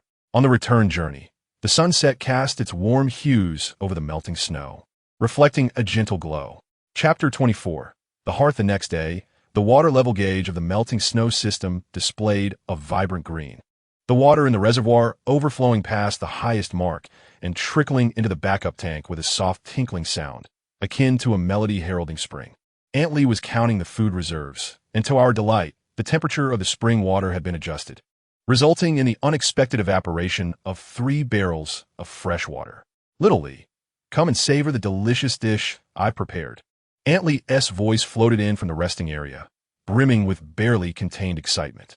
Upon entering, I beheld a small plate of adorably shaped pastries, their surfaces baked to a golden hue and adorned with a few sprigs of wild vegetables harvested from the spring water, glistening green like tender shoots of early spring. "These are made with spring water," Aunt Lee proudly explained, gently tapping the plate of pastries. "I unearthed some nut powder from our previous stock yesterday and added a bit. They are quite fragrant." She handed me a piece, and, as I bit into it, the crisp exterior gave way to a soft interior, the nutty aroma mingling with the sweet and sour essence of the wild vegetables, creating a delightful explosion of flavor on my palate. Uncle Wong entered from outside, snowflakes still clinging to his hat, cradling a small bag in his hands. "Little Lee, look what I've discovered," he said mysteriously, opening the bag to reveal coffee grounds, imbued with a faint coffee aroma. "This is what we collected last time we ventured out. I ground some to try, and it tastes exceptional." I accepted the coffee grounds and brought them close to my nose, the familiar scent of coffee wafting through the humid air of the spring, appearing particularly refreshing. Uncle Wong swiftly set up the stove, placing a small iron pot atop it. He ladled some spring water into the pot and set it over the fire. "Come, let's enjoy some coffee," he exclaimed joyfully. "It has been ages since I last had coffee." He carefully added the coffee grounds, watching as they unfurled in the warm water, releasing a delicate fragrance. Aunt Lee brought over several enamel mugs filled with freshly gathered wild vegetables, still adorned with glistening droplets of water. "I picked these this morning," she said with a smile. "Soaked in spring water, they're both fresh and clean." As I gazed at the tender green vegetables, a sudden thought struck me, and I dashed to the storage room, retrieving a small cloth bag. "I have a bit of salt here," I exclaimed. It was something we had found during our last scavenging trip, and I had been reluctant to use it until now. Today, it would finally serve its purpose. Uncle Wong carefully sprinkled salt over the wild vegetables, then retrieved a small bottle of oil from his pocket, letting a few drops fall into the pot. "Let us prepare a wild vegetable soup," he exclaimed with a smile. "It's been ages since I've savored a warm soup." I crouched beside the fire, watching the water in the pot gradually bubble, the wild vegetables swirling within, emanating a delicate fragrance. Uncle Wong gently stirred with a spoon, fishing out the tea leaves before placing them into each enamel cup. "Come, have a taste." He offered me an enamel cup filled with steaming wild vegetable soup, adorned with a few tender green leaves. This soup is incredibly fresh. Do give it a try. I accepted the cup and took a gentle sip. The refreshing aroma of the wild vegetables mingled with the sweetness of the spring water, unfurling on my tongue, accompanied by a hint of saltiness and the fragrance of tea. As a warm current swiftly spread from my throat to my stomach, dispelling the chill that had lingered for days. Delicious, I couldn't help but exclaim. Aunt Lee brought over a plate of golden brown pancakes, smiling as she said, "Let's enjoy these pancakes alongside the soup for an even richer flavor." We gathered around the fire, relishing the pancakes and sipping the wild vegetable soup, while sunlight streamed through the clouds outside, casting shimmering reflections on the snow. The resting area was suffused with the aroma of food and a subtle hint of tea, every face radiating satisfaction. "Xiaoli," old Zhang suddenly spoke up, holding a metal box aloft. "I have a little treasure here." He opened the box to reveal several pieces of chocolate, slightly melted yet still exuding a rich fragrance. "I discovered these during my last visit to the supermarket," old Zhang chuckled, "and I couldn't bear to eat them until today. So let's savor them." I took a piece of chocolate and placed it in my mouth, its rich sweetness and slight bitterness unfurling on my tongue, the deep flavor of chocolate prompting me to squint my eyes in delight. "It has been ages since I tasted anything this sweet," Aunt Lee remarked with a smile. "Even sweeter than the wild vegetable soup." Uncle Wang burst into laughter. "That's because you Haven tea tried my sweet and sour radishes." He pulled out a small bottle from another pocket, containing his homemade sweet and sour sauce. "I pickled these radishes in spring water yesterday. Today is the perfect time to taste them." He retrieved a ceramic jar from the corner of the resting area, filled with vibrant red pickled radishes, neatly sliced, soaking in the amber-hued sweet and sour sauce, releasing an enticing aroma. "Come, have a taste." Uncle Wang picked up a piece of radish and placed it in his mouth. The tangy juice burst forth in his mouth, accompanied by the crispness of the radish and the sweetness of the sauce, prompting him to indulge in one piece after another. We sat around the fire, enjoying the radishes, sipping the wild vegetable soup, munching on pancakes, and sharing those precious pieces of chocolate. Outside, the wind continued to howl. Yet within the shelter, it felt as warm as spring, filled with the fragrances of food and the sounds of laughter. At some point, Dr. Yangfan entered, carrying a bowl of hot soup. "I made some medicinal herbal soup, simmered with spring water to nourish your bodies," she said with a smile. "Do give it a try." I took the bowl, observing the herbs and lean meat floating within, appearing exceptionally delectable under the nourishment of the spring water. I gently sipped, the fragrant aroma of the herbs mingling with the rich meat broth, spreading across my tongue, imbued with a slight sweetness and warmth, dispelling the fatigue that had lingered for days. "Delicious," I couldn't help but exclaim. Dr. Yangfan smiled and said, "This soup can dispel the chill and warm the body. Do indulge in it." We gathered around the hearth, sipping the medicinal soup, savoring radishes, and sharing a few precious pieces of chocolate. Afterward, I squatted beside the experimental field, watching a hint of pale yellow peek out from between two tender green spinach leaves. It was a wild dandelion, its delicate stem supporting a small yellow flower the size of a fingernail, gently swaying in the morning breeze. In the soil enriched by the hot spring water, the spinach had grown to the height of a palm, with leaves so plump they could be squeezed for moisture. Nearby, rows of lettuce had also sprouted tender shoots, their tops curled like tiny fists of a newborn. "Spring feast is upon us," Aunt Lee exclaimed, rushing from the break area with a handful of wild scallions, her blue apron pocket heavy with the tender vegetable hearts I had picked this morning, along with some wild garlic from the edge of the hot spring. Uncle Wang trailed behind her, carrying a bamboo basket neatly filled with freshly gathered wild greens, glistening with dewdrops. In such a post-apocalyptic world, days like these are indeed rare. One cannot help but wonder how much longer they will last. Chapter 25. Maintenance and repair upon waking the next day. I felt the secret weapon in my pocket, half a bag of yeast powder I had stumbled upon at the supermarket a few days ago, along with 3 frozen, rock-hard eggs that miraculously hadn't tea spoiled. Dr. Yangfan appeared behind me at some point, holding a small ceramic jar. I concocted honey from the wild jujubes harvested last autumn. This is the last jar. The afternoon sun bathed the shelter in a warm glow, and we busied ourselves as if it were a festive occasion. Aunt Lee squatted before the makeshift earth stove, which was simply an old iron pot set atop a few bricks, heated by charcoal warmed with hot spring water. The water in the pot bubbled enthusiastically as she tossed in a handful of wild scallion flowers, and the fragrant aroma swiftly filled the entire resting area. Let us start with the soup. Aunt Lee directed Uncle Wong to pass her the freshly picked spinach and lettuce. The tender vegetable hearts were dropped into the pot, requiring only 2 minutes of blanching. She then ladled a scoop of the wild mushroom soup, which had been soaking overnight, into the pot. The dried pine mushrooms, rehydrated in hot spring water for 3 days, were incredibly fresh, and the soup base demanded attention. It needed to be infused with the mushrooms before the vegetables were added. I took charge of making the flatbreads. I dissolved the yeast powder in warm water and mixed it into the dough, which had been enriched with nut powder. A stockpile Aunt Lee had saved, claiming it had once been favored by her grandson, kneading it until it was soft and pliable. The frying pan was placed on the other side of the earthen stove, and I rolled the dough into discs, which sizzled to life, forming golden edges. Shioli, are the eggs ready? Uncle Wong rushed over, clutching 3 eggs still glistening with steam from the hot spring. I've cracked 3. Let's add an egg to the bread. I took the eggs, gently tapping one against the edge of the pot, allowing the golden yolk to slip into the center of the dough, instantly puffing up in the steam's embrace. Old Zhang squatted nearby, threading the spinach, lettuce, and wild scallions, washing them until they gleamed in the hot spring water, then skewering them into small bundles, sprinkling them with sesame extracted from compressed biscuits, initially thought to have gone stale. They had instead become even more fragrant after a few days by the hot spring. We'll roast them later, he declared, holding up the skewered vegetables. The grand finale featured Dr. Yang Fan's signature dish.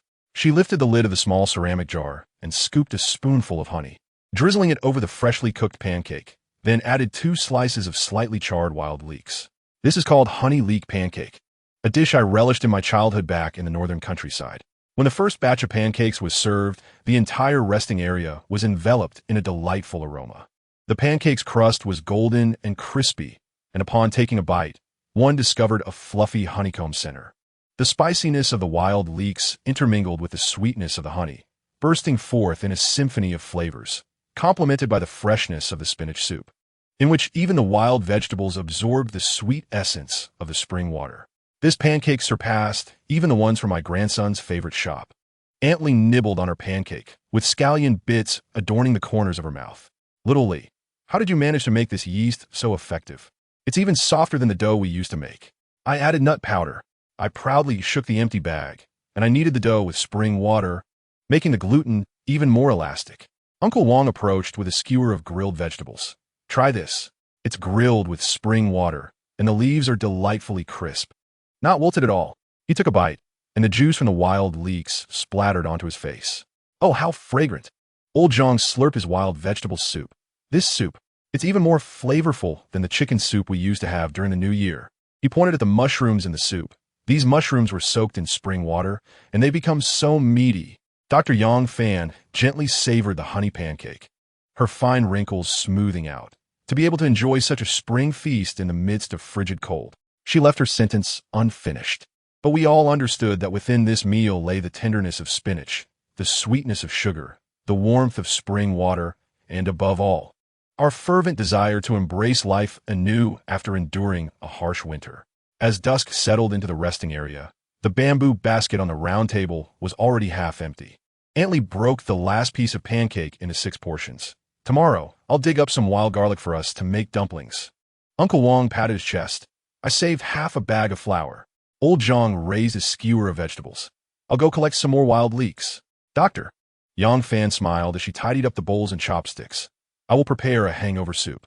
Although we haven't had any alcohol, the honey pomelo tea simmered in spring water will still soothe our throats. Outside, the wind still carried a chill, but the shelter felt as warm as spring. We gathered around the round table, watching the dandelions sway in the experimental field, listening to the gentle clinking of our bowls and plates.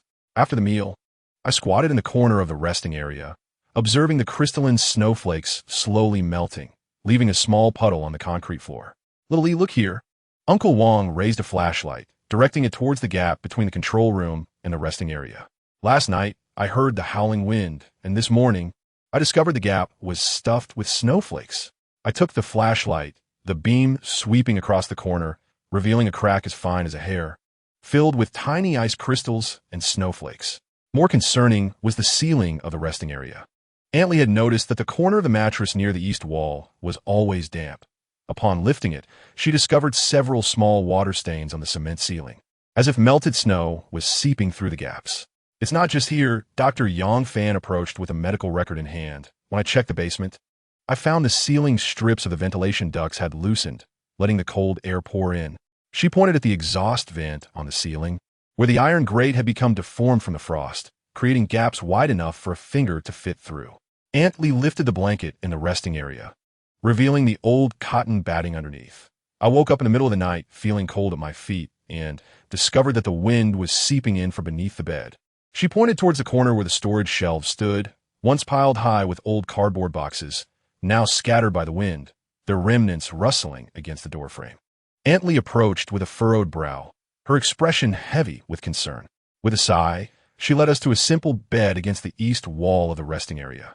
"Take a look at this. My heart is racing," she said, lifting the thin mattress that lay atop the bed frame. One corner of the mattress bore a noticeably darker hue, exuding a damp and chilling touch. As I turned my gaze upwards towards the ceiling, the sight was enough to draw a sharp intake of breath. Several irregular water stains marred the otherwise smooth surface of the concrete ceiling, their colors fading from the center outward, the edges blurred, resembling silent tears of sorrow spreading quietly.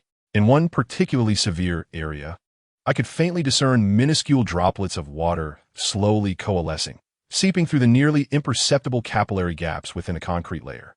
We gathered in the center of the resting area, exchanging descriptions of the drafts, akin to warriors cornered by an icy onslaught. The thermometer's red line dipped another half-degree amidst our silence. While not lethal, it was sufficient to allow the scant warmth to escape through every crevice. "We must seal all the drafts," I declared, crouching to measure the width of the wall gaps with my fingers. Without hesitation, we set to work. Uncle Wang and old Zhang carried a toolbox and plastic sheets, while I assisted Aunt Lee in clearing the clutter from the corner. As Uncle Wang descended with a can of expanding foam, I was prying open the warped door frame between the main control room and the resting area. The gap had widened by nearly a finger's breadth due to thermal expansion. Chapter 26. Preparations for Expansion. Let's tackle the large gaps first. I stepped back to allow Uncle Wang to proceed. Donning gloves, he evenly dispensed the foam into the wall cracks, the white substance swelling instantly, resembling small mushrooms as it filled every void. Aunt Lee was equally industrious. She cut old felt into strips, stuffing them between the shelves and the wall, then fashioned wide fabric strips from the old curtains, climbing the ladder alongside Uncle Lee to wrap them around the iron grating of the ceiling vent. "Make sure to wrap it tightly," she instructed, tilting her head. "The wind can seep through here and give one a cold." Old Zhang's plastic sheets proved invaluable. He covered the wall by the window in the resting area, securing it with tape salvaged from previous repairs to the water tank. Though its adhesive was weak, it sufficed as a temporary windbreak. He then folded blankets into thick pads, wedging them beneath the bed and between the cabinet and wall. Now the wind won't sneak into the bedding. He clapped his hands, surveying his handiwork with satisfaction. The most challenging issue was the water leakage from the ceiling. "Doctor," Yang Fan crouched on the ladder, employing a detector to assess the cement layer of the ceiling. It was not a structural problem, but rather water seeping in through the gaps in the ventilation duct as the snow outside melted. She pointed to the duct joint. "We need to reapply sealant here." I fetched the ladder, and together with Uncle Wang, we dismantled the outer cover of the ventilation duct. The inner wall was coated with a thin layer of ice, and the old ceiling strip at the joint had hardened and cracked. Uncle Wang meticulously scraped away the old adhesive with a small trowel, while I, unexpectedly finding a use for the newly acquired sealing tape from my previous collection, evenly squeezed it into the joints and smoothed it out with my fingers. Once the adhesive dried, Uncle Wang remarked that it was even tighter than before. As night fell, our plan to warm the shelter began to bear fruit. The thermometer in the control room indicated a rise in temperature to just above 0.5 degrees Celsius. The draft no longer seeped under the beds in the resting area, and the ceiling had ceased its dripping. Aunt Lee prepared a pot of hot soup, generously adding pepper to ward off the chill, assuring us of a good night's sleep. I crouched before the reinforced wall seam, observing the hardened foam, resembling a white great wall that firmly kept the cold at bay. Uncle Wang approached with a bowl of hot soup, smiling as he handed it to me, saying, Shaoli, look at our refuge. It's as secure as a fortress now. We were just one step away from completion. I took the bowl and pointed to the ceiling, expressing my intention to go to the rooftop tomorrow to reinforce the brackets for the solar panels. Though the snow on the roof had melted, should it snow again, the weight could collapse the brackets and damage the water tank, which would be troublesome. I'll go with you. Old Zhang immediately raised his hand, declaring, I'm strong and can lift heavy things. Dr. Yang Fan emerged from the medical area. Holding a thermometer, I measured the temperature, and the indoor average is now 3 degrees higher than yesterday. She paused, adding, more importantly, everyone feels warmer inside. We gathered around the round table in the resting area, sipping hot soup while watching the snowflakes dance outside. Although the cold wind howled outside, the shelter was as warm as spring. The next day, the snowmelt system's water level indicator showed a lush green, with the water in the pool overflowing the highest mark, gradually flowing into the reserve water tank through the drainage channel, and the temperature of the spring water stabilized around 40 degrees, sufficient for daily use. Shioli, I have an idea, Aunt Lee said, squatting beside the experimental field, her fingers gently teasing the spinach that had grown to knee height. The leaves so thick they could yield water. Isn't our shelter too small? I, squatting beside her to record vegetable growth data, looked up in surprise. You mean an expansion? Exactly. Aunt Lee pointed to the old furniture piled in the corner of the resting area. Look at this sofa and wardrobe. They take up space and are just occupying room. If we could transform that abandoned storage room on the east side into a living area, we could free up more space for growing vegetables and also provide Dr. Yang and Xiao Chun with a separate medical room. Uncle Wang entered, carrying several old wooden planks, adding, I checked the east storage room this morning. The door lock is broken, but there's ample space inside, though the walls are peeling and the floor is a bit damp. Old Zhang had unknowingly approached, draping a well-worn, shiny blanket over his shoulder. I'm strong and can lift heavy items. If we expand, I can help with the demolition. Dr. Yang Fan emerged from the medical area, holding a patient record book. Expansion is a splendid idea. She pointed to the small shed beside the experimental field, with the vegetables growing in abundance. The original shed is insufficient. If we could create a dedicated planting area and a drying platform, we could store more dried vegetables. I gazed upon the crowded furnishings of the rest area, where 6 rudimentary beds were crammed into a corner, leaving only a narrow aisle in between, barely wide enough to turn around sideways. The storage shelves were piled high with supplies, resembling small mountains. Retrieving an item necessitated moving several layers aside. Meanwhile, the abandoned storage room to the east had transformed into a makeshift dump since the discovery of its broken lock, filled with rickety tables, broken appliances, and wooden boards crushed under the weight of snow cleared from the top floor. Let's expand the eastern storage room, I suggested, crouching down to sketch a simple blueprint on the ground. We would first clear out the clutter within, dry the damp floor, and then partition the space with old wooden planks, one area designated as a tools room and the other as a medical facility. Uncle Wang, you shall take charge of tearing down walls and reinforcing structures. Aunt Lee, please assist Aunt Zhang in organizing the supplies, categorizing the useful items. Old Zhang, you will be responsible for transporting heavy objects, and Dr. Yang, you will help design the layout for the medical room. As for me, I will search the top floor for usable materials. With resolve, we set to work. The following morning, sunlight streamed through the clouds, casting a shimmering glow upon the melting snow. We resembled a bustling colony of ants as we commenced the expansion project. Uncle Wang wielded a hammer and crowbar, prying open the iron door of the storage room with old Zhang by his side.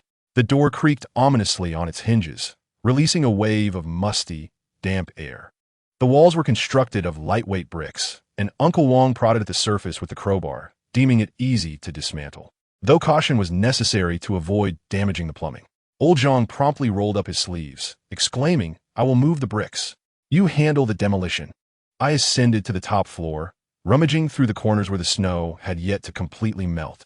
Sunlight glinted off the old supplies, still covered in snow, revealing patches of light. I unearthed several intact waterproof wooden planks, a few rolls of wire, and half a bucket of unopened sealant, previously collected stock that had unexpectedly found its purpose here. Shioli, hurry here. Aunt Lee's voice echoed from the storage room. I found a bedboards. They can serve as partitions. I hurried over to witness Aunt Lee and Aunt Zhang kneeling on the ground, sorting through a treasure trove, a few bedboards that, though aged, remained sturdy, several tin buckets suitable for storage, and a few rolls of usable plastic sheeting. These bedboards can be repurposed as walls with a little sanding, Antley remarked. And these tin buckets are perfect for storing seeds and tools, safeguarding them from moisture. Dr. Yang also joined the organizing team. She meticulously arranged the medications and instruments brought from the medical room, unearthing several clean plastic boxes from the rubble. These can serve as medicine containers, more durable than the original cardboard boxes. By afternoon, Uncle Wang and Old Zhang had successfully torn down a significant portion of the wall. The damp, lightweight bricks were carefully transported outside, stacked in the open space behind the shelter to dry. I held the waterproof wooden planks and wire, beginning to construct the framework for the partition. The planks needed to be secured with wire. As I hammered in nails, I explained the process to prevent warping over time. Chapter 27. Maintenance. Antley brought over a bowl of hot soup. Everyone, take a break and warm yourselves with some soup. She gestured toward the nascent partition.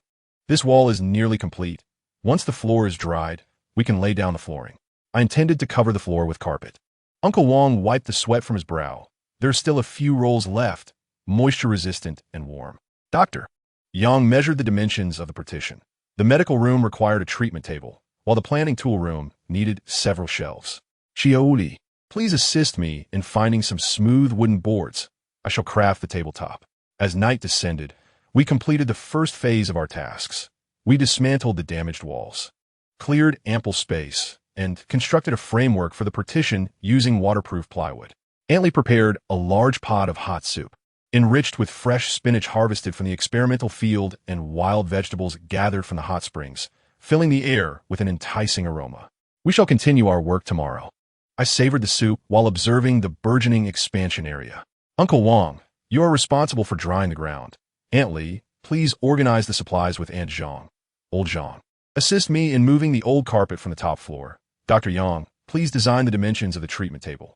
Uncle Wang raised his soup bowl, exclaiming, no problem. Once the expansion is complete, our shelter will feel as good as new. Antley nodded with a smile. At that time, the east will house the medical room and tool room. The west will be the resting area and experimental field. And the center will serve as a communal activity space. So bright and spacious. Old Zhang clapped his hands excitedly. I can also build a drying rack to preserve the vegetables. As I gazed out at the darkening sky, a surge of unprecedented hope welled within me. The first wooden floorboard of the expansion area clicked into place the following day. I crouched at the construction site of the east storage room, my fingertips brushing against the slightly softened old floorboard, once deemed waste but now repurposed. Its pitted surface had been meticulously sanded by Uncle Wang and coated with a layer of resin scraped from pine trees, imparting a gentle luster. Antley approached with hot soup, steam rising from the bowl's rim. Shaoli, look at this floorboard. It appears as good as new. Indeed, Uncle Wang replied, puffing on the old pipe he had unearthed, claiming it invigorated him as he directed Old Zhang to secure the last partition with wire. This partition is constructed from double layers of lightweight bricks, filled with dry moss excavated from the snowdrifts on the back mountain, providing moisture absorption and insulation. It is sturdier than the original wall. I stood up, surveying the burgeoning expansion area, which was once cluttered with debris. Now, the east storage room was divided into two distinct zones by a wooden partition. The southern side housed the medical room, where Dr. Yang was tiptoeing to arrange medications on the newly assembled treatment table, crafted from two flat bedboards, with a waterproof cloth salvaged from an old backpack laid atop. The northern side became the tool room, where Old Zhang was positioning the old shelves found on the top floor, originally used for storage, now freshly painted with rust-resistant paint by Uncle Wang, set upon the drying floor. The ground dried even faster than I had anticipated. Uncle Wang kicked the wooden floorboard beneath his feet, producing a solid thud. I had layered 3 materials. At the bottom was dried moss, in the middle an old blanket, and on top was the wooden floorboard. Antley lifted the curtain of the medical room. Pointing to a corner, I have laid out my treasured embroidered quilt on the treatment bed. Dr. Yang, if you feel cold during your night shift, please cover yourself with this. She pointed towards the tool shed, indicating the second shelf where I had placed our balls of yarn and knitting needles, remarking that when the weather turns colder, we could knit gloves for everyone. Dr. Yang Fan was adjusting the lighting of the treatment table, utilizing a spare wire connected to the solar panel, with a simple light bulb attached. Upon hearing her words, he looked up and smiled, saying, Antley, Your medical room is even more considerate than a regular hospital. She gestured towards the corner where I had set up a small iron stove, fueled by charcoal heated with spring water, serving the dual purpose of warming the space and drying medicinal herbs. Old Zhang's shelves were only half assembled when a sudden exclamation startled us. It was our apprentice from the experimental field, drawn by the nickname we had given to the first spinach seedling that had sprouted. He crouched down, pointing at the newly constructed small shed beside the experimental field. Shall we look? The plastic sheet on top of the shed is flapping in the wind. I need to reinforce it. Following his gaze, I observed the makeshift shelter crafted from old bamboo poles and plastic sheeting, originally intended to shield the newly sprouted vegetables from the wind, now swaying precariously in the spring breeze. The spinach inside had grown knee-high, with leaves so succulent they seemed to exude moisture, while nearby, several rows of lettuce had sent forth tender shoots, their tips curled like tiny fists of a baby. "I'll go with you," I declared, setting down the wooden board and running alongside Uncle Lee towards the experimental field. The spring breeze carried the damp aroma of melting snow, mingled with the fresh scent of vegetables, invigorating our spirits. As the wind lifted the corners of the plastic sheeting, we quickly pressed them down with stones and reinforced the frame with wire. Once this batch of vegetables was harvested, Uncle Lee crouched down, gently caressing the leaves of the spinach. We can build a drying platform in the expanded area to sun-dry the vegetables for winter storage. We'll also need to construct a stove. I gazed at the empty corner of the expansion area, already envisioning a rustic stove made from old bricks, fueled by charcoal heated with spring water, serving both cooking and heating purposes. Just then, Aunt Lee's voice called from the direction of the resting area. "Shao Li, Uncle Wang, it's time to eat." We hurried back to the resting area, where the once cramped round table had been moved to the center of the expansion area. Uncle Wang had crafted a larger dining table from old wooden planks laid on the cleared ground, laden with steaming dishes, a large pot of wild vegetable soup made from spinach, lettuce, and wild leeks harvested from the spring water, alongside several plates of flatbread and half a jar of honey that Aunt Lee had specially set out.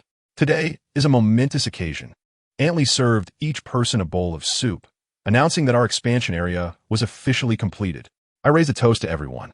Uncle Wang, holding an old teacup filled with spring water, expressed gratitude to Shao Li for taking the lead, to Dr. Yang for the design, to Old Zhang for his hard work, and to Aunt Lee for the delicious meal. We laughed and raised our cups, the spring water rippling within, reflecting the bustling figures in the expansion area. Dr. Yang organizing medicines in the medical room, Old Zhang arranging shelves in the tool shed, and Aunt Lee and Aunt Zhang sorting the freshly harvested vegetable seeds in the small shed beside the experimental field. As I gazed out at the warming spring light, I suddenly understood. The expansion represented not merely an extension of a building, but a sanctuary that shields from the elements, nurtures hope, and shares warmth. A true home. After dinner, I accompanied Uncle Wang to inspect the waterproofing in the expansion area. We ascended to the rooftop, which was originally an auxiliary attic of the villa, reinforced by Uncle Wang with old wooden boards. In the distance, the mountains had shed their winter pallor, now adorned with a delicate hue of green. The spring breeze caressed the solar panels atop the roof, producing a gentle hum, reminiscent of a melodious spring song. When the weather warms further, Uncle Wang pointed at the rooftop, suggesting we could construct a trellis for grapevines in the expansion area, cultivating hardy climbing plants that would provide shade in the summer and bear fruit in the autumn. Additionally, we would need to excavate a small water cellar beside the tool shed. I gazed at the vacant plot in the corner of the expansion area, envisioning collecting the melting snow water for irrigation. In the embrace of the spring breeze, the wooden walls of the expansion area emitted a faint creak, as if they too were yearning for the promising days ahead. Chapter 28. A frigid night's transformation. A few days later, the moon was entirely engulfed by ominous clouds. I crouched by the lookout window on the second floor of the shelter, my fingertips unconsciously caressing the fire axe unearthed from the Property S storage. The blade felt colder than my palm, yet it inexplicably instilled a sense of reassurance. Uncle Wang had mentioned that tonight marked a peak of chilling darkness, and the snowmelt system's alarm would sound every half hour, reminding us to check the water levels.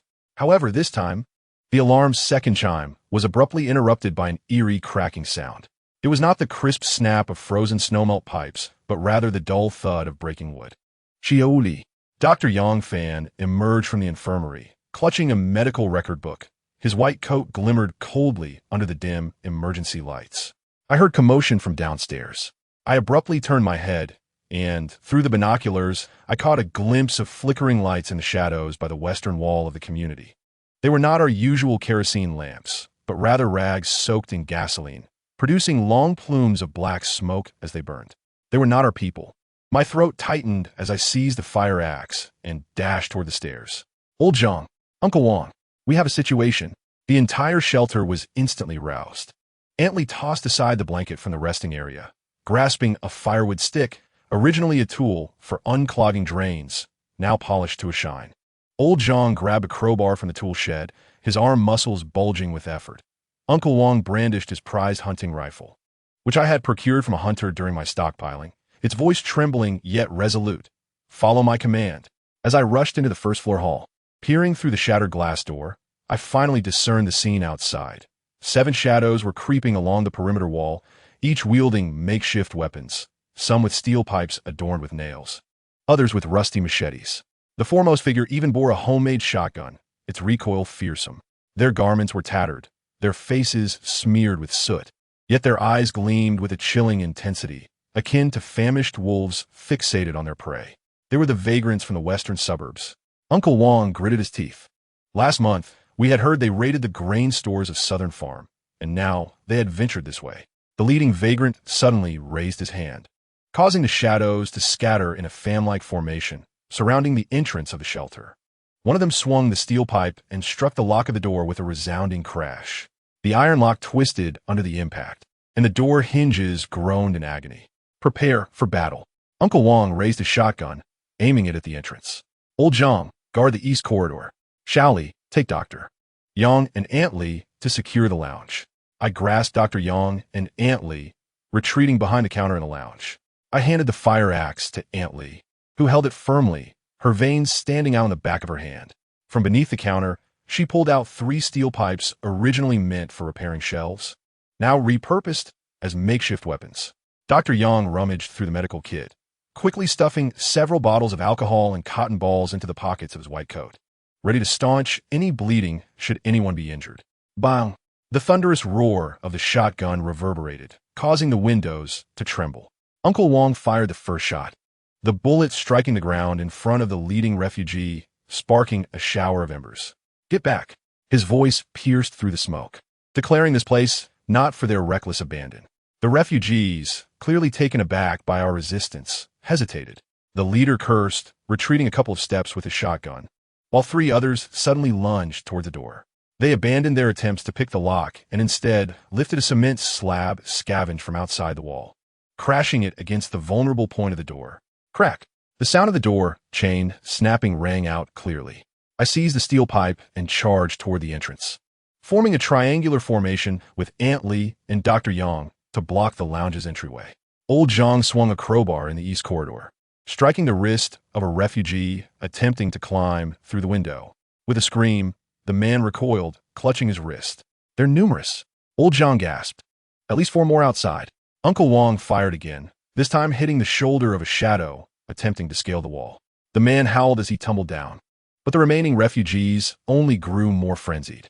The leader finally pulled the trigger of his shotgun, the deafening blast shaking the entire shelter.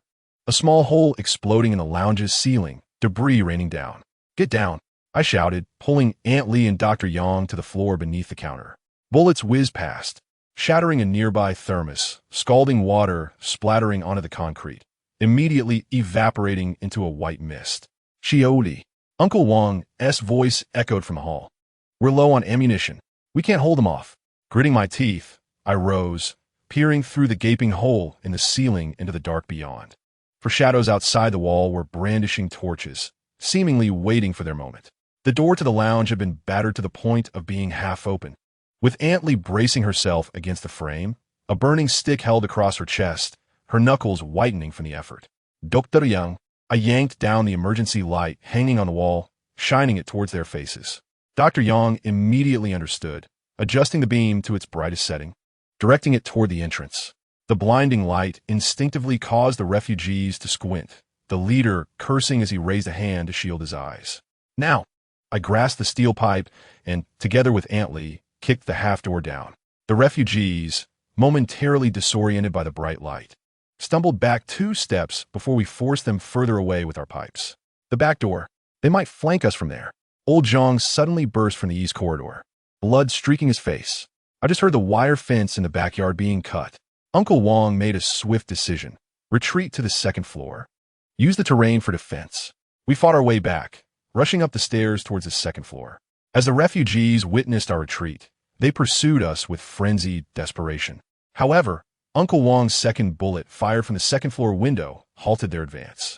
We swiftly transformed the corridor on the 2nd floor into a makeshift barricade, with Lee bracing the stairway with a counter, while Dr. Yang arranged bottles of alcohol from the medical kit on the windowsill.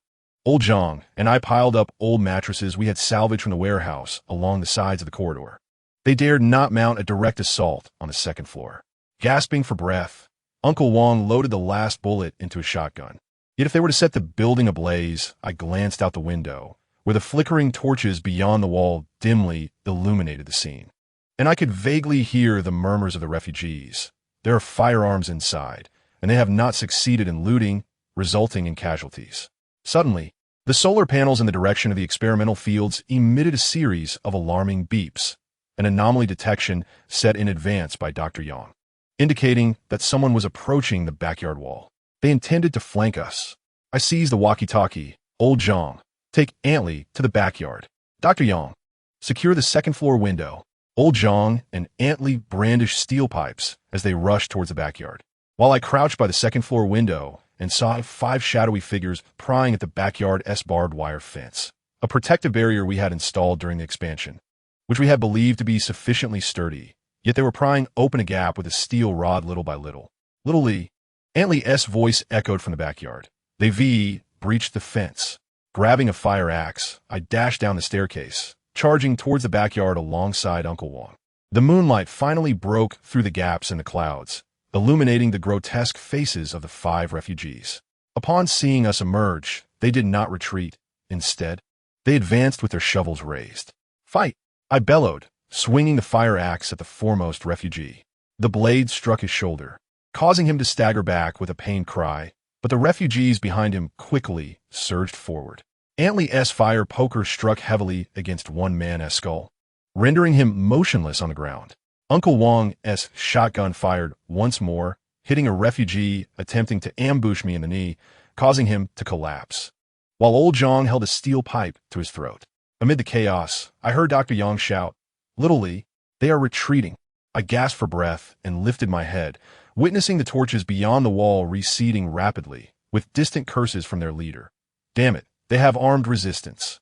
Next time, bring more people. The barbed wire in the backyard had been pried open to a substantial extent, yet the refugees ultimately dared not press further into our domain. We assessed our losses. The door of the resting area lay shattered. There was a hole in the ceiling of the 2nd floor. Lee's arm was grazed by a splinter from the fire poker, but thankfully Dr. Yang had bandaged it in time. Old Zhang's shoulder bore a scrape from the shovel, yet no one was severely injured, and certainly there were no fatalities. Why are they targeting us? Lee trembled as she dressed her wound. We Haven tea provoked anyone. Uncle Wang crouched beside the gap in the wall, picking up a torn rag dropped by a refugee. It is not that we have provoked them. It is that we possess provisions, hot springs, and a refuge capable of enduring the winter. He clenched his fist. In this cursed weather, even the living can turn into demons. I gazed at the repaired barbed wire and the re-established steel pipe barricade at the 2nd floor window, suddenly realizing this battle would not be the last. Chapter 29. Fortifying the stronghold the following day. As the morning mist lingered, I found myself crouched beneath the outer wall of the refuge, my fingers delicately toying with a handful of damp earth. The tension from last night's battle still clung to my mind, and the dust shaken loose from the walls during the refugees' frantic assault remained embedded in the crevices, akin to unhealed scars. Dr. Yang Fan approached from behind, clutching a bottle of disinfectant, with several cotton swabs protruding from the pocket of his white coat. "Shaoli, what are you pondering here?" I brushed the soil from my hands and gestured towards the wall's mottled marks and several fine cracks, contemplating how to reinforce this structure. "You witnessed the chaos last night. They toiled relentlessly with shovels and wooden stakes, and we were fortunate that the door and wall were initially constructed with such sturdiness. However, what if, next time, we faced not just a handful of assailants, but a greater multitude? Before I could finish my thought, a sharp crack echoed from the direction of the backyard, followed by the jarring sound of metal scraping against the ground. Our hearts raced as we hurried around the corner to discover that the hastily erected barbed wire fence from the previous day had succumbed to the elements of rusted wire.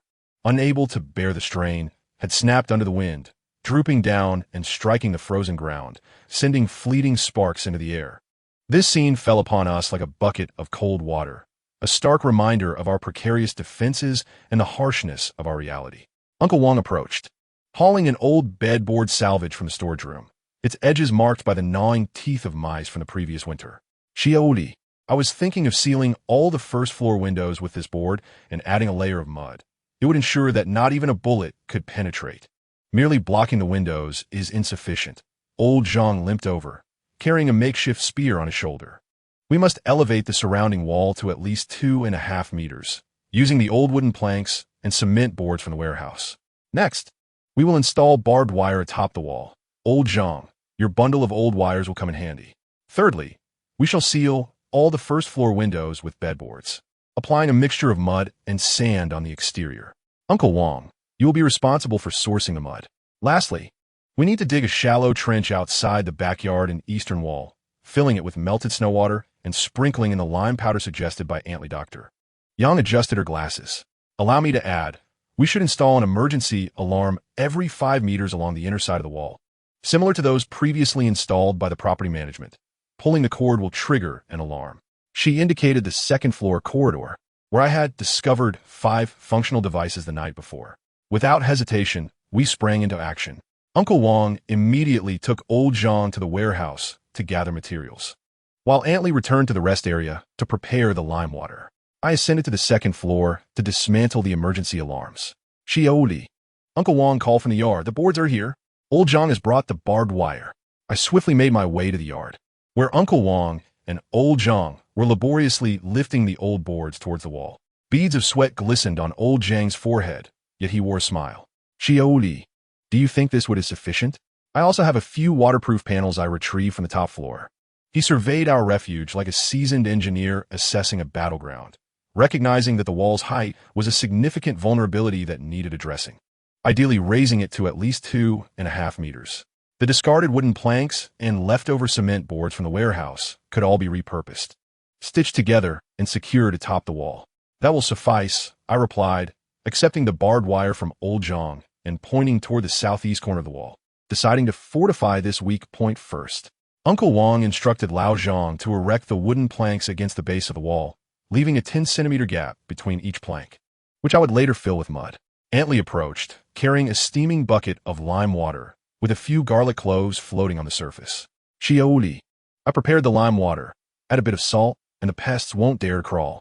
Like a swarm of industrious ants, we commenced our fortification project.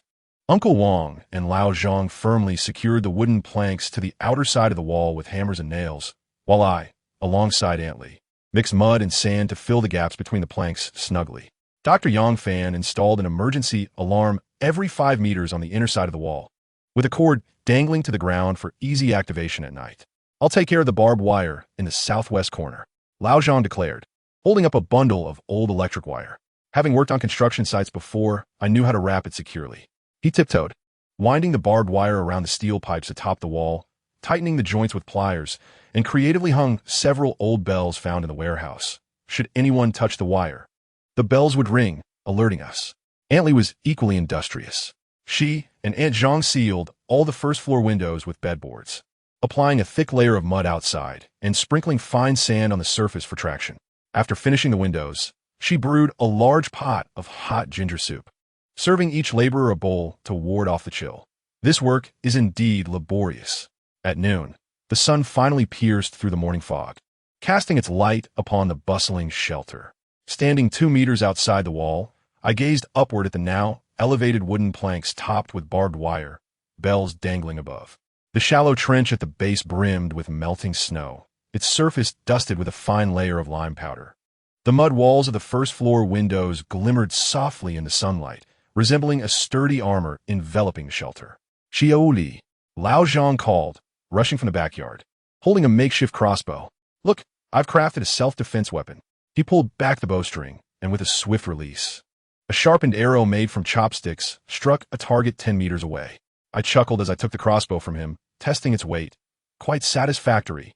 I'll place it at the lookout on the second floor. As evening descended, our fortification efforts reached completion. Standing on the observation platform of the second floor, I beheld the transformed shelter. Its walls stood like an impregnable fortress, the barbed wire glimmering in the sunset as cold light, while the bells swayed gently in the breeze. The mud walls of the first-floor windows were thick and warm, exuding a faint aroma of ginger soup. In the backyard, the shallow trench reflected the evening glow, resembling a flowing ribbon of amber. Shaoli, Dr. Yangfan approached, carrying 2 bowls of hot soup. After a long day, let us warm ourselves with some soup. I accepted the bowl, noticing the wild vegetable leaves and ginger slices floating within, and suddenly realized that our defensive measures were never intended for combat, but rather for protection. Protecting each individual within the shelter, safeguarding the lights ignited through cold nights, and nurturing the hopes blossoming in our experimental fields. Dr. Yang, after savoring a sip of the hot soup and gazing at the dimming sky, I said, when spring truly arrives, let us dismantle the barbed wire and plant flowering vines. What do you think? Dr. Yangfan paused momentarily before breaking into a smile. Very well. I shall teach you how to cultivate roses that will climb the walls. Far more enchanting than barbed wire. Chapter 30. The search upon the thawed, muddy ground. The first wildflower blossomed, adorned with glistening dewdrops. I crouched on the steps at the entrance of the shelter, gazing at the valley shrouded in morning mist, my fingers unconsciously caressing the military shovel strapped to my waist. The snow melt had filled the water levels, and in the experimental fields nourished by the hot springs, spinach and lettuce had grown to knee height. Uncle Wang emerged from the warehouse, carrying several old wooden planks, while Shaoli was nearby. Last night, I heard noises in the western mountain hollow, resembling wild beasts. He may not have finished his thought, yet we all understood its implications. 3 months prior, refugees had kindled a fire in the mountains, only to be driven away by our patrols using signal flares. Dr. Yangfan poked his head out from the medical room, clutching a bulging backpack. I will accompany you. Aunt Lee tugged at Uncle Wang's sleeve. You stay here to guard the shelter. We will reassess our supplies and see if we can spare a bit more. Old Zhang had also approached, a well-worn blanket draped over his shoulder and a homemade hunting fork in hand. I can help carry things. I'm strong. He pointed to a corner where old supplies lay piled, including a few empty backpacks that I had prepared. I examined the map, highlighting 3 potential locations for supplies.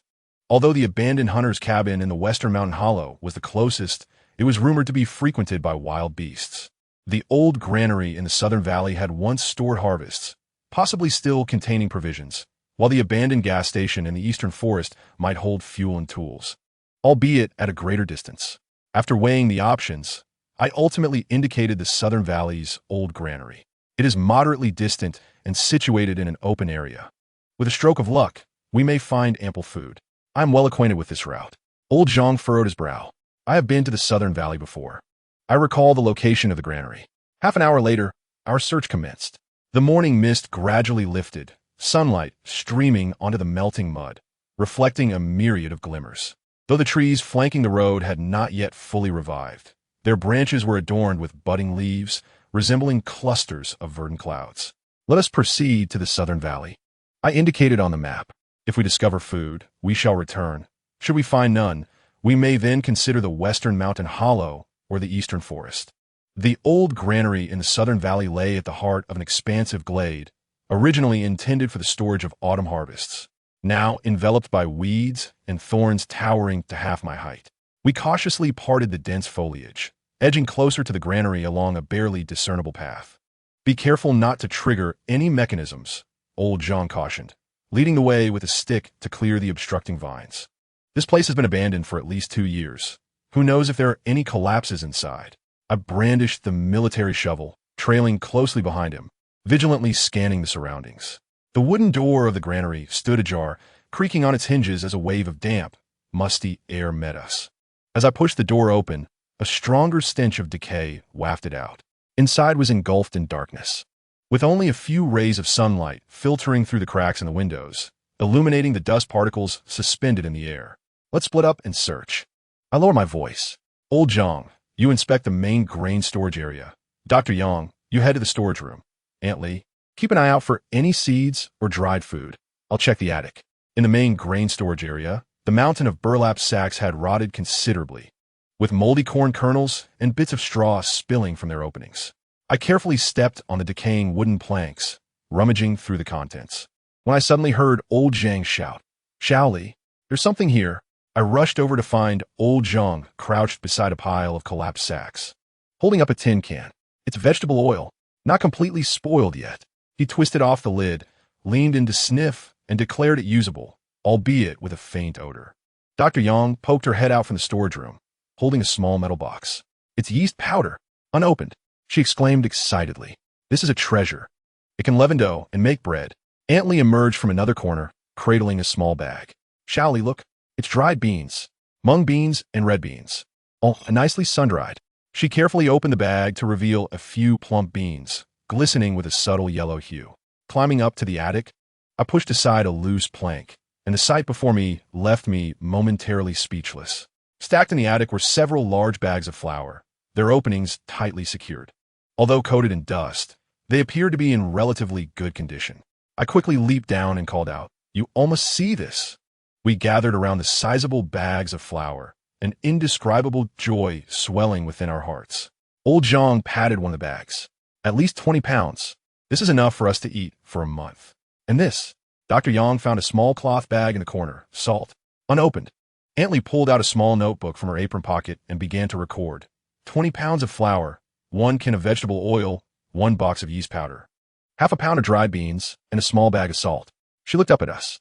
"Xiaoli, we've made quite a harvest this time."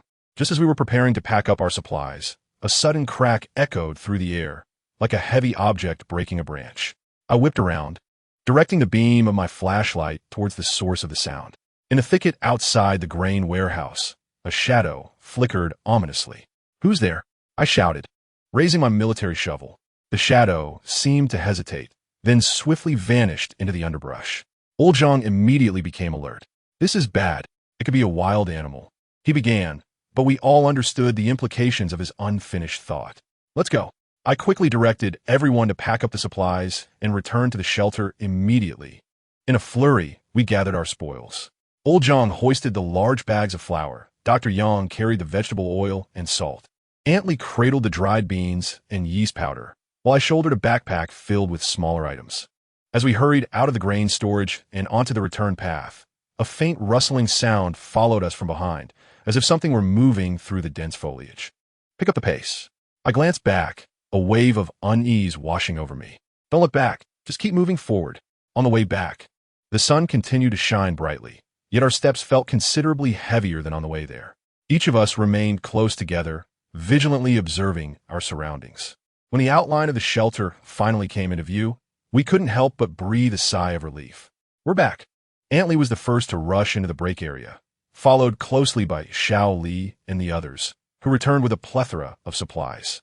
Old Zhang placed the sack of flour heavily on the ground, a weary yet gratified smile gracing his face. At last, the journey had not been in vain. "Doctor." Yang Fan arranged the canola oil and salt on the storage shelf, beginning to tally the provisions. 20 pounds of flour, a barrel of canola oil, a box of yeast, half a pound of dried beans, and a small bag of salt. She turned her gaze towards me. "Xiaoli, this time we truly struck gold." As I beheld the several large sacks of flour, my heart brimmed with gratitude. Chapter 31. A timely aid in adversity. The indoor thermometer's red line oscillated between 5 degrees above zero and 1 degree below, resembling a hesitant butterfly. The snowmelt system's water level indicator displayed a vibrant green, yet the last half bag of compressed biscuits in the grain cabinet was nearly depleted. Aunt Li was counting the newly sprouted spinach in the experimental field, her brow furrowed in concern. "Xiaoli, these vegetables won't be ready for another 10 days. We must venture out to find more food." My finger traced the map, ultimately resting on the unexplored area marked by a red circle on the northern slope. I had heard there was a construction team camped there, repairing the road before last year's severe cold, perhaps leaving behind some supplies. "The northern slope?" Uncle Wang set down his wrench, cautioning, "That area is quite steep, and the snow has yet to completely melt. It's perilous." I will go, doctor. Yang Fan tightened her lab coat belt and donned her first aid kit in case anyone required assistance. The three of us trudged through the unmelted snow, stepping deep and shallow as we made our way toward the northern slope. The spring breeze still carried a biting chill, stinging our cheeks. 2 hours later, as we ascended a high point, the sight before us left us all speechless. Sheltered from the wind, 3 faded blue tents were haphazardly pitched in the snow, their fabric torn by the gusts, resembling the tattered garments of a dying man. Surrounding the tents was a snow wall half the height of a person, with several empty cans strewn about its base, bearing the marks of wild animals gnawing. "Is anyone there?" I called out, my voice echoing through the vast valley. The flap of the central tent stirred, revealing a gaunt hand trembling as it lifted the corner, unveiling a haggard face. It was a man in his 40s, with sunken eyes and cracked lips, wrapped in a cotton coat of indeterminate color, its cuffs worn to a shine. "Help me," he rasped, his voice like sandpaper. We rushed into the tent, and a mingled odor of mildew and sweat assailed our senses. Inside lay 5 individuals, all gaunt and shivering beneath tattered blankets. The makeshift stove in the corner had long extinguished, with only a bit of blackened snow water remaining in the pot. "We are from down the mountain, doctor." Yang Fan swiftly opened the first aid kit. "What happened to you?" The construction worker struggled to sit up, explaining, "We came here to repair the road last October, but a snowstorm trapped us. We have run out of food." Aunt Lee immediately produced the wild vegetable dumplings she had brought for our lunch, breaking them into small pieces to share with everyone. Uncle Wang unfastened his water bottle and held it to the man's lips. I rummaged through my backpack for the last few compressed biscuits, placing them into the hands of a young man who lay unconscious. "Thank you," the man choked out. "We thought we would perish here." Dr. Yang Fan conducted a quick examination on each individual. Severe malnutrition, 2 suffering from mild frostbite, yet their vital signs remained relatively stable. She turned to me, saying, "Xiao Li, we must escort them back to the shelter." The return journey proved to be exceptionally arduous. We took turns supporting the frail construction workers as we stumbled through the unmelting snow. Uncle Wang and Old Zhang fashioned a makeshift stretcher using branches and blankets to carry the unconscious young man. Aunt Lee held the man's hand tightly, continually offering words of comfort. "Hang in there, we are almost there." When the outline of the shelter finally emerged in our line of sight, the murky eyes of the construction workers rekindled with hope. "Is this the shelter?" The man known as Old Zhou gazed up at the fortified walls, his voice trembling, as if confronting a fortress. In the following 3 days, the shelter buzzed with unprecedented activity. Although the construction workers were weak, their professional skills quickly came into play. The method of reinforcing the walls was rather primitive. Old Zhou pointed to the wooden wall in the southeast corner, indicating that a steel frame should be constructed, cement poured, and insulation boards added as lining. He took 2 able-bodied workers and, utilizing tools brought from the site, reinforced the vulnerable points of the wall. The snowmelt system could be improved. Deputy Leader Xiao Zhao pointed at the water tank, suggesting the addition of a circulation pump to raise the water temperature by 5 degrees. Remarkably, he rummaged through his backpack and produced a small motor, retrofitting the water supply system by the end of the day. The most delightful surprise came from the female technician, who discovered that the soil in the experimental field was excessively acidic. Using her portable pH test strips, she measured the data and taught Aunt Lee how to neutralize the acidity with wood ash. This would allow the spinach to mature 3 days earlier. She squatted beside the vegetable bed, gently caressing the tender green leaves. In return, we spared no effort in hosting them. Aunt Lee brought out her cherished cured meats and simmered a pot of hot soup. Dr. Yang Fan used the last of his antibiotics to treat their frostbite. Uncle Wang even contributed a small bottle of liquor from his private stash, pouring each person a small cup. "This is for you."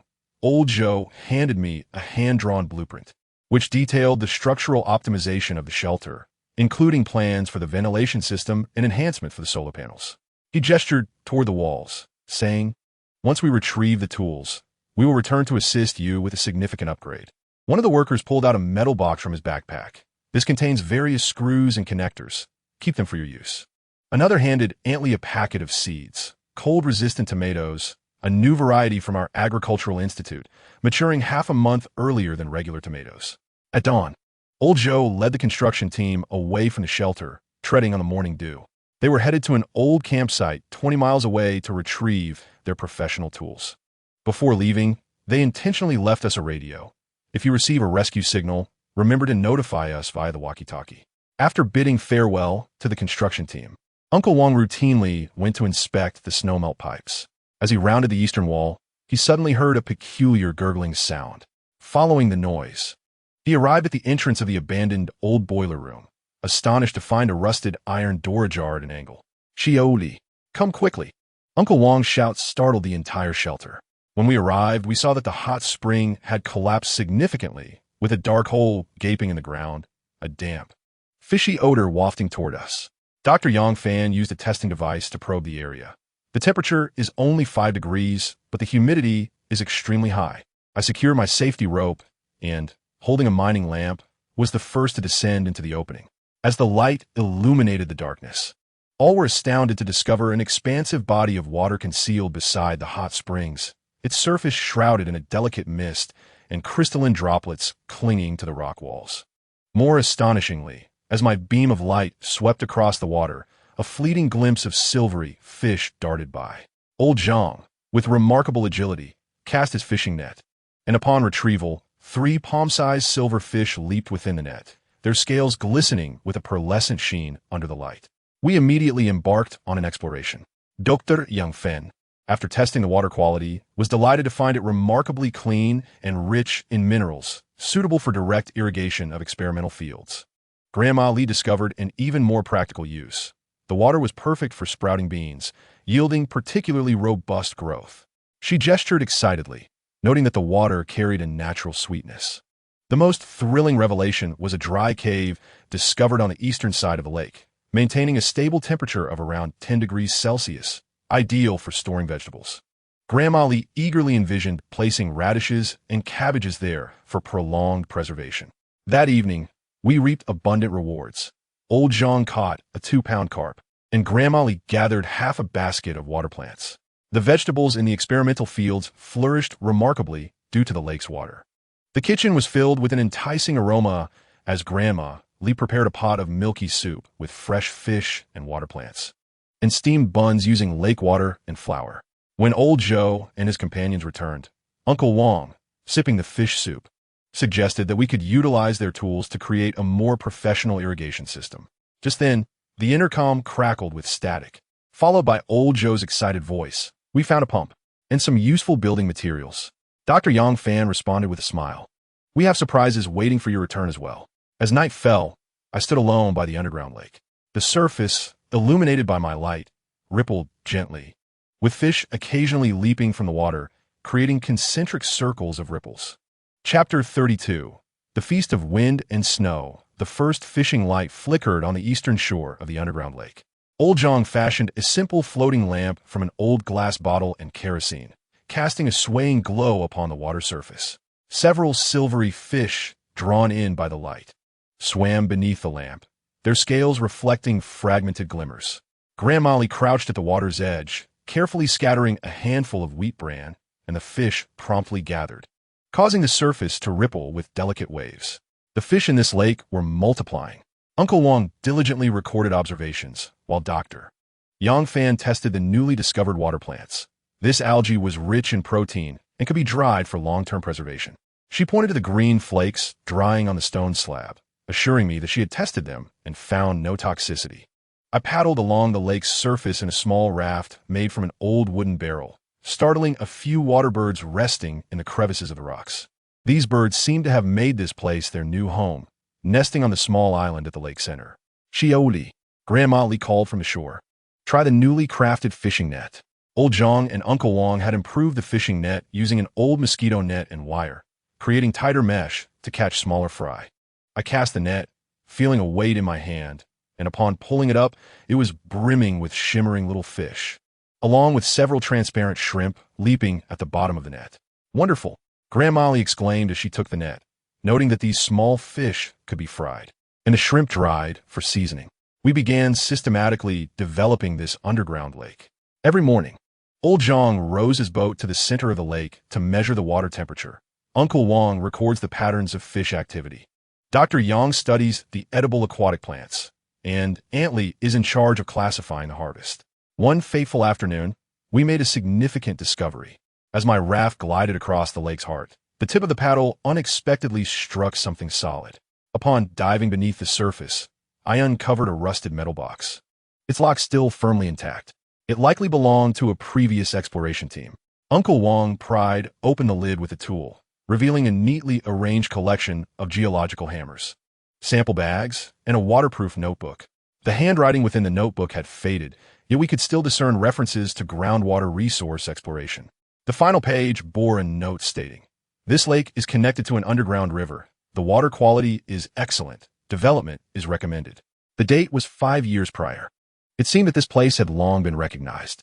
Dr. Yang cautiously flipped through the notebook, which recorded the mineral content of the lake water, aligning closely with our own findings.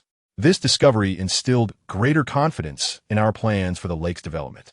The tools left behind by Old Joe's construction team proved invaluable. We employed a pump to channel the lake water into a newly constructed reservoir, its bottom lined with pebbles gathered from the lake's edge, producing a melodious sound as the water flowed over them. Antley established a new vegetable garden along the lakeshore, utilizing the lake water and sediment to cultivate aquatic vegetables. The water celery and reed rhizomes thrived, their tender green leaves adorned with glistening droplets. She also experimented with planting rice in the shallow waters, although the yield was modest. The golden rice ears offered us a glimpse of hope. Most astonishingly, we discovered edible shellfish at the lake's bottom. While diving, Old Jong surfaced with several river clams, their tender meat delectable, and Antley transformed the clam shells into containers and decorative items. As night fell, we gathered under the newly constructed pavilion by the lake. Fresh fish sizzled over charcoal, while a pot simmered with algae soup, and the newly harvested rice released an enticing aroma. The lake's surface mirrored the twinkling stars, occasionally disrupted by a fish leaping, breaking the night's tranquility. When Old Joe and the others returned, Uncle Wang gazed at the starry sky and remarked, "We can construct a more comprehensive water management system." Dr. Yang nodded in agreement. This lake has bestowed upon us new possibilities. Not only had it resolved our food concerns, but also provided a reliable water source. As I gazed at the shimmering lake's surface, my heart swelled with gratitude. This serendipitous discovery was quietly transforming our lives. The howling wind hurled snowflakes against the glass windows, producing a cacophony of crackling sounds. The world outside was a vast expanse of white, with even the nearest old locust tree reduced to a vague silhouette. Yet, within the shelter, warmth enveloped us. The newly constructed earthen stove exhaled tongues of orange-red flames. And in the large iron pot, a milky fish soup simmered, the steam coiling between the beams like a mist. "Shally, pass me the mushrooms." Only, clad in a blue apron, had her cheeks flushed by the stove's glow. With deft precision, she sliced the wild mushrooms into even thin pieces, which released an enticing aroma as they slid into the bubbling pot. Old Zhang crouched by the stove, tending to the grilled fish. Two plump crucian carp skewered on bamboo sticks sizzled as their skins turned golden and crispy, droplets of oil hissing as they fell into the fire. He carefully rotated the skewers, ensuring each side received even heat. "This fish needs to be grilled slowly. Haste will not do." Dr. Yang emerged from the infirmary, carrying a basket brimming with verdant wild vegetables. Water celery, freshly harvested from the heart of the lake, blanched in spring water, and perfect for mixing with tofu. The tender green leaves glistened with droplets, shimmering under the light like scattered diamonds. The most delightful surprise came from Uncle Wang's ingenious invention, a simple oven fashioned from an old iron barrel, filled with glowing pebbles. Flattened dough was pressed against the oven walls, and in mere moments, it blossomed into golden spheres, their surfaces adorned with intricate cracks. The aroma of wheat mingling with a hint of char filling the room. This creation, known as stone oven pancakes, was proudly extracted by Uncle Wang with iron tongs, far more fragrant than steamed and crispier than fried. We busied ourselves as though celebrating a festival.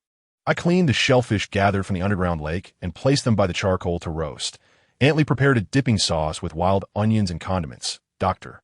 Yang soaked dried wild berries, simmering them into a rich, purple jam. Even the usual cluttered corner was adorned with freshly gathered pine branches. The refreshing scent of pine blending with the aromas of our meal, creating an illusion that spring had arrived ahead of time. Dinner was served. As the final dish, a stew of spring water tofu and mushrooms graced the table. A blizzard reached its zenith outside. The wind howled fiercely, while snowflakes pelted the windows like grains of salt. Yet, gathered around the long table, we were enveloped in the gentle bubbling of the soup pot and the crisp sound of the pancakes breaking. Cheers! Aunt Lee raised her enamel mug filled with hot soup, toasting to our survival of yet another winter. As the warm broth flowed down our throats, a wave of warmth spread through our limbs. The roasted fish was crispy on the outside and tender within, infused with the essence of pine. The pancakes were rich with the aroma of wheat, releasing steam upon breaking. The cold water celery was refreshingly crisp, perfectly cutting through the richness of the fish. The most coveted dish was the milky white fish soup, subtly enhanced by the addition of oysters collected from the lake bed. The flavor so exquisite it made one's tongue tingle. "This is even better than what you'd find in a restaurant," old Zhang exclaimed, gnawing on a fish head, his words muffled. Dr. Yang meticulously removed the fish bones, distributing the tender flesh to everyone. "This fish is rich in protein and beneficial for the body." Just as we were relishing our feast, Uncle Wang suddenly pointed outside. "Look!" In the midst of the blizzard, a few sparrows fluttered onto the windowsill, their tiny heads cocked side to side, peering curiously into the room. Aunt Lee quickly tore off a piece of pancake, scattering crumbs outside, and the birds immediately chirped and squabbled over the morsels. "Even the birds know it's warm in here," Dr. Yang smiled. The banquet extended from dusk until deep into the night. As we cleared the table, the storm began to wane, and a soft moonlight broke through the clouds, casting a silvery glow upon the snow, transforming the shelter into what resembled a glass house from a fairy tale. Chapter 33. Survival and Desperation. The following day, although the water level in the snow-melting system's storage tank remained temporarily stable, the replenishment of hot spring water had noticeably slowed. "Shaoli, do you smell that?" Uncle Wang suddenly halted his inspection of the generator, his nostrils flaring, brows furrowed in concentration. Detecting an odor that was neither animalistic nor natural, a foul mingling of tobacco and blood. No sooner had he spoken than a shrill, chilling scream, entirely unlike a human's, pierced the eerie silence of dusk outside the shelter. My heart lurched, and I seized the military shovel that had been resting at my side, growling, "It's not a beast. It's people. It's robbers. Everyone, stay on high alert." The prolonged vigilance allowed me to instantly comprehend the dire situation. In this apocalyptic environment, at times, humans can be more perilous than beasts. Dr. Yang Fan abruptly closed the medical kit, swiftly surveying the surroundings with rapid and clear enunciation. Old Zhang reinforced the inner gate. "Check the latches on all doors and windows. Only, do not emerge regardless of what sounds you hear." A heavy thud resonated, as though a substantial object had violently struck the main iron door of the refuge. The entire door frame quaked violently, sending dust cascading down. From the crevice of the door, not only did a biting chill seep in, but it was also infused with an overwhelming, nauseating stench and a faint whiff of inferior smoke. They were attempting to breach the walls, more than one. Uncle Wang's complexion turned ashen, his hands tightly gripping a heavy shovel, knuckles blanching from exertion, as he realized this commotion was aimed at breaching the door. I hastily approached the peephole on the door, a makeshift spyglass fashioned from glass shards and steel pipes. In the dim light of the snow-covered ground, shadowy figures flitted about, at least a dozen of them. Their ragged clothing was wrapped in filthy animal hides and tattered cloth, yet they wielded weapons, sharpened rebar, firewood axes, and even a rusted hunting rifle. Their faces, obscured by frostbite and grime, were indistinct, yet their eyes gleamed with a chilling ferocity born of greed and despair that surpassed the biting cold. Most disquieting was their coordinated movement. They seemed to divide into two groups, one feigning an assault on the front door, while the other stealthily advanced toward the relatively weaker western wall of the refuge. They were organized, preparing for battle. I lowered my voice and quickly devised a plan. "Dr. Yang, you take the flank and provide long-range suppression with the crossbow. Uncle Wang, guard the left side of the door. Old Zhang, the right is in your hands. We cannot allow anyone to breach our defenses." Bang! Another violent impact resounded, this time with even greater force, as the iron door bulged inward. Almost immediately, a rusted axe blade viciously wedged itself through the door's crack. Without a second thought, I swung my military shovel with all my might. The sound of cracking would echoing as I severed the axe handle, eliciting a curse of hatred from outside. Yet, the true peril emerged from the side. They were battering the wall. Old Zhang pointed in terror to the west, where two figures were madly slamming their bodies against the reinforced wooden wall, while another used an iron pry bar to viciously attack the window frame. Doctor. Yang Fan reacted swiftly, raising her makeshift crossbow, taking aim, and pulling the trigger. A sharpened steel crossbow bolt shot forth, piercing the thigh of one assailant attempting to pry open the window. He fell to the ground with a scream. However, this did little to deter the others. The sight of their comrade's blood seemed to incite the remaining assailants into a frenzy as they attacked the wall with renewed vigor, akin to hyenas scenting blood. The wall would surely collapse under such relentless assault. Uncle Wang panted heavily, yelling as he swung his shovel to fend off an assailant trying to reach through the door crack, only to have his arm brutally cut open by a suddenly thrusting steel rod, blood instantly soaking his sleeve. I noted the peculiar behavior of these assailants. They appeared completely impervious to pain and fear, their eyes alight with an abnormal, almost frenzied red glow. Their lips were frothing white, their movements wild and contorted, as if driven by some unseen force. More alarmingly, it appeared that something had been smeared on their weapons, and the blood seeping from Uncle Wang's wounds had taken on a dark hue. Be cautious. They may have used poison, or perhaps they have simply gone mad. I warned loudly, my heart sinking to the depths of despair. When faced with beasts, one can anticipate their instincts, but against a throng of frenzied, fearless individuals, any strategy seemed futile. With a thunderous crash, the western wall finally succumbed, yielding to a tremendous force that created a gaping hole. A biting cold wind rushed in, carrying with it snowflakes and an even more pungent stench. A particularly towering figure, marked by a grotesque scar across his face, was the first to breach the entrance. Clutching a blood-soaked fire axe, his crimson eyes scanned the refuge, ultimately fixating on Dr. Yang Fan, who was diligently tending to the injured, clearly recognizing her as a vital medical resource. Take her out first, he bellowed, lunging forward. Not on my watch. I charged to intercept him, only to be violently tackled from the side by another intruder, a wiry thug wielding a sharpened steel pipe. A sharp pain shot through my shoulder as the pipe struck an old injury from the previous day. The sound of my bones protesting under the pressure echoing in my ears. I struggled fiercely, ramming my forehead into the assailant's face, warm blood splattering across my visage, blurring the line between his and my own.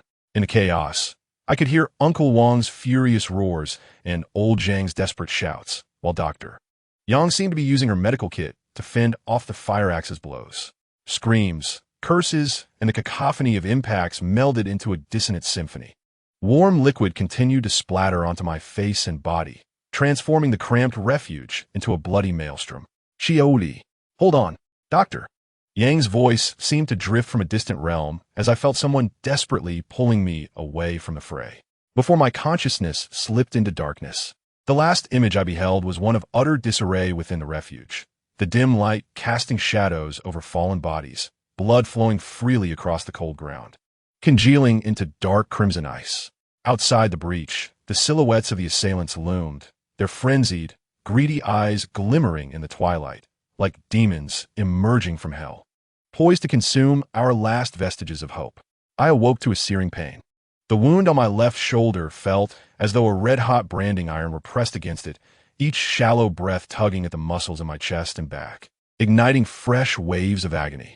The air was suffused with a choking odor, the heavy scent of blood, the stench brought by the marauders, mingling with the very essence of cold itself.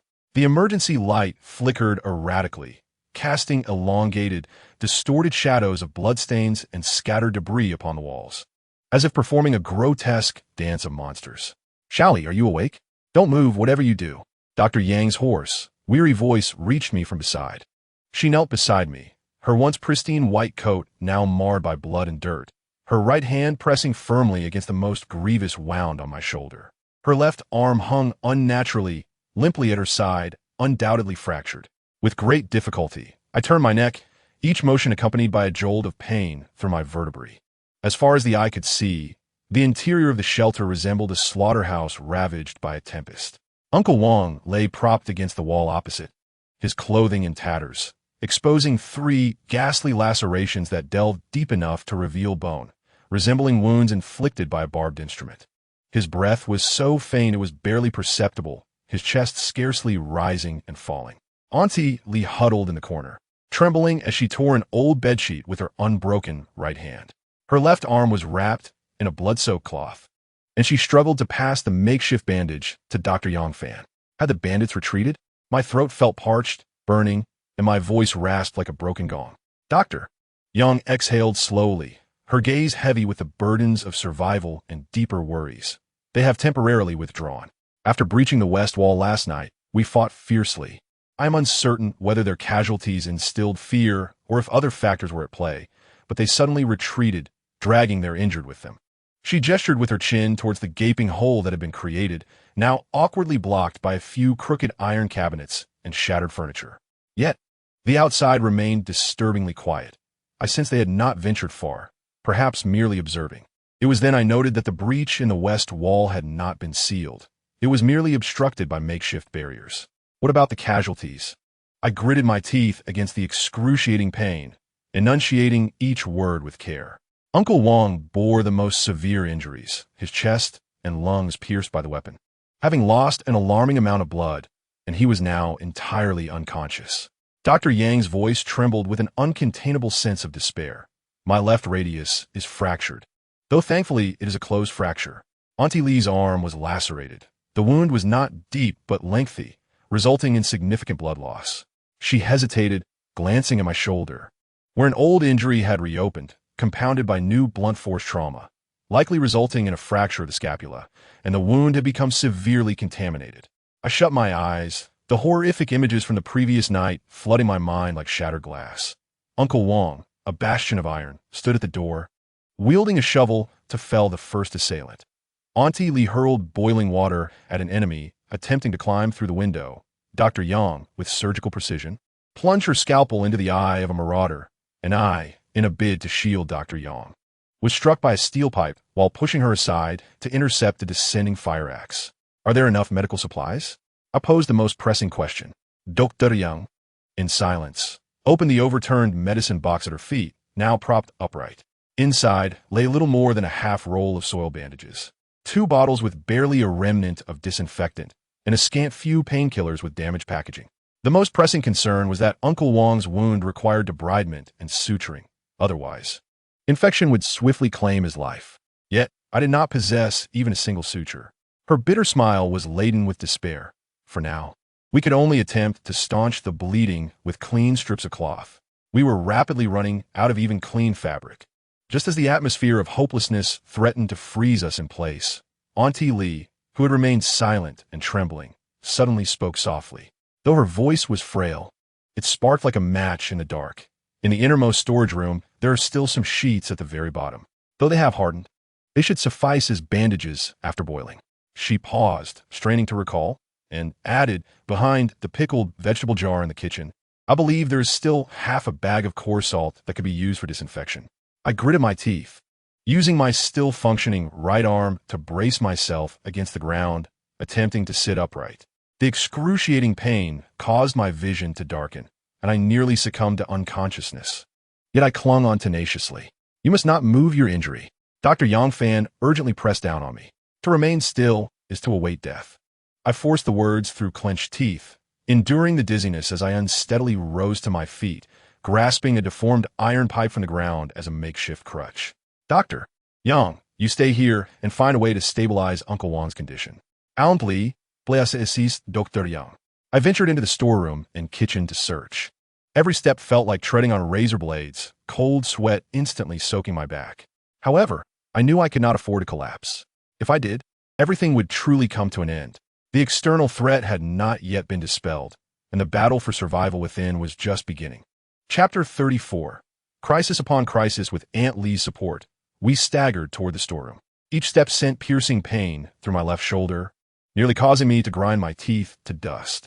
The storeroom was shrouded in dust, and we rummaged through a corner to uncover several yellowed, coarse cotton sheets, along with half a canister of hardened coarse salt hidden deep within a low cabinet. And to our astonishment, half a bottle of high-proof liquor left behind from an unknown time. Heaven, bless old Wang. Bless us all. May we endure this. Aunt Lee's voice trembled with barely suppressed emotion as she clutched these life-saving supplies, as if they were her last hope. Upon returning to the disheveled main hall, Dr. Yang Fan sprang into action. She utilized the half bottle of liquor as a disinfectant, cleansing Uncle Wang's ghastly chest wound. As the alcohol seeped into the gaping wound, even in a semi-conscious state, Uncle Wang's body convulsed in agony, yet he clenched the wooden stick in his mouth, suppressing any cries, only emitting a deep, beast-like whimper from his throat. When Dr. Yang carefully sprinkled the crushed salt onto the cleansed wound, I observed the veins on Uncle Wang's forehead bulging, sweat instantly saturating his graying hair and tattered collar. Yet he steadfastly fought to remain conscious. "Hold on, old Wang. You must endure, doctor." Yang's voice was low yet remarkably steady, her hands deftly and accurately rebandaging the wound with strips torn from the sheets, boiled and disinfected. If we could control the infection, we might just prevail. Nightfall had completely enveloped the ruins, and the sounds of the wind outside seemed to diminish. Yet another form of danger loomed closer. Through the gaping hole in the west wall and the crevices of the wooden boards, we glimpsed flickering lights, the makeshift torches held by the assailants. Their hushed conversations, the dragging of debris, and the occasional malicious laughter sent chills deeper than the howls of wild beasts. Suddenly, with a loud crash, the cabinet blocking the door was violently struck by something, shaking fiercely as dust cascaded down. "They can't wait any longer. They're about to storm in." Aunt Lee gasped in terror, gripping the firewood stick tightly. In that critical moment, Dr. Yang Fan abruptly stepped in front of the hole, raising her uninjured right hand high. Holding a torch made of a cloth soaked in oil, ignited and bound. The flickering flames illuminated her pale, yet resolutely determined profile, instantly revealing the distorted and greedy faces lurking outside the opening. The assailants squinted against the sudden blaze, instinctively retreating a few steps. "Get back, or you'll be burned alive," Dr. Yang Fan shouted with all his might, hurling a flaming torch fiercely towards the cave's entrance. The thugs, evidently wary of the flames, uttered a few curses and temporarily withdrew from the reach of the firelight, yet their malevolent gazes continued to flicker in the darkness, like insidious parasites, waiting for a moment of our lapse. That night, no one found solace in sleep. We took turns keeping watch, each clutching whatever makeshift weapon we could muster. I held a deformed iron pipe in one hand, while Dr. Yang Fan gripped her wooden sword firmly in her right hand, and Aunt Lee wielded a fire poker.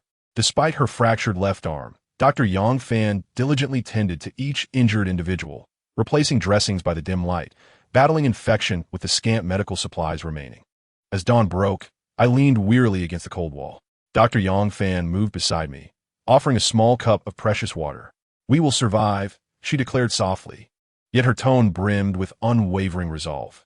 As long as one of us remained standing, we would never surrender. I accepted the cup, gazing at the reflection of the gradually brightening sky in the water. Indeed, as long as we drew breath and could glimpse a sliver of light, we must continue to fight. 3 days later, the dire situation we had feared most came to pass. Uncle Wang's wound began to show severe signs of infection. As Dr. Yang Fan cautiously unwrapped the blood and pus-soaked bandages, an indescribable stench instantly permeated the cramped space. The edges of the wound were inflamed and discolored, exuding a sickly yellow-white hue, with thick pus oozing from the deeper fissures.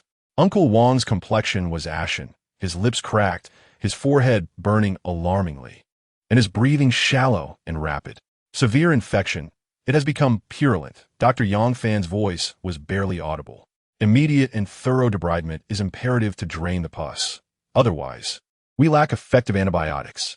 I knelt beside the makeshift bed, observing the 3 ghastly wounds on Uncle Wang's chest, the deepest revealing the contours of bone, while the surrounding flesh had begun to blacken and decay. Aunt Lee brought a basin of warm spring water, her hands trembling violently. "Will this be suitable for cleaning?" "No," Dr. Yang Fan interjected sternly. "The composition of spring water is complex. It may harbor other bacteria, exacerbating the infection." Swiftly, she seized the nearly empty bottle of liquor. This was our only recourse along with physical debridement. The debridement process was as brutal as torture. Even in his hazy state, Uncle Wang tensed in agony as the alcohol stung the wound, emitting a strangled, discordant howl from his throat before he succumbed to unconsciousness once again. Doctor. Yang Fan's forehead glistened with beads of sweat as she meticulously excised the blackened, necrotic tissue with a flame-sterilized knife, her movements precise as though performing a delicate operation. This is insufficient. The pus is too deep. A drainage tube is necessary, or it will continue to accumulate, she remarked, raising her gaze, her eyes weary yet anxious. Look for hollow stems of grass or slender reeds, perhaps bamboo tubes or similar items. I endured the pain in my shoulder as I rummaged through the cluttered corners of the shelter, ultimately managing to pry off a relatively intact, hollow bamboo tube from a dilapidated broom. Dr. Yang Fan repeatedly roasted the bamboo tube over the fire, then rinsed it with the last remnants of white liquor, and carefully inserted it into the deepest part of the wound, where pus had accumulated the most.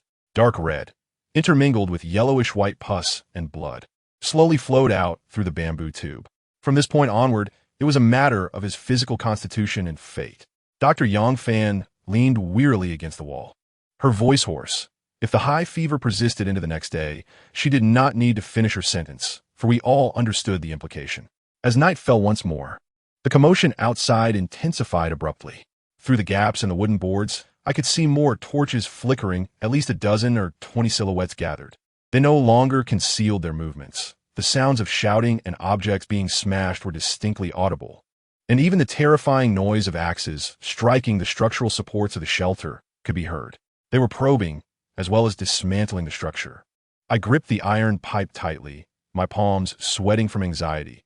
They were waiting for us to completely lose our ability to resist or to collapse the building outright.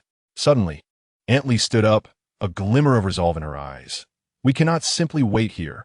I recalled that last time old Zhang mentioned having found some usable firecrackers. This news invigorated us. The thunderous explosions and flashes of fire from the firecrackers might serve as a tremendous deterrent in the night. At the very least, disrupting their plans and buying us precious time. Shaoli and I will go. Doctor. Yang Fan tied her left arm and body with strips of cloth to stabilize the fractured area. Though her complexion was pale, her gaze was remarkably steadfast. Only, you stay here and look after Uncle Wang. Be attentive to the movements outside. The corridor was in disarray, littered with the remnants of our earlier struggle and scattered belongings. We cautiously treaded through the ruins, each step taken with utmost care, fearful of making excessive noise. The wooden door to the storage room was askew, with clear signs of impact visible on the planks. I pushed open the creaking door with force, and a musty odor assaulted my senses. Doctor. Yang Fan held up an emergency light, its beams sweeping across the chaotic storage room until it settled on a few dusty red boxes in the corner. We found them. We dared not delay, quickly scooping up 2 boxes of firecrackers and stumbling back into the main hall, shutting the door firmly and bracing it with heavy objects. Just as we caught our breath, indistinct footsteps and muffled curses could be heard coming from the far end of the corridor. They had indeed infiltrated this place, and might still be lingering nearby. At midnight, Uncle Wang's condition took a sharp turn for the worse. He began to feverishly mutter incoherently, sometimes vaguely calling out the names of his family, at other times cursing the outside marauders with all his strength. The pus flowing from his wound increased, its color becoming increasingly grotesque. At this rate, he would not survive the night. Doctor. Yang Fan's voice was filled with a sense of helplessness as she gazed at Uncle Wang, whose vital signs were gradually fading. Her eyes reflected a struggle. Unless, she seemed to muster an immense resolve, trembling hands retrieving a small iron box wrapped in oilcloth from her most secret pocket. Opening the iron box revealed several sealed vials of injection, their labels worn and nearly illegible, leaving only faint letters and an expired date barely visible. These potent antibiotics, a serendipitous remnant of the past, were whispered about with urgency, yet had long surpassed their expiration by more than 3 years. The side effects remained a complete unknown. There was no time for hesitation. Under the dim light, Dr. Yang Fan drew the slightly turbid liquid into the syringe, expelling the air, and then gradually injected it into Uncle Wang's vein. After the injection, Uncle Wang's body convulsed sharply for a moment before suddenly relaxing. His previously labored and painful breaths began to miraculously stabilize, and the feverish heat on his forehead started to subside. It worked. Astonishingly, it worked. Dr. Yangfen excelled deeply, almost collapsing from exhaustion. Just as the darkest hour before dawn approached, the assailants outside seemed to have lost their patience and launched a full-scale assault. A dozen individuals simultaneously battered the west wall and the precariously swaying door with their bodies and heavy objects, the cabinet barricading the entrance emitting a shrill, impending collapse. The sound of splintering would echoed like a countdown to death. "Light it! Throw the firecrackers!" I shouted with all my strength. Aunt Lee swiftly ignited the fuse of a string of firecrackers and hurled them toward the densest cluster of assailants with all her might. The deafening explosion reverberated through the ruins, mingling with the assailants' terrified shouts and brief chaos, momentarily halting their advance. However, they soon realized it was merely a bluff. Their leader roared in fury, and the assault intensified with greater ferocity. The cabinet was about to give way. The door hinges were on the verge of breaking. Dr. Yang Fan, holding a scalpel, trembled slightly in desperation as the defenses threatened to crumble. At that moment, an unexpected figure stirred. Uncle Wang, who should have been unconscious, inexplicably summoned his final strength to struggle upright. This gravely injured elder grasped the shovel that had been resting by his side, using it as a staff. Unsteadily yet resolutely positioning himself before the breached wall, his broad yet stooped back blocking the gap. "Old Wang!" The three of us exclaimed in unison, wanting to rush forward to support him. But he did not turn back, as the first assailant laughed menacingly, attempting to squeeze through the breach. Uncle Wang summoned every last ounce of strength to swing the heavy shovel down with a fierce whoosh. The edge of the shovel struck precisely at the side of the assailant's neck, eliciting a horrified scream as he crumpled, his body wedged firmly in the opening. This sudden, almost suicidal counterattack momentarily halted the assailants, who gazed in disbelief at the bloodied figure illuminated in a brief flash of glory. Leaning against the wall, Uncle Wang slowly slid down to the ground, turning his head to look at us. His face, smeared with blood and sweat, struggled to form a weak yet reassuring smile. His breath barely a whisper. "At last, I've been of some use." Chapter 35. The dawn of despair as the first rays of morning light penetrated the refuge. The robbers finally retreated. Bloodstains marred the snow, and it seemed they had carried away their injured companions, abandoning their assault. We slumped to the ground, gazing at each other, our bodies bruised yet alive, and suddenly burst into laughter. Dr. Yang Fan meticulously redressed Uncle Wang's wound. The pus had diminished, and his temperature was nearing normal. Only, with her last remnants of flour, concocted a pot of porridge, which we savored as if it were a delicacy. When would spring arrive? I murmured to myself, peering out the window. A few days passed, and Uncle Wang's wound began to scab. Dr. Yang gently peeled away the gauze, revealing a faintly reddish scab beneath which new, tender pink flesh was discernible. Aunt Lee brought in a warm bowl of wild vegetable soup, adorned with a few tender green leaves she had foraged from the corner of the shelter. In a few more days, he would be able to walk again. Dr. Yang lightly pressed the edges of the wound, relieved that the antibiotic was taking effect. Uncle Wang leaned against the wall, his complexion still pale. Yet his eyes sparkled with vitality. This brush with death had curbed his craving for tobacco. He smiled ruefully, shaking his head, stating that the mere scent of smoke now made him feel nauseous. I gazed outside. The cold remained, more biting than before, as the melting snow siphoned away the last remnants of warmth, rendering the shelter even more damp and chilly. We needed to devise a way to keep warm. I rubbed my numbed fingers together. Only 2 bundles of firewood remained. Dr. Yang opened the medicine cabinet, taking stock of our dwindling supplies. 3 painkillers left, and enough bandages for just 2 more changes. Most concerning was the near depletion of disinfectant. Just then, a sudden crack echoed from the roof. We looked up alert, as a trickle of water seeped through the ceiling, the melted snow infiltrating through the cracks. This was dire. Aunt Lee hastily grabbed a bucket to catch the water. If it leaked too much, the entire room would suffer. I climbed the ladder to inspect the roof, only to discover that the wolf pack's recent attack had exacerbated the already dilapidated state of the ceiling, resulting in even more fissures. The melting snow was seeping through these crevices, creating small streams within the shelter. The walls needed repair. I descended the ladder. Otherwise, the shelter would soon face another assault. Uncle Wang struggled to rise, insisting, "I can help. Stay still." Dr. Yang commanded, holding him down. The scab had just formed, and he could not exert himself. We began the arduous task of repairing the damage. Antley tore old sheets into strips, fashioning them into makeshift ropes, while I melted the found chunks of asphalt to seal the wall cracks. The damp chill numbed our fingers, and we paused after each fissure to breathe warmth into our hands. We needed more durable materials. I gazed at the scant remnants of asphalt with concern. Suddenly, Antley recalled something. I believe we saw waterproof tarpaulin and cement at the supermarket last time. This revelation rekindled our hope. However, the supermarket lay at the far end of the community, necessitating a trek through the muddy terrain left in the wake of the melting snow. I'll go with Xiao Li, I declared. Dr. Yang, having bandaged his left arm, instructed, "You stay here and look after Uncle Wang." We trudged along the muddy path, each step causing our boots to sink into the soft earth. The ground, now saturated, was dotted with puddles reflecting the overcast sky. Occasionally, distant wolf howls echoed, but the sound seemed more remote than in previous days. The supermarket door was rusted, and with a forceful push, I managed to open it. The space was cluttered, with a waterproof tarp prominently displayed, alongside several unopened bags of cement.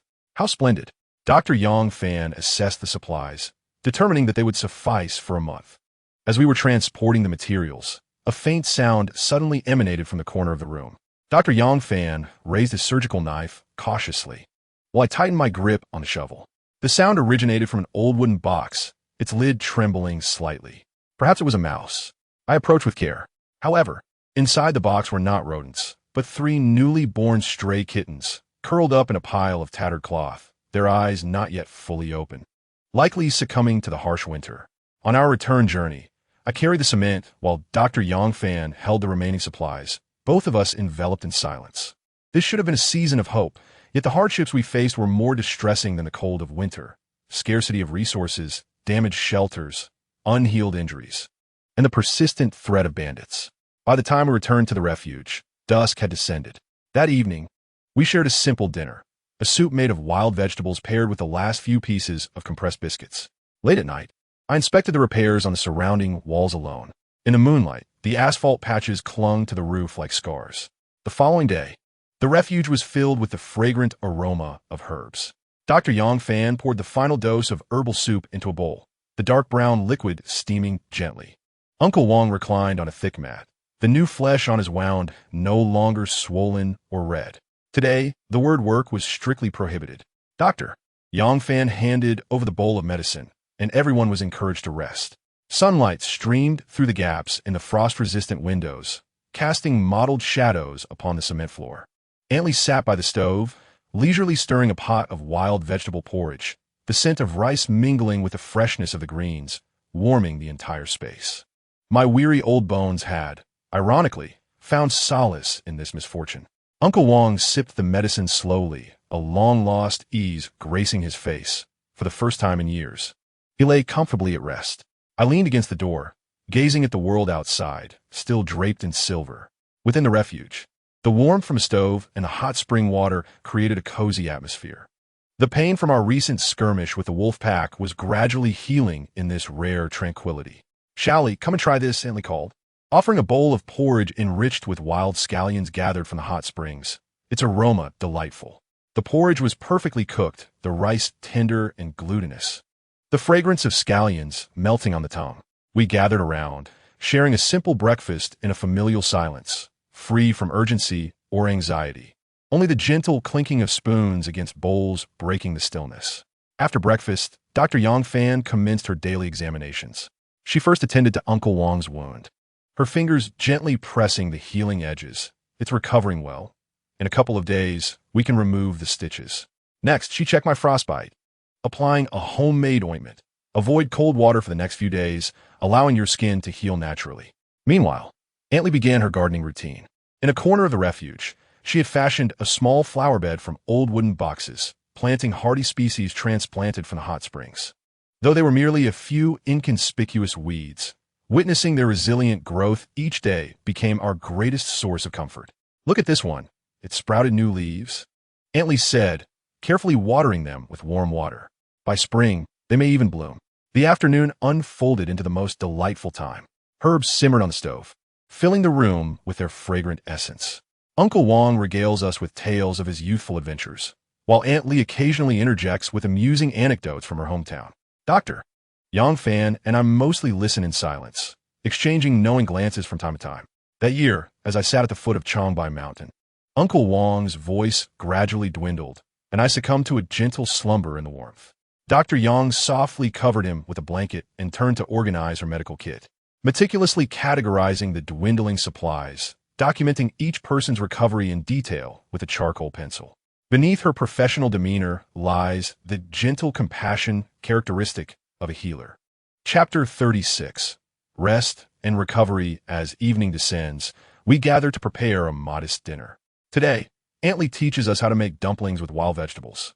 Although their shapes vary wildly, everyone is fully engaged. Uncle Wang takes charge of mixing the filling. I roll out the dough. Dr. Yang expertly folds the dumplings, and Aunt Lee oversees the cooking process. Life, after all, is meant to be savored slowly. Aunt Lee, watching the dumplings bubble in the pot, understands that haste is unwarranted. I sit by the door, sharpening an old axe. The sound of metal scraping resonates clearly in the tranquil refuge. The rare respite has allowed the tools to rust, necessitating proper care. Outside, the snow continues to fall, though the wind seems to have calmed somewhat. Xiao Li, come and taste this, Aunt Lee calls, handing me a steaming bowl of rice porridge, flecked with tender green leaves of wild vegetables I recently discovered by the hot springs, known as Zwelliking, which have a hint of sweetness. The porridge is soft and comforting, imbued with the unique sweetness of the wild greens. We gather around the stove, quietly relishing this simple meal. No one mentions the dwindling supplies, nor do we discuss our forthcoming plans. It is as though a tacit agreement has formed. First, we must restore our health. Look over there. Aunt Lee suddenly points to the windowsill. Several cracked ceramic pots, filled with wild vegetables, have sprouted new shoots, their tender green tips defiantly pushing through the remnants of snow. Life will always find a way, Dr. Yang murmurs, her motions of grinding medicine slowing down.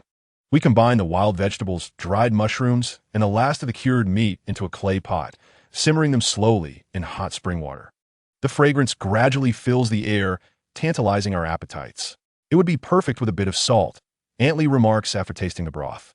The original flavor is quite delightful, Uncle Wang replies, serving himself a bowl and savoring the essence of the ingredients.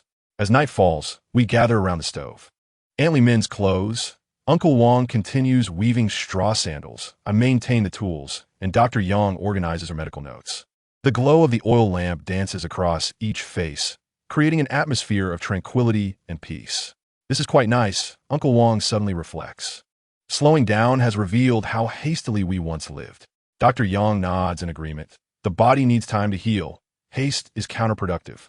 As the night deepens and the fire dwindles, we wish each other good night and lie down in our respective places.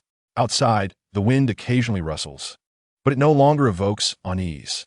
In this enforced pause, we not only rejuvenated our bodies, but also rediscovered a long-lost serenity. After a few days, Uncle Wang removed the last of his bandages. The wound had healed remarkably well, the new flesh glowing with a healthy pink hue. He moved his shoulder and a long-awaited smile graced his face. At last, I can stretch my arms. Dr. Yang Fen meticulously examinet my frostbite, gently pressing her fingers against the reddened skin. The recovery looks promising. You may begin moderate activities in the coming days, she noted. Turning to Aunt Lee, who was busy preparing herbal medicine, she added, your complexion has also improved significantly. The fire crackled, and a pot of wild vegetable porridge bubbled with warmth. The sanctuary was suffused with a harmonious blend of herbal and culinary aromas, and a long-lost vitality seemed to flow through the air. The weather was splendid today, prompting me to open the heavy cold-proof door and step outside for some fresh air. The sunlight glared upon the snowy landscape, and we squinted momentarily to adjust our eyes. The snow remained thick, but a thin layer of ice had formed on the surface, cracking crisply beneath our feet. Uncle Wang took a deep breath, and white mist trailed long in the frigid air. Look over there. Aunt Lee suddenly pointed towards the western side of the sanctuary. A series of distinct tire tracks stretched from the distant woods, etching two parallel lines across the snow. The tracks appeared recent, with neatly defined edges, clearly left not long ago. More astonishingly, several rows of footprints accompanied the tire tracks, varying in depth, suggesting that a small group had passed through. Dr. Young squatted down, measuring the width of the tracks with her hand. These are tire impressions from an off-road vehicle, and there is more than one, she observed. Her fingers lightly brushed the edges of the footprints, which appeared to have been made within the last 2 days. Uncle Wang furrowed his brow. At this time of year, who would drive out to such a desolate area? We followed the direction of the tracks, and the footprints became chaotic about 100 meters behind the sanctuary. In the snow, there were signs of dragging, along with several dark red spots that stood out starkly against the white. It was blood. Doctor. Yang dipped her fingertip into one of the stains. It was less than 3 days old. The tracks ultimately vanished into a pine forest on the eastern side of the sanctuary. The snow at the forest's edge lay in disarray, bearing evidence of a struggle. Beneath a pine tree, I discovered a torn piece of cloth, dark green in color, reminiscent of military attire. A conflict had transpired here. Uncle Wang picked up a broken arrow, noting that its craftsmanship was far from ordinary. Doctor. Yang meticulously examined the surrounding evidence. The footprints diverged in 2 directions. One group headed north while another seemed to retreat deeper into the woods. Aunt Lee anxiously rubbed her hands together. Could be the robbers from last time? Not likely, I replied, shaking my head. The previous robbers did not arrive by vehicle. They seemed to be without transport. We stood silently at the forest's edge, the biting wind whipping snowflakes against our faces. Those tire tracks and bloodstains unfurled like a puzzle across the snow, silently narrating a story we could not comprehend. Upon returning to the sanctuary, Dr. Yang sketched a map on paper, detailing the distribution of the traces we had observed. The tire tracks approached from the west, lingered behind the sanctuary, and then split into 2 paths, one heading north and the other retreating into the woods. Uncle Wang pondered aloud. The northern route leads to an abandoned national highway, while the retreat into the woods only connects to a few deserted mines. Someone needs to investigate. I agree, I said, but we must prepare thoroughly. We began inventorying our available supplies.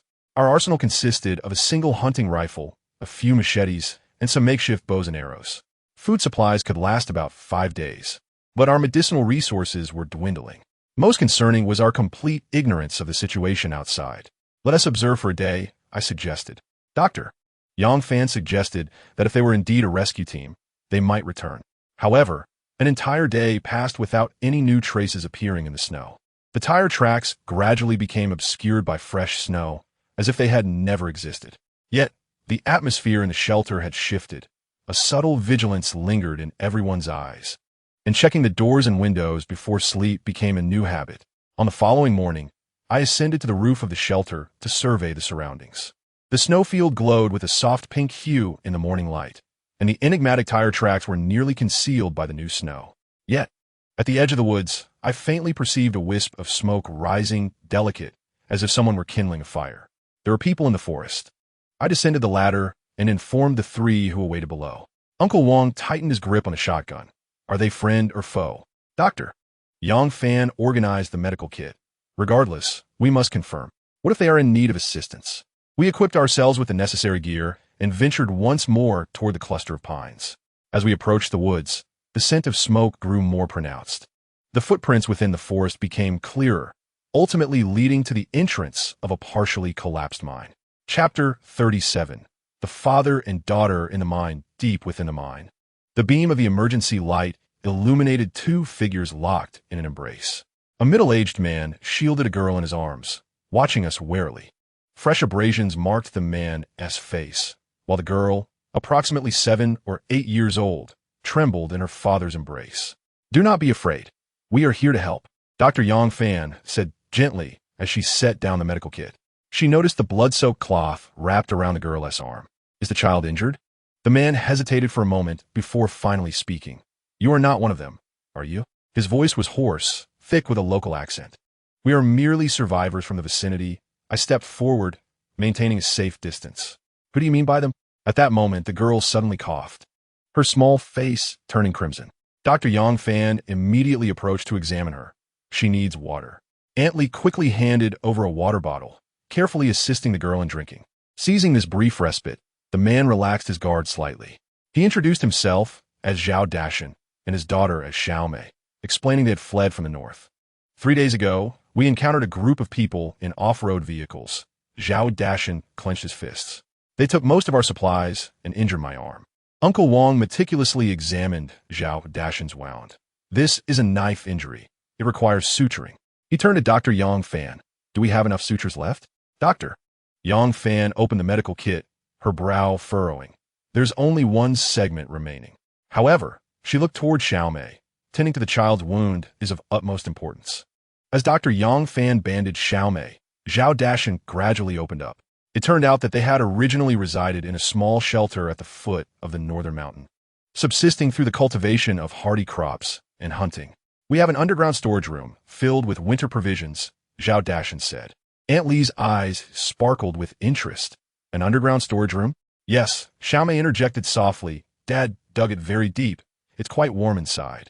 We also stored pickled meats and dried vegetables. Zhao Dashan chuckled wryly, ruffling his daughter's hair. Unfortunately, we cannot return now. That group is surely still operating nearby. After Dr. Yang Fan tended to the wounds of the two individuals, Zhao Dashan abruptly rose to his feet and began rummaging through a pile of rubble in the corner of the mine. This may prove useful to you, he said, handing over an oilcloth package containing a map I had previously drawn of the underground storage facility. Uncle Wang carefully unfolded the package, revealing a detailed depiction of the location of the Beishan refuge, as well as the entrance and internal structure of the underground storeroom. He pointed to a marked spot on the map, inquiring, "Is this the medicine storage point?" Indeed, Zhao Dashan confirmed with a nod. We had stockpiled some common medications and disinfectants. If that group of people has not discovered this secret compartment. Just then, Xiaomei pulled a small cloth bag from her pocket. "Daddy, I have this too." She poured out a handful of seeds, cabbage seeds harvested from last year, which she had secretly kept in her pocket for quite some time.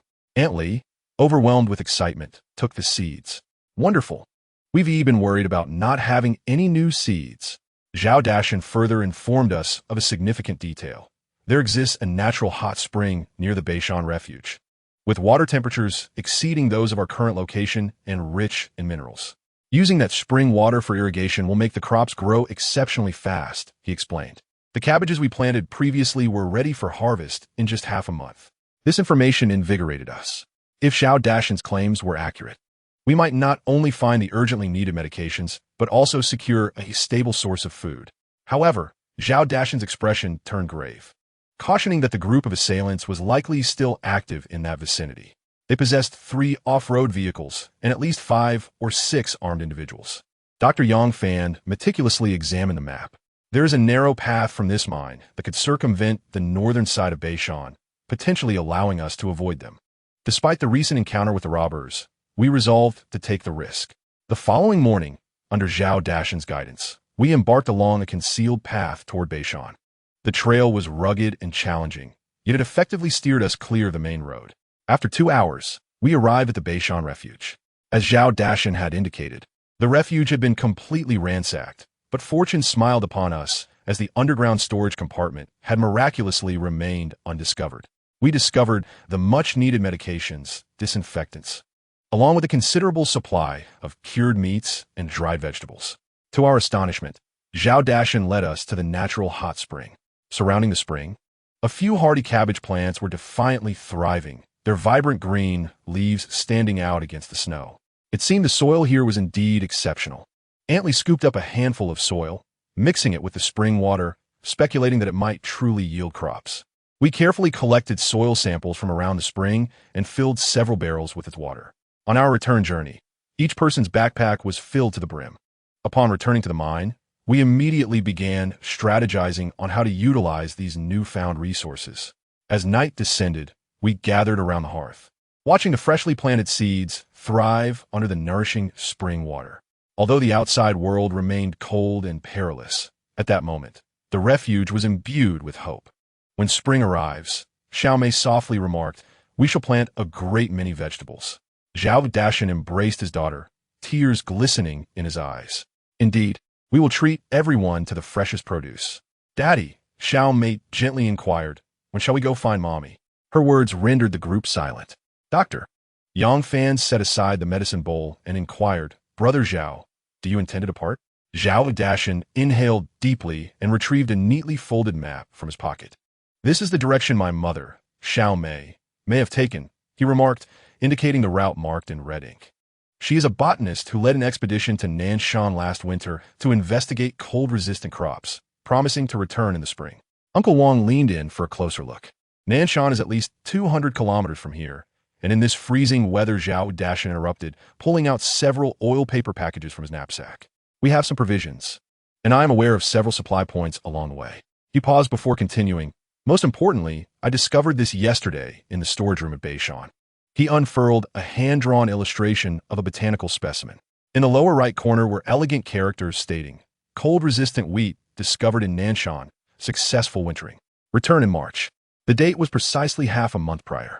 Mother is still alive. Xiao Mei's eyes sparkled with hope. She mentioned that only significant discoveries would be marked in red. Doctor. Yang Fan examined Zhao Dashan's injured arm. The wound is mostly healed, yet a long journey remains perilous. We have this, Zhao Dashan declared, producing an old radio. Xiao Mei's mother equipped the team with military communication devices, which can receive signals within a 50-kilometer range. Aunt Li quietly stuffed several packets of jerky and herbs into the knapsack. Take these for the journey. Suddenly recalling something, she rummaged through the bottom of a cabinet and unearthed a pair of felt socks. These are for Xiao Mei. Warm feet will help her travel further. We worked through the night to prepare their gear. Uncle Wang repaired Zhao Dashan's climbing pole, while I fashioned 2 pairs of anti-slip shoe covers from old tires. Doctor. Yang prepared a first aid kit and discreetly included several precious antibiotics. On the eve of their departure, Xiao Mei bid farewell to each of us. She gifted Aunt Li a packet of collected seeds, crafted a grasshopper for Uncle Wang, and drew a thank you card for Dr. Yang. Finally, when she stood before me, she presented a smooth wolf tooth. Brotherly, this is for warding off evil. We accompanied them to the edge of the pine forest outside the refuge. Zhao Dashan bore the heavier burdens, while Xiao Mei's backpack contained only food and the radio. Remember the markers along the route, Uncle Wang repeatedly advised. I made enhanced marks at each supply point. Dr. Yang conducted a final check of Xiao Mei's warm gear. Take vitamins twice daily, and apply ointment immediately if the wound itches. As the silhouettes of father and daughter faded into the morning mist, Aunt Li discreetly wiped away a tear. The farewell porridge simmered on the stove, yet no one reached for their chopsticks. Chapter 38. Encounter. After sending off the father and daughter, we embarked on our return journey, laden with heavy supplies. Let us move swiftly. Uncle Wang tightened his straps. We must cross this ridge before nightfall. Dr. Yang walked in the middle of our group, frequently glancing back. Her medical kit contained precious antibiotics saved by Old Chun and his team. I carried newly acquired meteorological equipment, its metallic casing painfully digging into my shoulder. Just as we ascended the final ridge, 5 dark figures suddenly emerged from the hollow. They appeared to be accomplices of the previous robbers, clad in filthy leather coats, wielding machetes and iron bars. Leave your belongings, commanded a scar-faced leader, his voice grating like a broken gong. We immediately formed a protective circle back to back. Uncle Wang slowly lowered his hunting rifle, but the adversaries were evidently prepared. 2 henchmen flanked us, cutting off our escape route. Hand over the medical kit.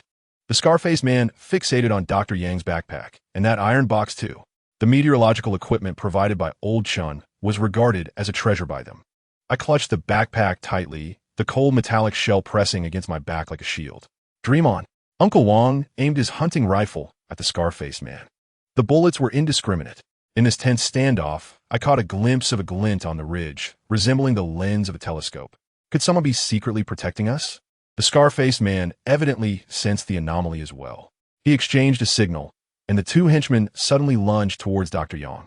In that instant, a sharp whistle pierced the air from the ridge. The 5 bandits were clearly thrown into disarray. The scar-faced man cursed but refused to retreat, bluffing. Grab it! Uncle Wang decisively fired a shot into the sky. The gunshot echoed in the valley, startling a flock of crows. The robbers were momentarily stunned. Yet the scar-faced man became even more furious. Just 1 bullet. Brothers, charge! Amidst the chaos, I swung the probing stick to block the descending machete. The wooden pole snapped with a loud crack, but it bought Dr. Yang precious time. She had already retrieved surgical scissors from the medical kit. The sharp tips aimed at the oncoming bandit. Suddenly, a gunshot rang out from the ridge, striking the snow before the robber. This bullet was the last straw for the bandits. The scar-faced man glared at us with resentment before retreating into the dense forest with his men. In the snow, only a jumble of footprints and a fallen machete remained. We huddled together, still shaken. Dr. Yang's cotton coat had been slashed, and Uncle Wang's rifle barrel still emitted smoke. I checked the backpack. The meteorological equipment was unscathed. I gazed at the receding figures on the ridge, knowing that someone had been silently safeguarding us. The return journey was unusually silent. Each person tightly gripped their defensive tools, alert to the slightest rustle. It wasn't until the lights of the shelter appeared in the distance that our anxious hearts settled back into place. That night, we installed the meteorological equipment on the rooftop of the shelter. The needle on the dashboard trembled gently, recording this harrowing night. Uncle Wang meticulously cleaned his rifle. Although only one bullet remained, he declared, even if there's just one bullet left, the villains must know we are not to be trifled with. Outside, the north wind whipped snowflakes against the glass. Yet inside, the newly installed barometer operated steadily, as if to convey a profound truth in this snowy expanse. Kindness holds greater power than weapons. As night descended, the meteorological station atop the shelter illuminated its first green light. Uncle Wang crouched by the ventilation shaft, carefully adjusting the angle of the solar panels. The edges of the panels were still speckled with remnants of snow from the previous day, glistening under the moonlight as if sprinkled with salt. The needle on the dashboard quivered gently, recording a temperature of -12 degrees and a steadily declining barometric pressure. A change in weather was imminent. Uncle Wang gazed at the deep blue night sky, observing the trend in pressure. A heavy snowstorm was likely to arrive in the next couple of days. Dr. Yang was in the medical room organizing the herbs. The antibiotics sent from the observation station were meticulously divided into small portions, each labeled with dosage instructions. The pale yellow tablets glimmered softly under the oil lamp, resembling seeds of hope. These medicines could provide urgent relief. She secured the medicine cabinet within the confines of a cupboard, hoping it would remain untouched. I measured the thickness of the ice on the surface of the subterranean lake, driving a steel pick into it, sending shards of ice scattering. Beneath the solidified 20-centimeter layer, the faint silhouettes of fish could be discerned gliding through the water. Old Zhang had carved a hole in the ice at the edge of the island, where his fishing net had already ensnared several shimmering cold-water fish, noticeably plumper than those from the previous week. As he lifted the net, droplets of icy water dripped onto the snow-covered ground, promising a few more catches before spring's arrival. Aunt Lee busied herself in the kitchen, peeling and chopping newly harvested potatoes to stew alongside the fish in an iron pot. She added a handful of dried seaweed to the fire, which flared up with a crackling blaze, casting a warm yellow glow upon the walls. "We must conserve salt," she remarked, pointing to the nearly empty salt container. "Next time we venture out, we must procure more." As night deepened, we gathered around the newly constructed fire pit. The glowing embers cast flickering shadows of enormous figures on the walls. Uncle Wang was sharpening a machete he had seized from a bandit, the sound of metal grinding against stone resonating sharply in the stillness of the night. "We need to craft some proper weapons," he asserted, raising the gleaming blade.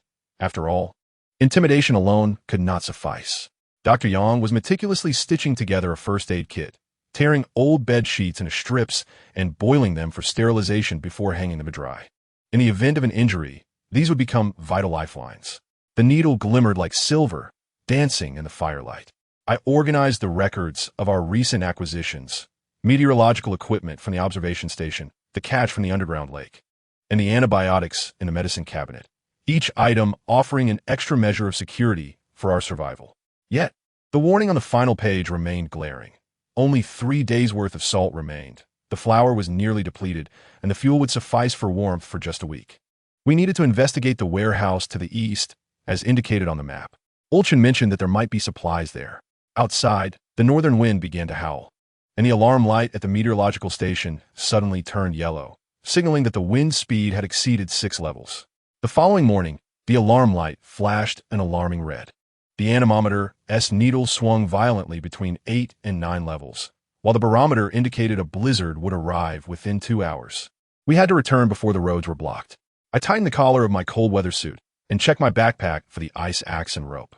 Uncle Wang loaded the last bullet into his hunting rifle, the bolt clicking crisply into place. Dr. Yang divided the first aid kit into 3 portions, ensuring each of us carried a share. In case we became separated, at least we would have essential medical supplies. She tucked coagulation powder and bandages into the side pocket of my backpack. We trudged through knee-deep snow towards the southeast. The gale whipped icy particles against our masks, with visibility reduced to less than 50 meters. Every few steps, we tested the snow's thickness with the ice axe, wary of hidden crevices concealed beneath the blizzard shroud. After 3 hours, the outline of the warehouse finally emerged through the storm. It was a concrete structure half buried in the earth, its iron door frozen shut. Uncle Wang struck the ice over the lock with his ice axe, and the door creaked open with a mournful groan. Chapter 39. The warehouse was filled with dusty supplies. Dr. Yang discovered a complete box of antibiotics and surgical instruments in the medical area, while Uncle Wang unearthed a gasoline generator and diesel in the tool section. Most astonishing of all was the food section, where military-grade dehydrated rations and canned goods were neatly stacked, enough to sustain us for 2 months. The return journey, however, was met with intensifying snow and wind. We trudged forward, burdened by our supplies, through the blizzard, each step akin to struggling in a mire. Visibility plummeted to less than 10 meters, compelling us to rely solely on the compass to discern our direction. Suddenly, Dr. Yang halted me with urgency. There were wolf howls. The wind howled mournfully, making each forward movement exceedingly arduous, and direction became indistinguishable. Uncle Wang's voice, muffled by the storm, conveyed an unmistakable sense of urgency, though I could not decipher his words. To make matters worse, the blizzard had completely sealed our path behind us. We were forced to seek refuge in a cave, listening to the eerie wails of the wind outside. Visibility dropped below 5 meters, and the snow reached up to our thighs. Uncle Wang forged ahead while Dr. Yang gripped the strap of my backpack. We resembled grasshoppers strung together on a line, laboriously moving through the swirling white tempest. "Hold on. There's a slope ahead." Uncle Wang's shout was torn apart by the wind. At that moment, the rope tethering Dr. Yang and me snapped, likely severed by a sharp ice shard. A gust of wind, laden with snowflakes, engulfed me, and I was toppled to the ground like a leaf. As I struggled to rise, I found myself surrounded by an expanse of white. "Uncle Wang, Dr. Yang." My cries were swallowed by the storm. The walkie-talkie in my backpack emitted only static, and the GPS locator indicated a lost signal. The thermometer read -19 degrees, and the blizzard was only intensifying. I forced myself to remain composed, using my ice axe to etch a decision matrix in the snow. 1. Wait for rescue, risk, hypothermia. 2. Continue searching for shelter, risk, getting lost. 3. Seek temporary refuge, optimal solution.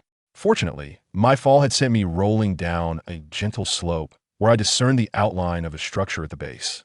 It was an abandoned row of villas, most windows boarded up. However, the easternmost villa had a gaping hole in its second-floor window, with curtains flailing wildly in the storm. The process of entering through the shattered window felt like a nightmare. I smashed through the remaining shards of glass and crawled into a dust-laden bedroom. Scattered across the floor were children's picture books, their covers depicting a smiling Winnie the Pooh, creating a bizarre contrast with the cobwebs in the corner. In the master bedroom's wardrobe, I discovered 3 moldy down blankets, which I fashioned into a cocoon with some nylon rope I found. In the kitchen cupboard, there was half a bottle of expired peanut butter and 2 packages of damp instant coffee. The most precious find, however, was a block of solid fuel in the tool shed, presumably left over from the previous owner's camping supplies. At 7:33 in the evening, I boiled my first cup of hot water using the ice from the toilet tank and my trusty lighter. While it could not provide much warmth, it offered a fleeting respite from a cold. Outside, the wind howled like a pack of wolves. I disassembled the walkie-talkie and scratched out the SOS signal on the window with the battery's positive terminal. If Uncle Wang and the others passed by, the flashlight beam would refract upon those 3 letters. Around 2 in the morning, unsettling cracking sounds echoed from the roof. I held my headlamp aloft to investigate and discovered a rafter in the attic had begun to bow. The snow load was nearing critical levels, but for now, it was stable. In the restless depths of the night, I opened the children's picture book. A page adorned with crayon scribbles depicts 4 little figures holding hands, accompanied by the crooked inscription, "Forever Together." As I traced those lines with my numbed fingers, memories suddenly flooded in. The profile of Dr. Yang stitching up a first aid kit, Uncle Wang's furrowed brow while sharpening his knife, and the warmth of Aunt Lee's palm as she discreetly pressed a potato pancake into my pocket. Icicles cracked beneath the eaves, producing a sound reminiscent of wind chimes. Standing on the terrace of the townhouse, I mark newly discovered resource points on a birch bark map with a homemade charcoal pencil. The wind and snow of the previous night have cleansed the sky, and the morning sun bathes the snow-covered ground in a soft golden hue, illuminating the outline of an unexplored commercial area to the southeast. Traversing the frozen streets feels akin to navigating a labyrinth. A collapsed billboard lies half buried in the snow, and the glass at the bus stop has shattered into a spiderweb pattern. At the entrance of a jewelry store, I discover the frozen corpse of a stray dog, its surroundings strewn with chewed leather fragments. Using my ice pick to clear the snow, I expose a 20-centimeter gap at the door, which has become jammed. As I squeeze into the supermarket, a foul odor of decay permeates the darkness. The beam of my headlamp sweeps across the shelves. The food section has been thoroughly ransacked, yet the home goods area is piled high with unopened blankets and tents. Most surprising is the hardware section, where entire rows are lined with pristine toolboxes. Pliers and screwdrivers glimmer coldly beneath a layer of dust. A sudden thud from the second floor echoes through the stillness. I promptly extinguish my headlamp and grip my ice pick tightly. In the darkness, the only sound is the rhythm of my own heartbeat until a cat's meow shatters the silence. Following the sound, I spot a tortoise-shell cat perched on the cash register. Its emerald eyes fixed on me, a fallen calculator at its feet. "Just you, huh?" I scatter some crumbs of compressed rations. The cat sniffs cautiously before beginning to feast. It may be the only living creature in this commercial district, a potential companion. On my return journey, I modify the shopping cart, removing the basket and attaching skis, using rope to tow it through the snow. Laden with blankets, tools, and a generator, the wheels leave deep impressions in the snow. The cat eventually follows me back, now sitting atop the pile of supplies, observing my labor like a foreman. As night falls, I ignite a propane lamp in the living room of the villa. The newly acquired supplies are meticulously organized: tools, textiles, and energy resources. The cat needs the blankets, purring contentedly. I sample a piece of vitamin C, its tang exploding on my tongue like biting into a miniature sun. Outside, the northern wind rises once more, yet the aroma of coffee wafts through the room. In the supermarket storage area, I uncover a half-tattered regional map. Although the edges are worn, I can discern the topographical relationship between our shelters. Using a compass, I measure the straight-line distance, 117 kilometers. We must traverse 3 mountain ridges, a frozen lake, and a valley where a robbery once occurred. It's feasible to return. I sketch the route in my survival log, contemplating that waiting for Old Wang and the others to arrive here is uncertain. Their journey would not only be fraught with difficulty, but could also lead to greater resource depletion and danger. The primary concern is navigation. My homemade compass has failed after the blizzard, yet I discover a box of teaching magnets at the stationery counter. Rubbing a sewing needle against the magnet, I insert it into a cork and place it in a bowl of water. The makeshift compass works successfully, the needle quivering as it points north. Chapter 40. The journey home. In the early morning, I drag my modified sled away from the row of townhouses. The sled was laden with supplies destined for the refuge: steel pliers for Uncle Wang, vitamins for Dr. Yang, cotton cloth for Aunt Lee, and that precious gasoline generator. A tortoise-shell cat perched on the broken windowsill, its emerald eyes watching me fade into the snow-laden landscape. According to the map, the return to the refuge necessitated traversing 117 kilometers. The initial 2 hours of travel were smooth. I advanced along the path of the high-voltage power lines, the iron towers standing like silent signposts amid the swirling snow. However, as I crested the second ridge, the sky abruptly darkened. A frigid gale whipped icy shards into my face, reducing visibility to less than 10 meters. Desperately seeking shelter, I fortuitously discovered a cave on the leeward side. Inside, a thin layer of snow lay, yet was ample enough to accommodate both myself and the sled. As I heated water with a propane stove, I inspected my supplies. The generator was intact, but 2 bottles of vitamins had cracked, their yellow tablets adhering to the packaging. Time was of the essence. Munching on compressed rations, the wind outside howled mournfully, reminiscent of a wolf's wail. Based on experience, such a blizzard typically lasts 6 to 8 hours. Yet, in the 4th hour, a new crisis emerged. While laboriously navigating the valley, I suddenly heard an unusual noise from behind the sled. Turning around, I beheld 5 dark figures emerging from the pine forest. Once again, it was the scarred face from before, an incessant annoyance. Clad in patched fur garments, they wielded machetes and iron rods, evidently intent on my supplies. "Leave the goods." The leader, the scarred man, barked, his voice grating like sandpaper against iron. I swiftly unfastened the sled's ropes, shielding the generator behind me. My backpack contained homemade smoke bombs, but outnumbered 5 to 1.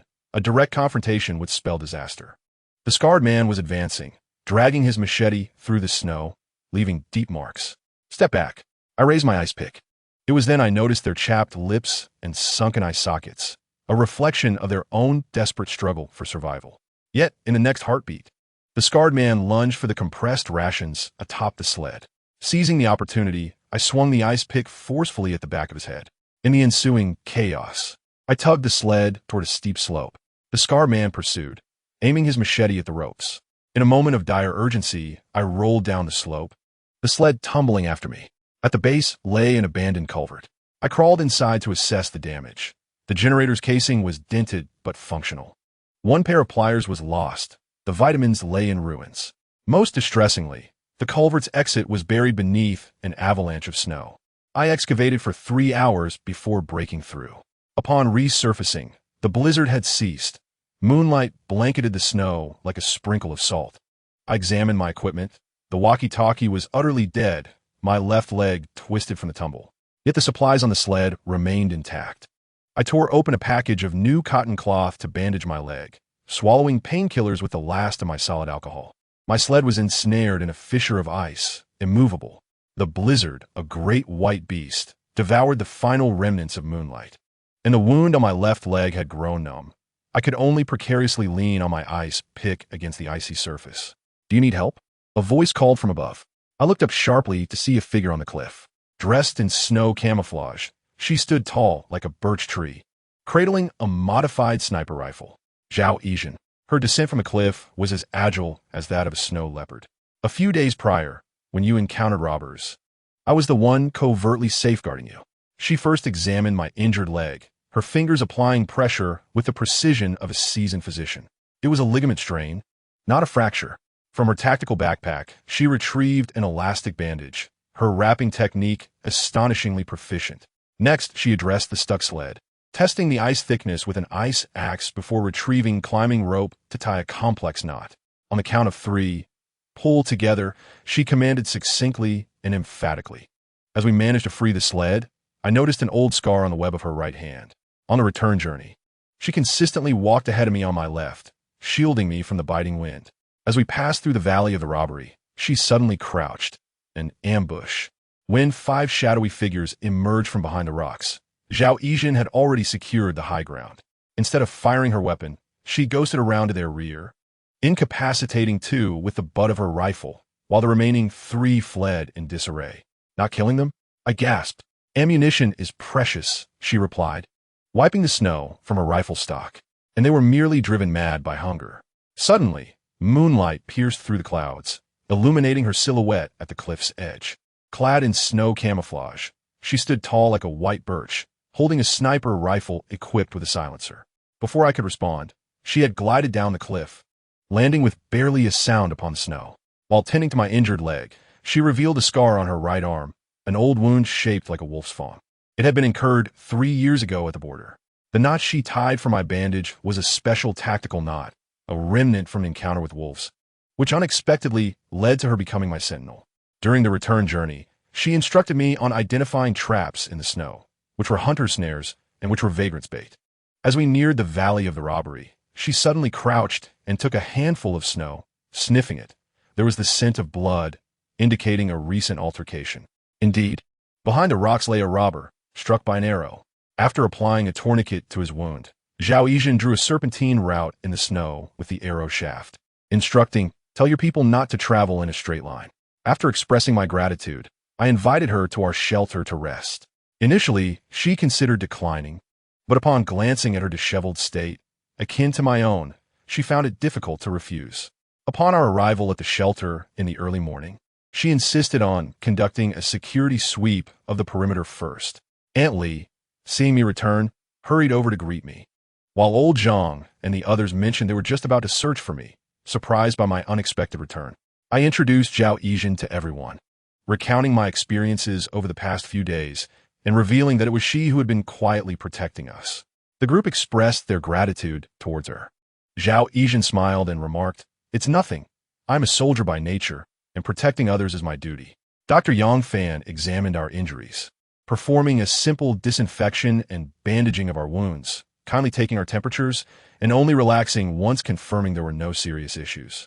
Uncle Wang offered us hot soup, which Zhao Yijin took to feed her companion, a ferret named Lightning, capable of warning against gas attacks. By the hearth, she unfurled a hand-drawn map, marking wolf territories, areas frequented by vagrants, and the distribution of edible plants. She pointed to a location marked on the northern slope where a hot spring lay, though it was currently occupied by a bear.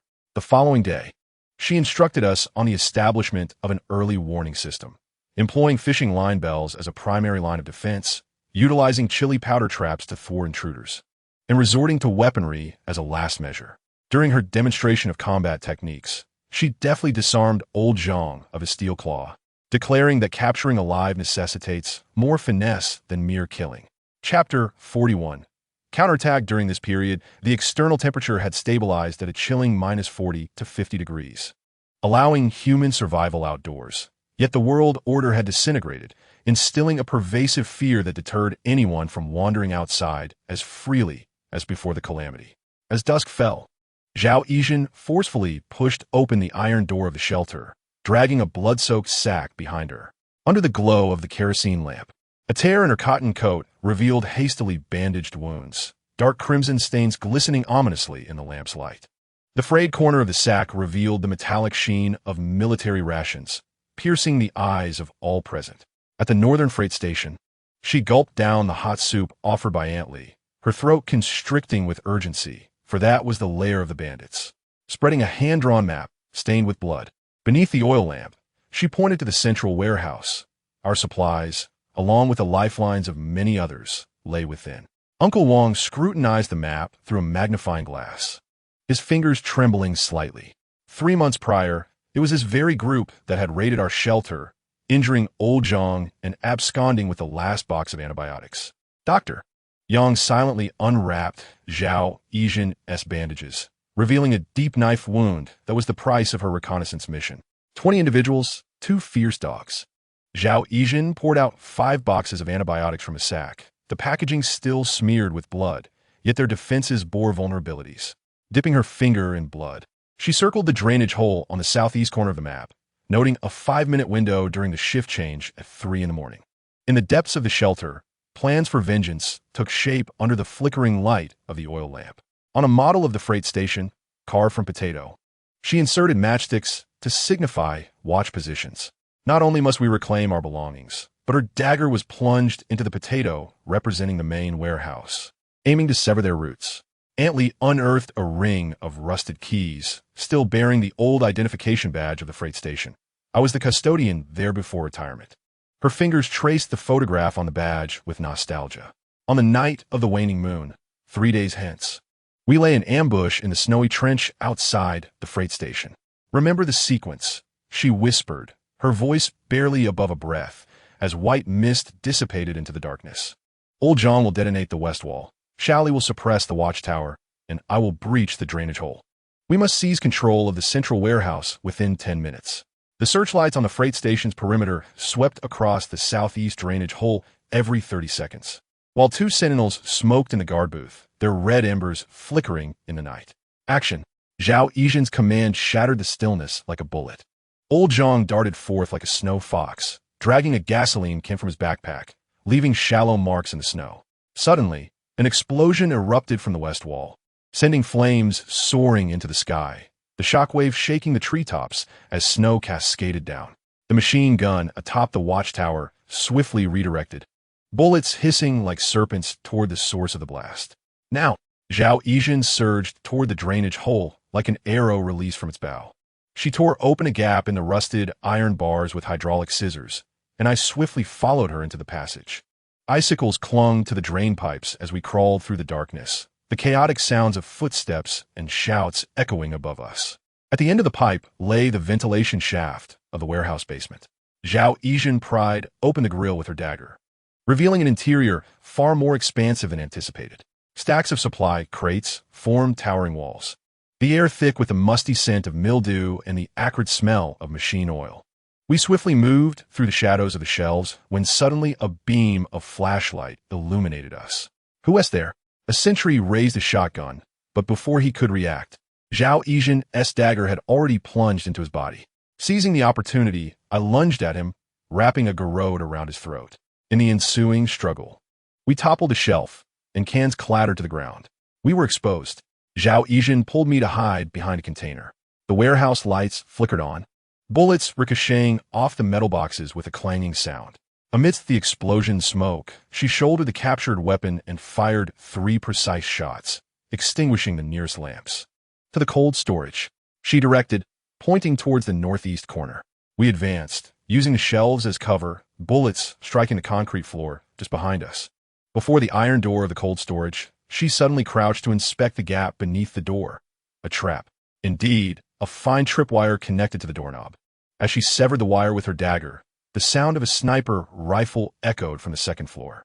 A bullet whizzed past my ear, shattering a soy sauce barrel behind us. As the viscous liquid splattered, I glimpsed Zhao Yijin tossing a grappling hook to ascend a shelf, vanishing into the shadows like a wildcat. Moments later, the sounds of a brief struggle and heavy objects crashing to the ground emerged from the second floor. After the lock of the cold storage was rendered brittle by liquid nitrogen spray, it was easily pried open with a metal rod. Behind a mountain of frozen meat, we uncovered the most valuable spoils, 20 boxes of medicine marked with a red cross.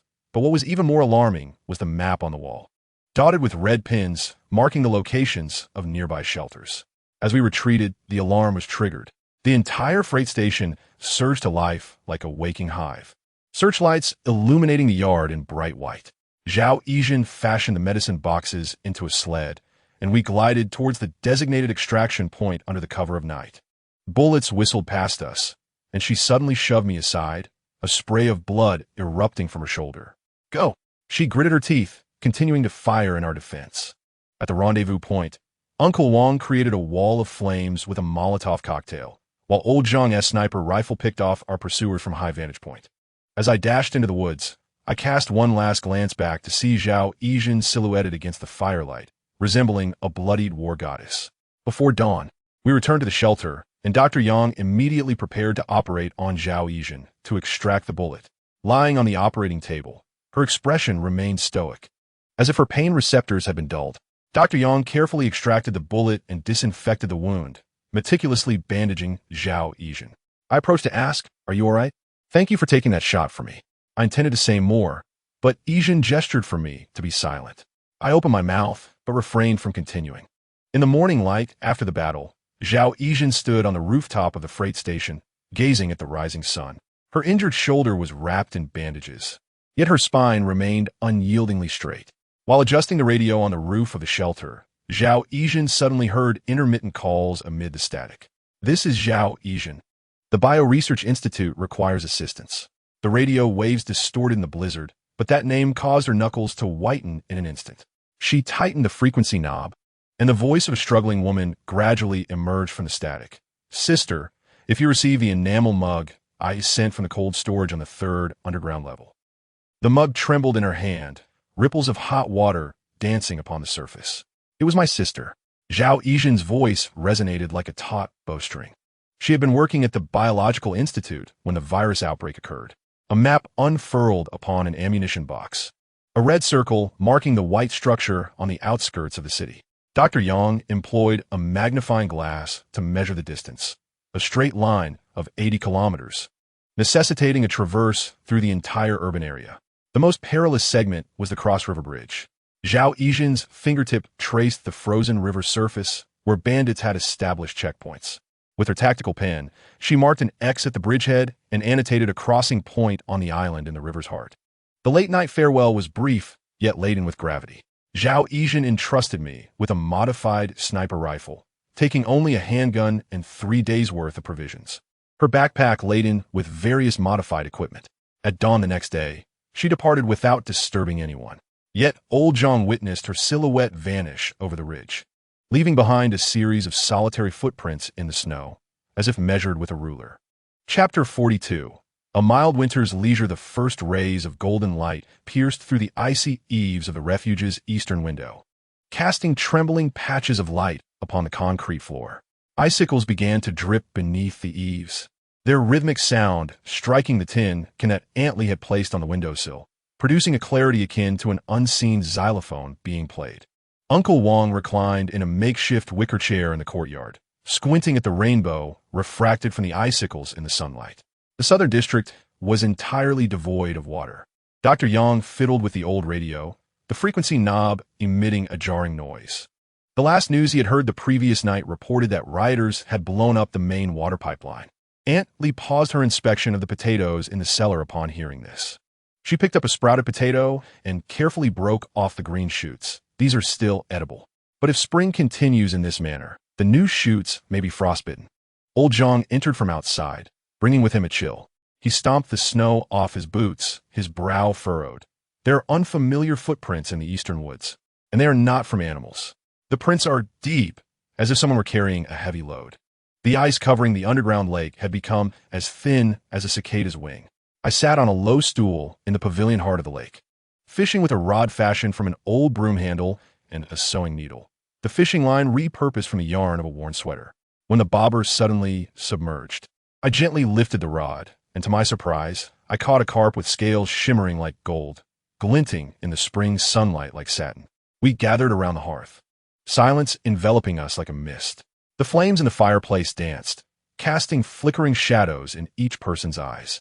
The room was no longer as cold as it had been, and Dr. Yang was organizing medicinal materials in the pharmacy, packing the last batch of frostbite ointments into labeled ceramic jars.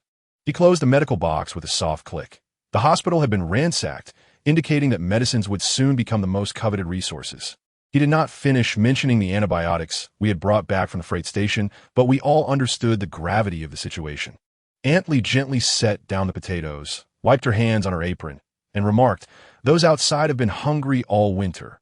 Now that they see a hint of green, they are more ferocious than wolves." She gazed toward the storage room, pondering how many people our meager possessions could sustain. I am reminded of the scenes from our last outing. The ruthless bandits resembling famished wolves, the shattered storefronts and homes, and the unfortunate civilians perishing in the snow. Although the temperature has become milder, this does not imply safety. Rather, it may herald greater chaos. In the afternoon, we busied ourselves as usual, yet the tension in the air was palpable. Uncle Wang inspected the perimeter walls with greater diligence than before, even reinforcing several corners that might have otherwise been overlooked. Dr.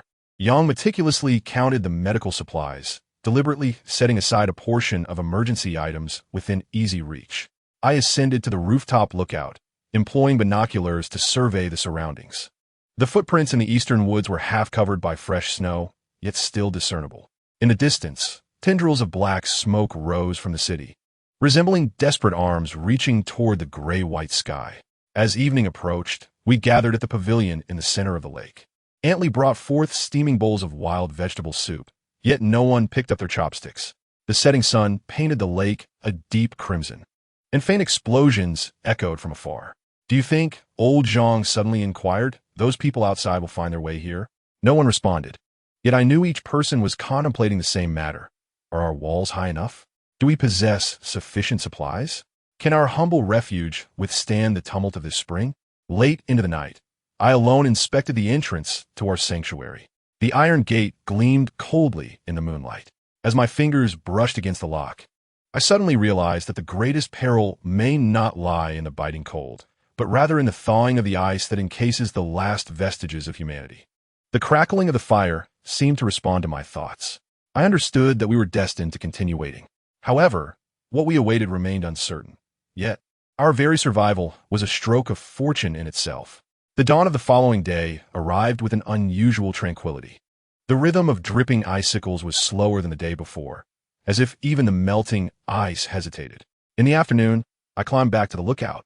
Through the binoculars, the outline of a warehouse to the west emerged, shrouded in mist. Two dark figures moved stealthily. Farther away, an additional plume of smoke ascended above the city. They were scavenging the remnants of supplies. Unbeknownst to me, old Zhang had also arrived, reminiscent of locusts descending upon a field. Dr. Yang was organizing instruments in the pharmacy, the scent of disinfectant particularly pungent. If someone were to arrive injured, she fiddled with her surgical scissors. Will we choose to save them or not? This question lingered in everyone's heart. While our supplies could sustain us until summer, an additional mouth to feed posed a different challenge. More alarming still was the notion that kindness could invite greed. As dusk fell, Aunt Lee knitted with fluctuating tension in her stitches. Old Zhang repeatedly polished the hunting rifle, despite the dwindling ammunition. What were we waiting for? He abruptly broke the silence. Waiting for the snow to melt, for the grass to grow? He did not continue. Yet we all understood. Waiting for the outsiders to perish? Waiting for the world to heal itself?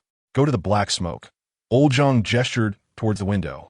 To see what has transpired, to ascertain if we can act. Dr. Yang closed the medical kit. We need to prepare an emergency plan. What are casualties? What if it's a trap? Aunt Lee clutched the corner of her apron, lamenting the fragility of our elderly frames. I gazed at the lake's surface, watching the ripples expand from a leaping carp. I took the binoculars with me. I suggested that we first observe from a higher vantage point. This decision revitalized the entire refuge.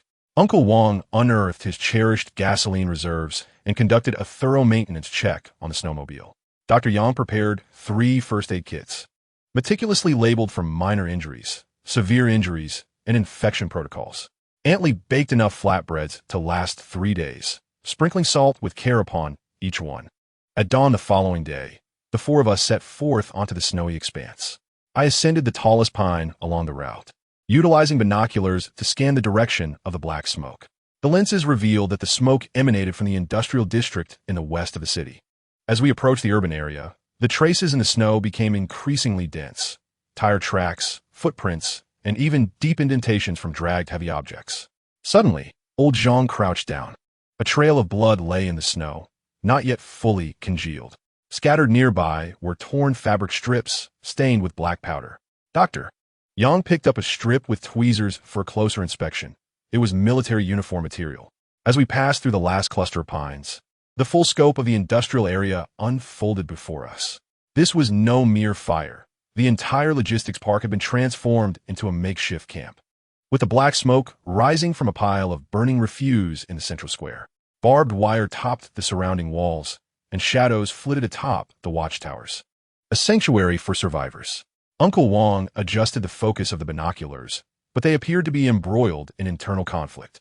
A clash was unfolding in the square, where 2 factions faced off over a stockpile of supplies, one side brandishing makeshift spears, the other wielding iron rods. In the midst, an elderly man with white hair attempted to mediate, but was shoved aside. Should we intervene? Old Zhang's finger rested on the trigger. Doctor. Yang pressed down on his gun barrel. Let's observe first.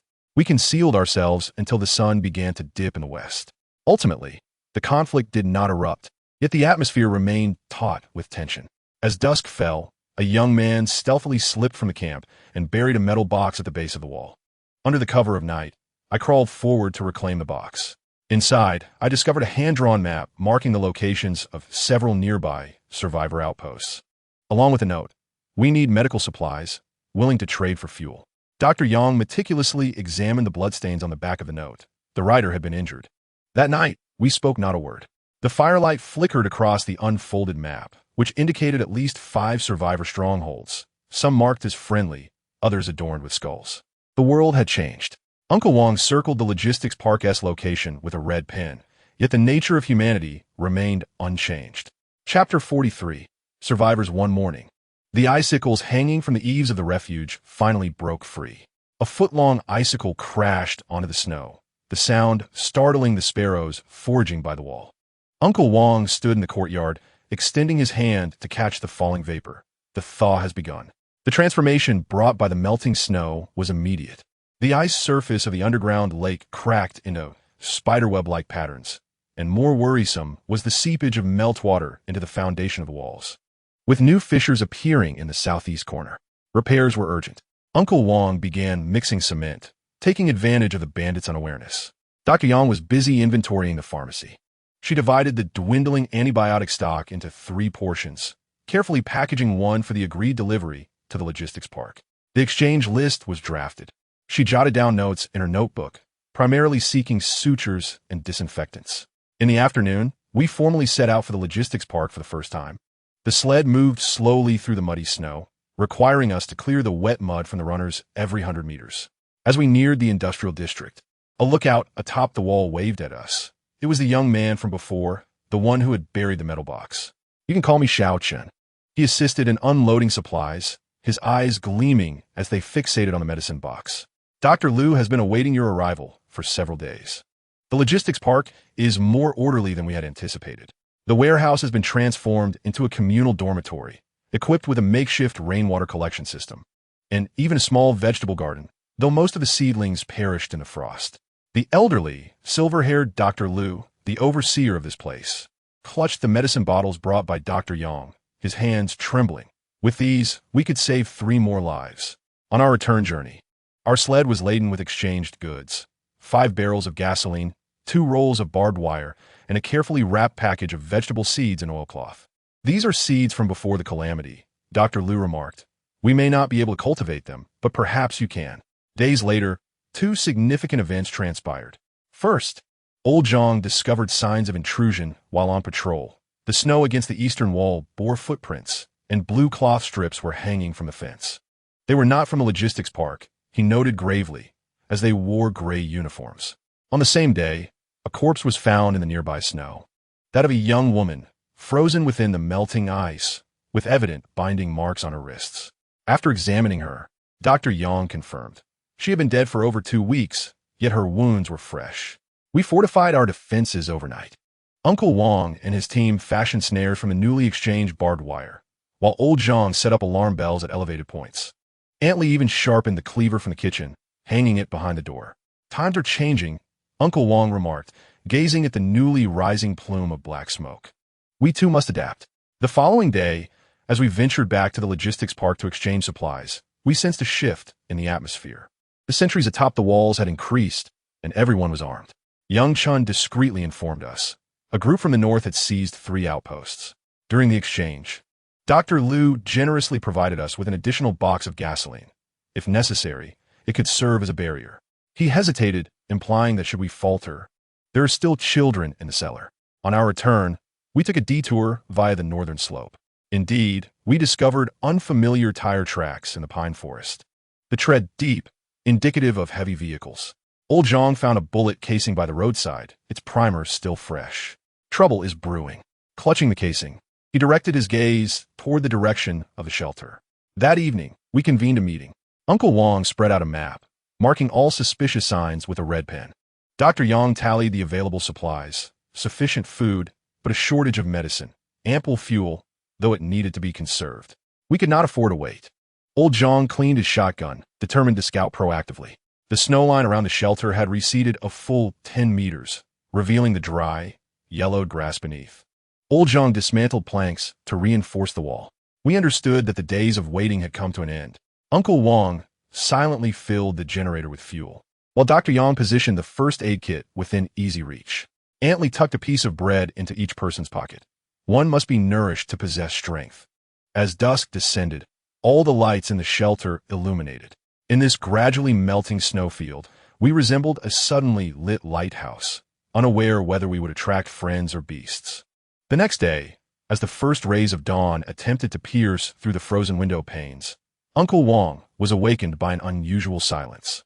He donned a heavy sheepskin coat and instinctively approached the thermometer in the corner, only to be taken aback by the sight before him. The mercury column had plummeted below the lowest mark, solidifying into a crystalline droplet beneath the indicator of minus 102 degrees. How could the temperature have dropped again? He murmured, his breath crystallizing in the air, cascading down like delicate ice shards upon the ground.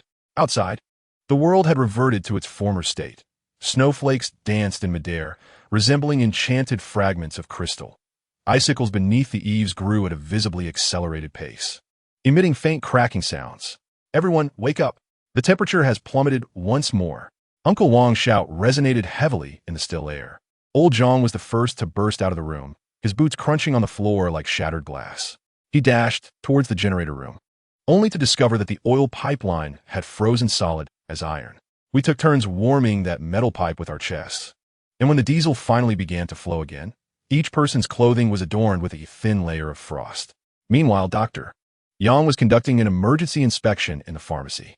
She found that the bandages, once pliable the night before, had become brittle, and the alcohol bottles had congealed into icy masses. An emergency plan must be activated immediately. Without hesitation, she ignited the emergency stove and relocated the temperature-sensitive medications closer to the heat source. In stark contrast, another room painted a completely different picture. Flames danced joyously in the fireplace, the crackling sound of burning pine creating a warm symphony. Only Umfaja tied her floral apron and retrieved the meticulously cured ham from the storeroom.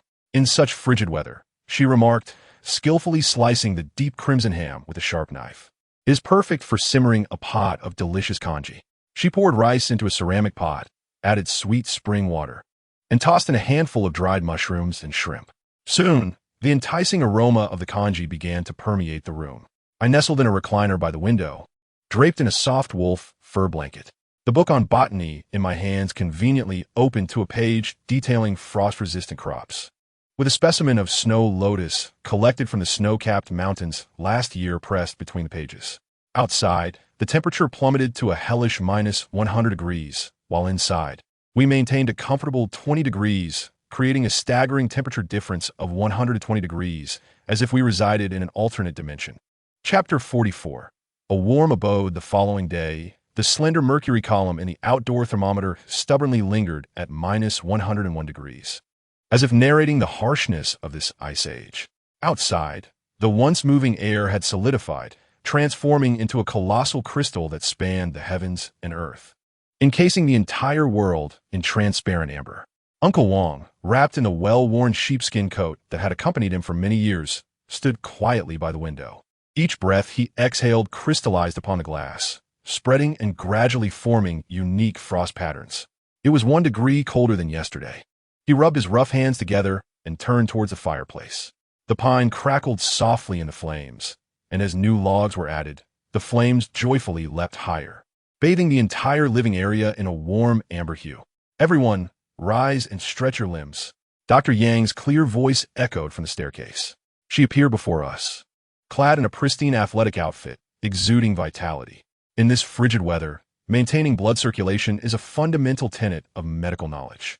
We spread out hand-woven grass mats in the center of the living room. Old Zhang was the first to rise, gracefully unfurling a sequence of Tai Chi movements. His motions flowed like a gentle stream, each turn and push imbued with the wisdom of years, making it hard to believe he was a man over 60. Uncle Wang began his self-created cold resistance exercises.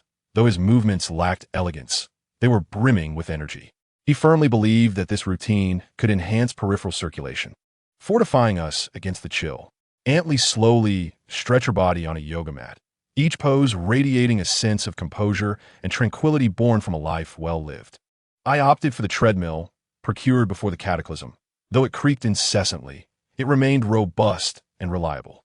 Outside lay a desolate, frozen world, yet within this modest sanctuary, the air thrummed with the vitality of movement, our breaths crystallizing into mist before dissipating into the cold. After exercising, we were all adorned with a healthy flush. We gathered around the sturdy oak table, embarking on a long-awaited card game. The deck, untouched since before the end of days, was retrieved by Antley. "What shall we play today?" Old Zhang expertly shuffled the cards, the deck dancing in his hands. "Let us play Upgrade," suggested Uncle Wang, adjusting his reading glasses, his eyes sparkling with determination after recently losing to Xiao Li on the bicycle. He was resolved to reclaim victory today. The game unfolded with both intensity and delight. Dr. Yang played with characteristic caution, deliberating over each card, while Old Zhang acted decisively, often catching us off guard. Occasionally, Antley reappeared from the kitchen with freshly roasted pumpkin seeds and steaming chrysanthemum tea, the aroma of the food intertwining with the tension of the game. "Confronting tableau." "Eat cards." Old Zhang triumphantly laid down a pair of aces, stroking his beard with satisfaction, the wrinkles at the corners of his eyes crinkling in joy. "Don't celebrate too soon," I replied leisurely, drawing 4 consecutive cards, a mysterious smile playing on my lips as I countered. The card game concluded around noon. Antley donned her familiar floral apron and began to showcase her culinary prowess in the kitchen. Today, she would prepare her signature dish, lamb hand-pulled rice. Using the carefully stored lamb, carrots, and raisins from the pantry, complemented by rice harvested just days prior, was a luxury in these austere times. Timing was crucial. As she skillfully sautéed the ingredients, she imparted her cooking wisdom, explaining the importance of first frying the rice in lamb fat to infuse each grain with aromatic richness, followed by a slow simmer to allow the flavors to meld thoroughly. The kitchen filled with an enticing fragrance, the scent of hope and the essence of life. Old Zhang proactively tended to the stove, while Uncle Wang meticulously prepared dessert fruits. Those precious cherry tomatoes nurtured in geothermal warmth, glimmering like rubies amidst the winter chill. As we dined, we engaged in light-hearted and joyful conversation. Uncle Wang reminisces about his youthful days spent as a soldier in the northern regions, where the memories of training amidst the frigid, snow-laden landscapes have transformed into cherished recollections. Old Zhang shares amusing anecdotes from his past, eliciting waves of laughter from the gathering. The biting cold outside seems to belong to a different realm, while we find solace in this precious warmth and tranquility. After lunch, it was time for crafting, and each individual immersed themselves in their own creative pursuits. Old Zhang diligently carved chess pieces in the workshop as the chisel seemed to come alive in his hands, etching graceful patterns into the wood. Uncle Wang busied himself repairing agricultural tools, preparing for the impending arrival of spring. Though spring felt distant, hope eternally resided in our hearts. "Come and take a look at this," Dr. Yang announced, emerging from the pharmacy with a wooden tray, neatly arranged with her newly crafted herbal sachets, meticulously blended with lavender and mint, designed to soothe the mind and promote restful sleep, especially suited for such a cold night. Antley sat by the window, embroidering. The needle danced skillfully across the fabric, gradually depicting a vibrant spring scene, a hopeful vision of a beautiful future. I organized seed specimens in the study, preparing for the sowing season ahead, each seed embodying the promise of life. As dusk fell, we each sought our own realms of reading. Uncle Wang held a tattered book, diligently marking entries on the calendar as he devised his planting plans for the future. Old Zhang delved into a thick survival manual, occasionally jotting down insights, as such knowledge proved invaluable in these trying times. Dr. Yang immersed herself in medical literature, hoping to uncover remedies for coping with extreme climates. Antley focused intently on a recipe book, planning the next day's menu, contemplating how to create the most delectable dishes from limited ingredients. I chose a collection of poetry, softly reciting verses by the fireplace. The warm glow illuminated the yellowed pages, and the beautiful lines resonated profoundly on this frigid night. After dinner, Old Zhang produced his handmade bamboo flute. The clear, melodious notes flowed gently through the room, as if the melody could transport us through time, back to the cherished days of spring. Uncle Wang rhythmically tapped chopsticks against bowls, providing accompaniment, while Antley softly harmonized. Her voice, though no longer youthful, brimmed with emotion. Dr. Yang closed her eyes in appreciation, her fingers gently keeping time on her knees, fully immersed in the world of music, in the enchanting strains of melody. We temporarily forgot the icy world outside. Within this small haven, we not only survived resiliently, but also lived meaningfully, infusing each ordinary moment with the essence of life. Before retiring, I conducted my customary final inspection. The granary was well stocked, with supplies organized meticulously, and the energy supply remained stable and dependable. The thermometer indicated an exterior temperature of -100 degrees, yet the interior felt as warm as spring. A warmth that stemmed not only from the fireplace, but also from the companionship we shared. Lying in bed, I listened to the delicate sounds of ice crystals landing outside and suddenly grasped a profound truth. Survival is not merely about resisting the cold. It is about living with warmth, dignity, and hope amidst the chill. On this frigid day, we have beautifully illustrated the resilience and dignity of life through cards, sports, music, and culinary delights. Chapter 45. The approach of spring in the early morning, I was not awakened by the sound of ice crystals, but rather by a strange, persistent ticking. Upon opening my eyes, I discovered that the outside world was no longer enshrouded in the usual frozen silence. Instead, droplets of water were cascading from the tips of icicles, one after another. The thermometer's mercury column boldly indicated a chilling -25 degrees. This figure made my heart leap, as I almost doubted my own sight. I rushed to the window, where the frost on the glass had melted significantly, revealing the world beyond. It remained cold, yet the extreme chill seemed to be receding. Uncle Wang stood there, clad not in a sheepskin coat, but in a simple cotton jacket, his hands trembling slightly as they pressed against the glass. Murmuring to himself, "The ice is beginning to melt." The sound of the outer door opening invigorated us. From the corridor came the sounds of stomping and the crunch of snow being shaken off. The inner door swung open, and a snowman stumbled in. Its hair and eyebrows adorned with white frost, yet its eyes sparkled with astonishing brightness. "Success!" Old Zhang exclaimed, tearing off his frozen mask and exhaling a cloud of white vapor. The ice blockage at the vent had been cleared, allowing for smooth airflow. The atmosphere at the breakfast table transformed entirely. The warmth of the oatmeal seemed to carry a joyful melody. Every face radiated an incredible joy and excitement. In a single day, the temperature had risen over 50 degrees. Even Dr. Yang could not conceal his enthusiasm. This was certainly not the usual minor fluctuation, but rather a likely trend indicating that this bitter cold spell was about to pass. "Did you hear the dripping?"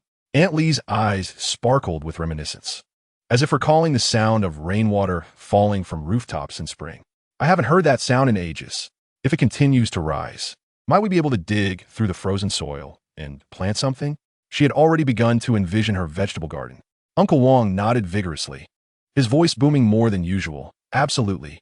At this temperature, in a few days, it could very well reach minus 20 or 30 degrees.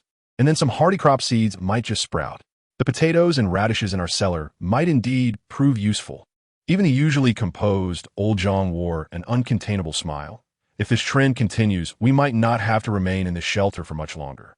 We could consider venturing further out, seeking other survivors, or even returning home." The word home fell lightly from his lips, yet it resonated heavily in the hearts of all present. The card game was naturally set aside once more, but this time not due to tense preparations, but rather from the thrill of planning. We gathered around the oak table again, and the hand-drawn map took on a new significance.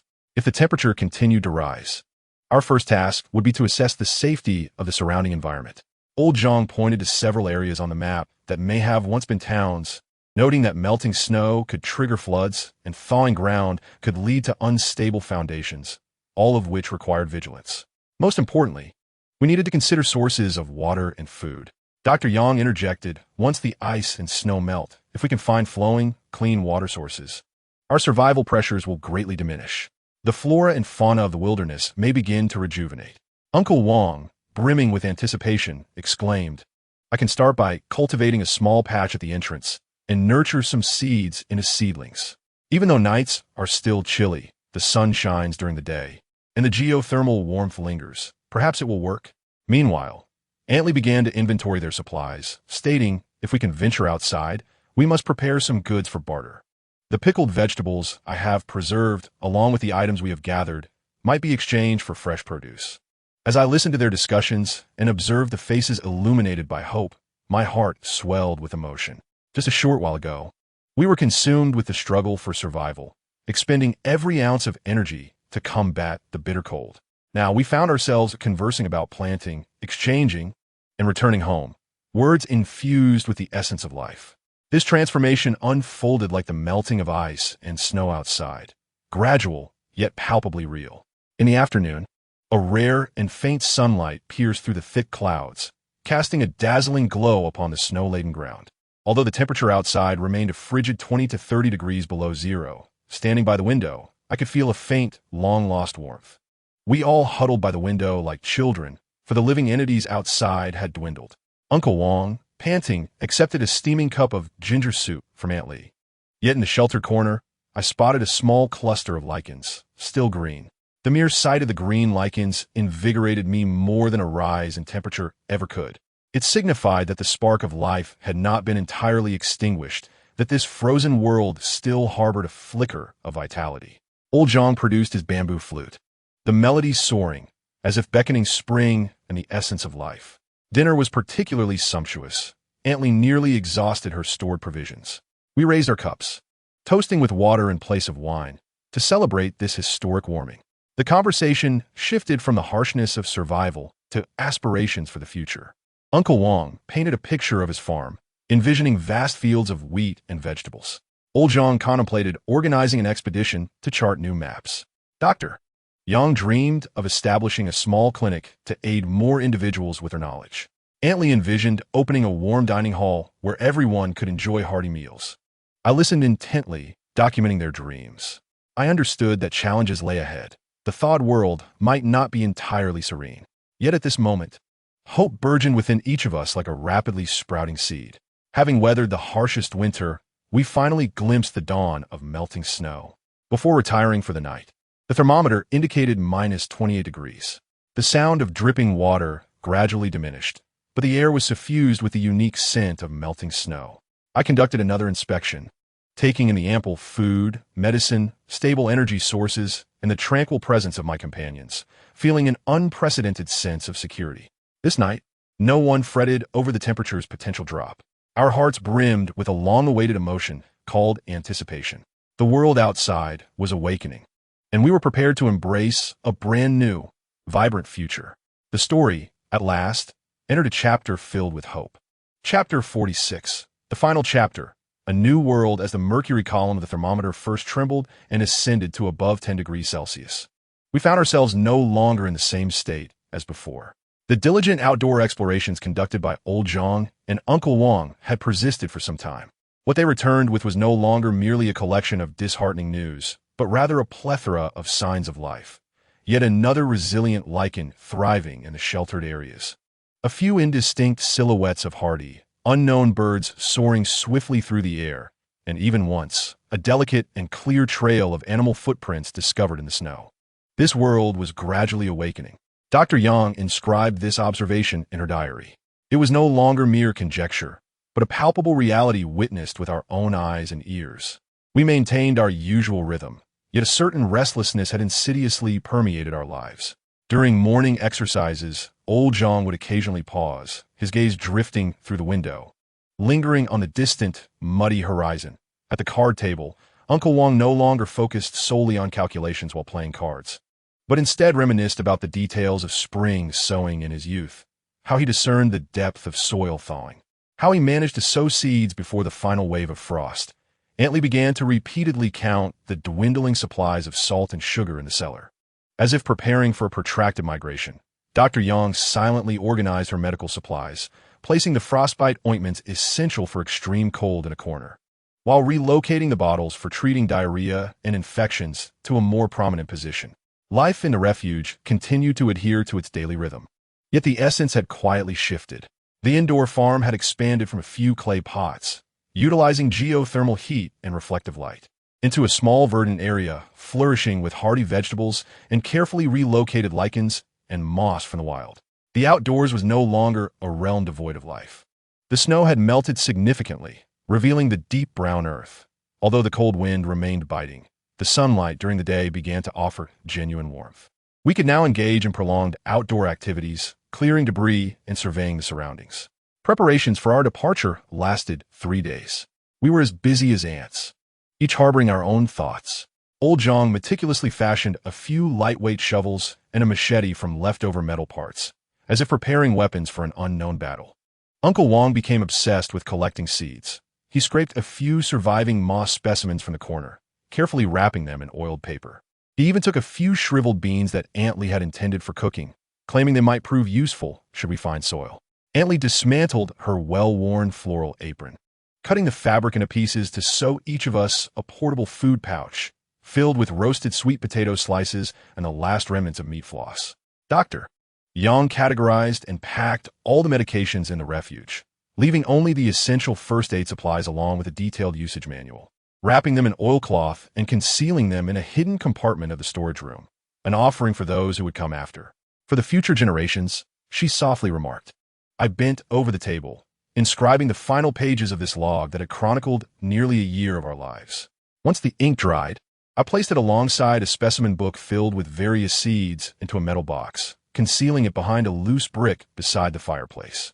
Perhaps in the future, someone will uncover the last remnants of this ice age and read about how 6 ordinary individuals safeguarded the faintest ember of civilization amidst the frigid chill of 101 degrees. It was a morning when the air was infused with the crispness of melting snow and the earthy scent of soil. We did not partake in a grand farewell ceremony, but simply tidied away our dishes as we had always done, shouldering the well-prepared bundles.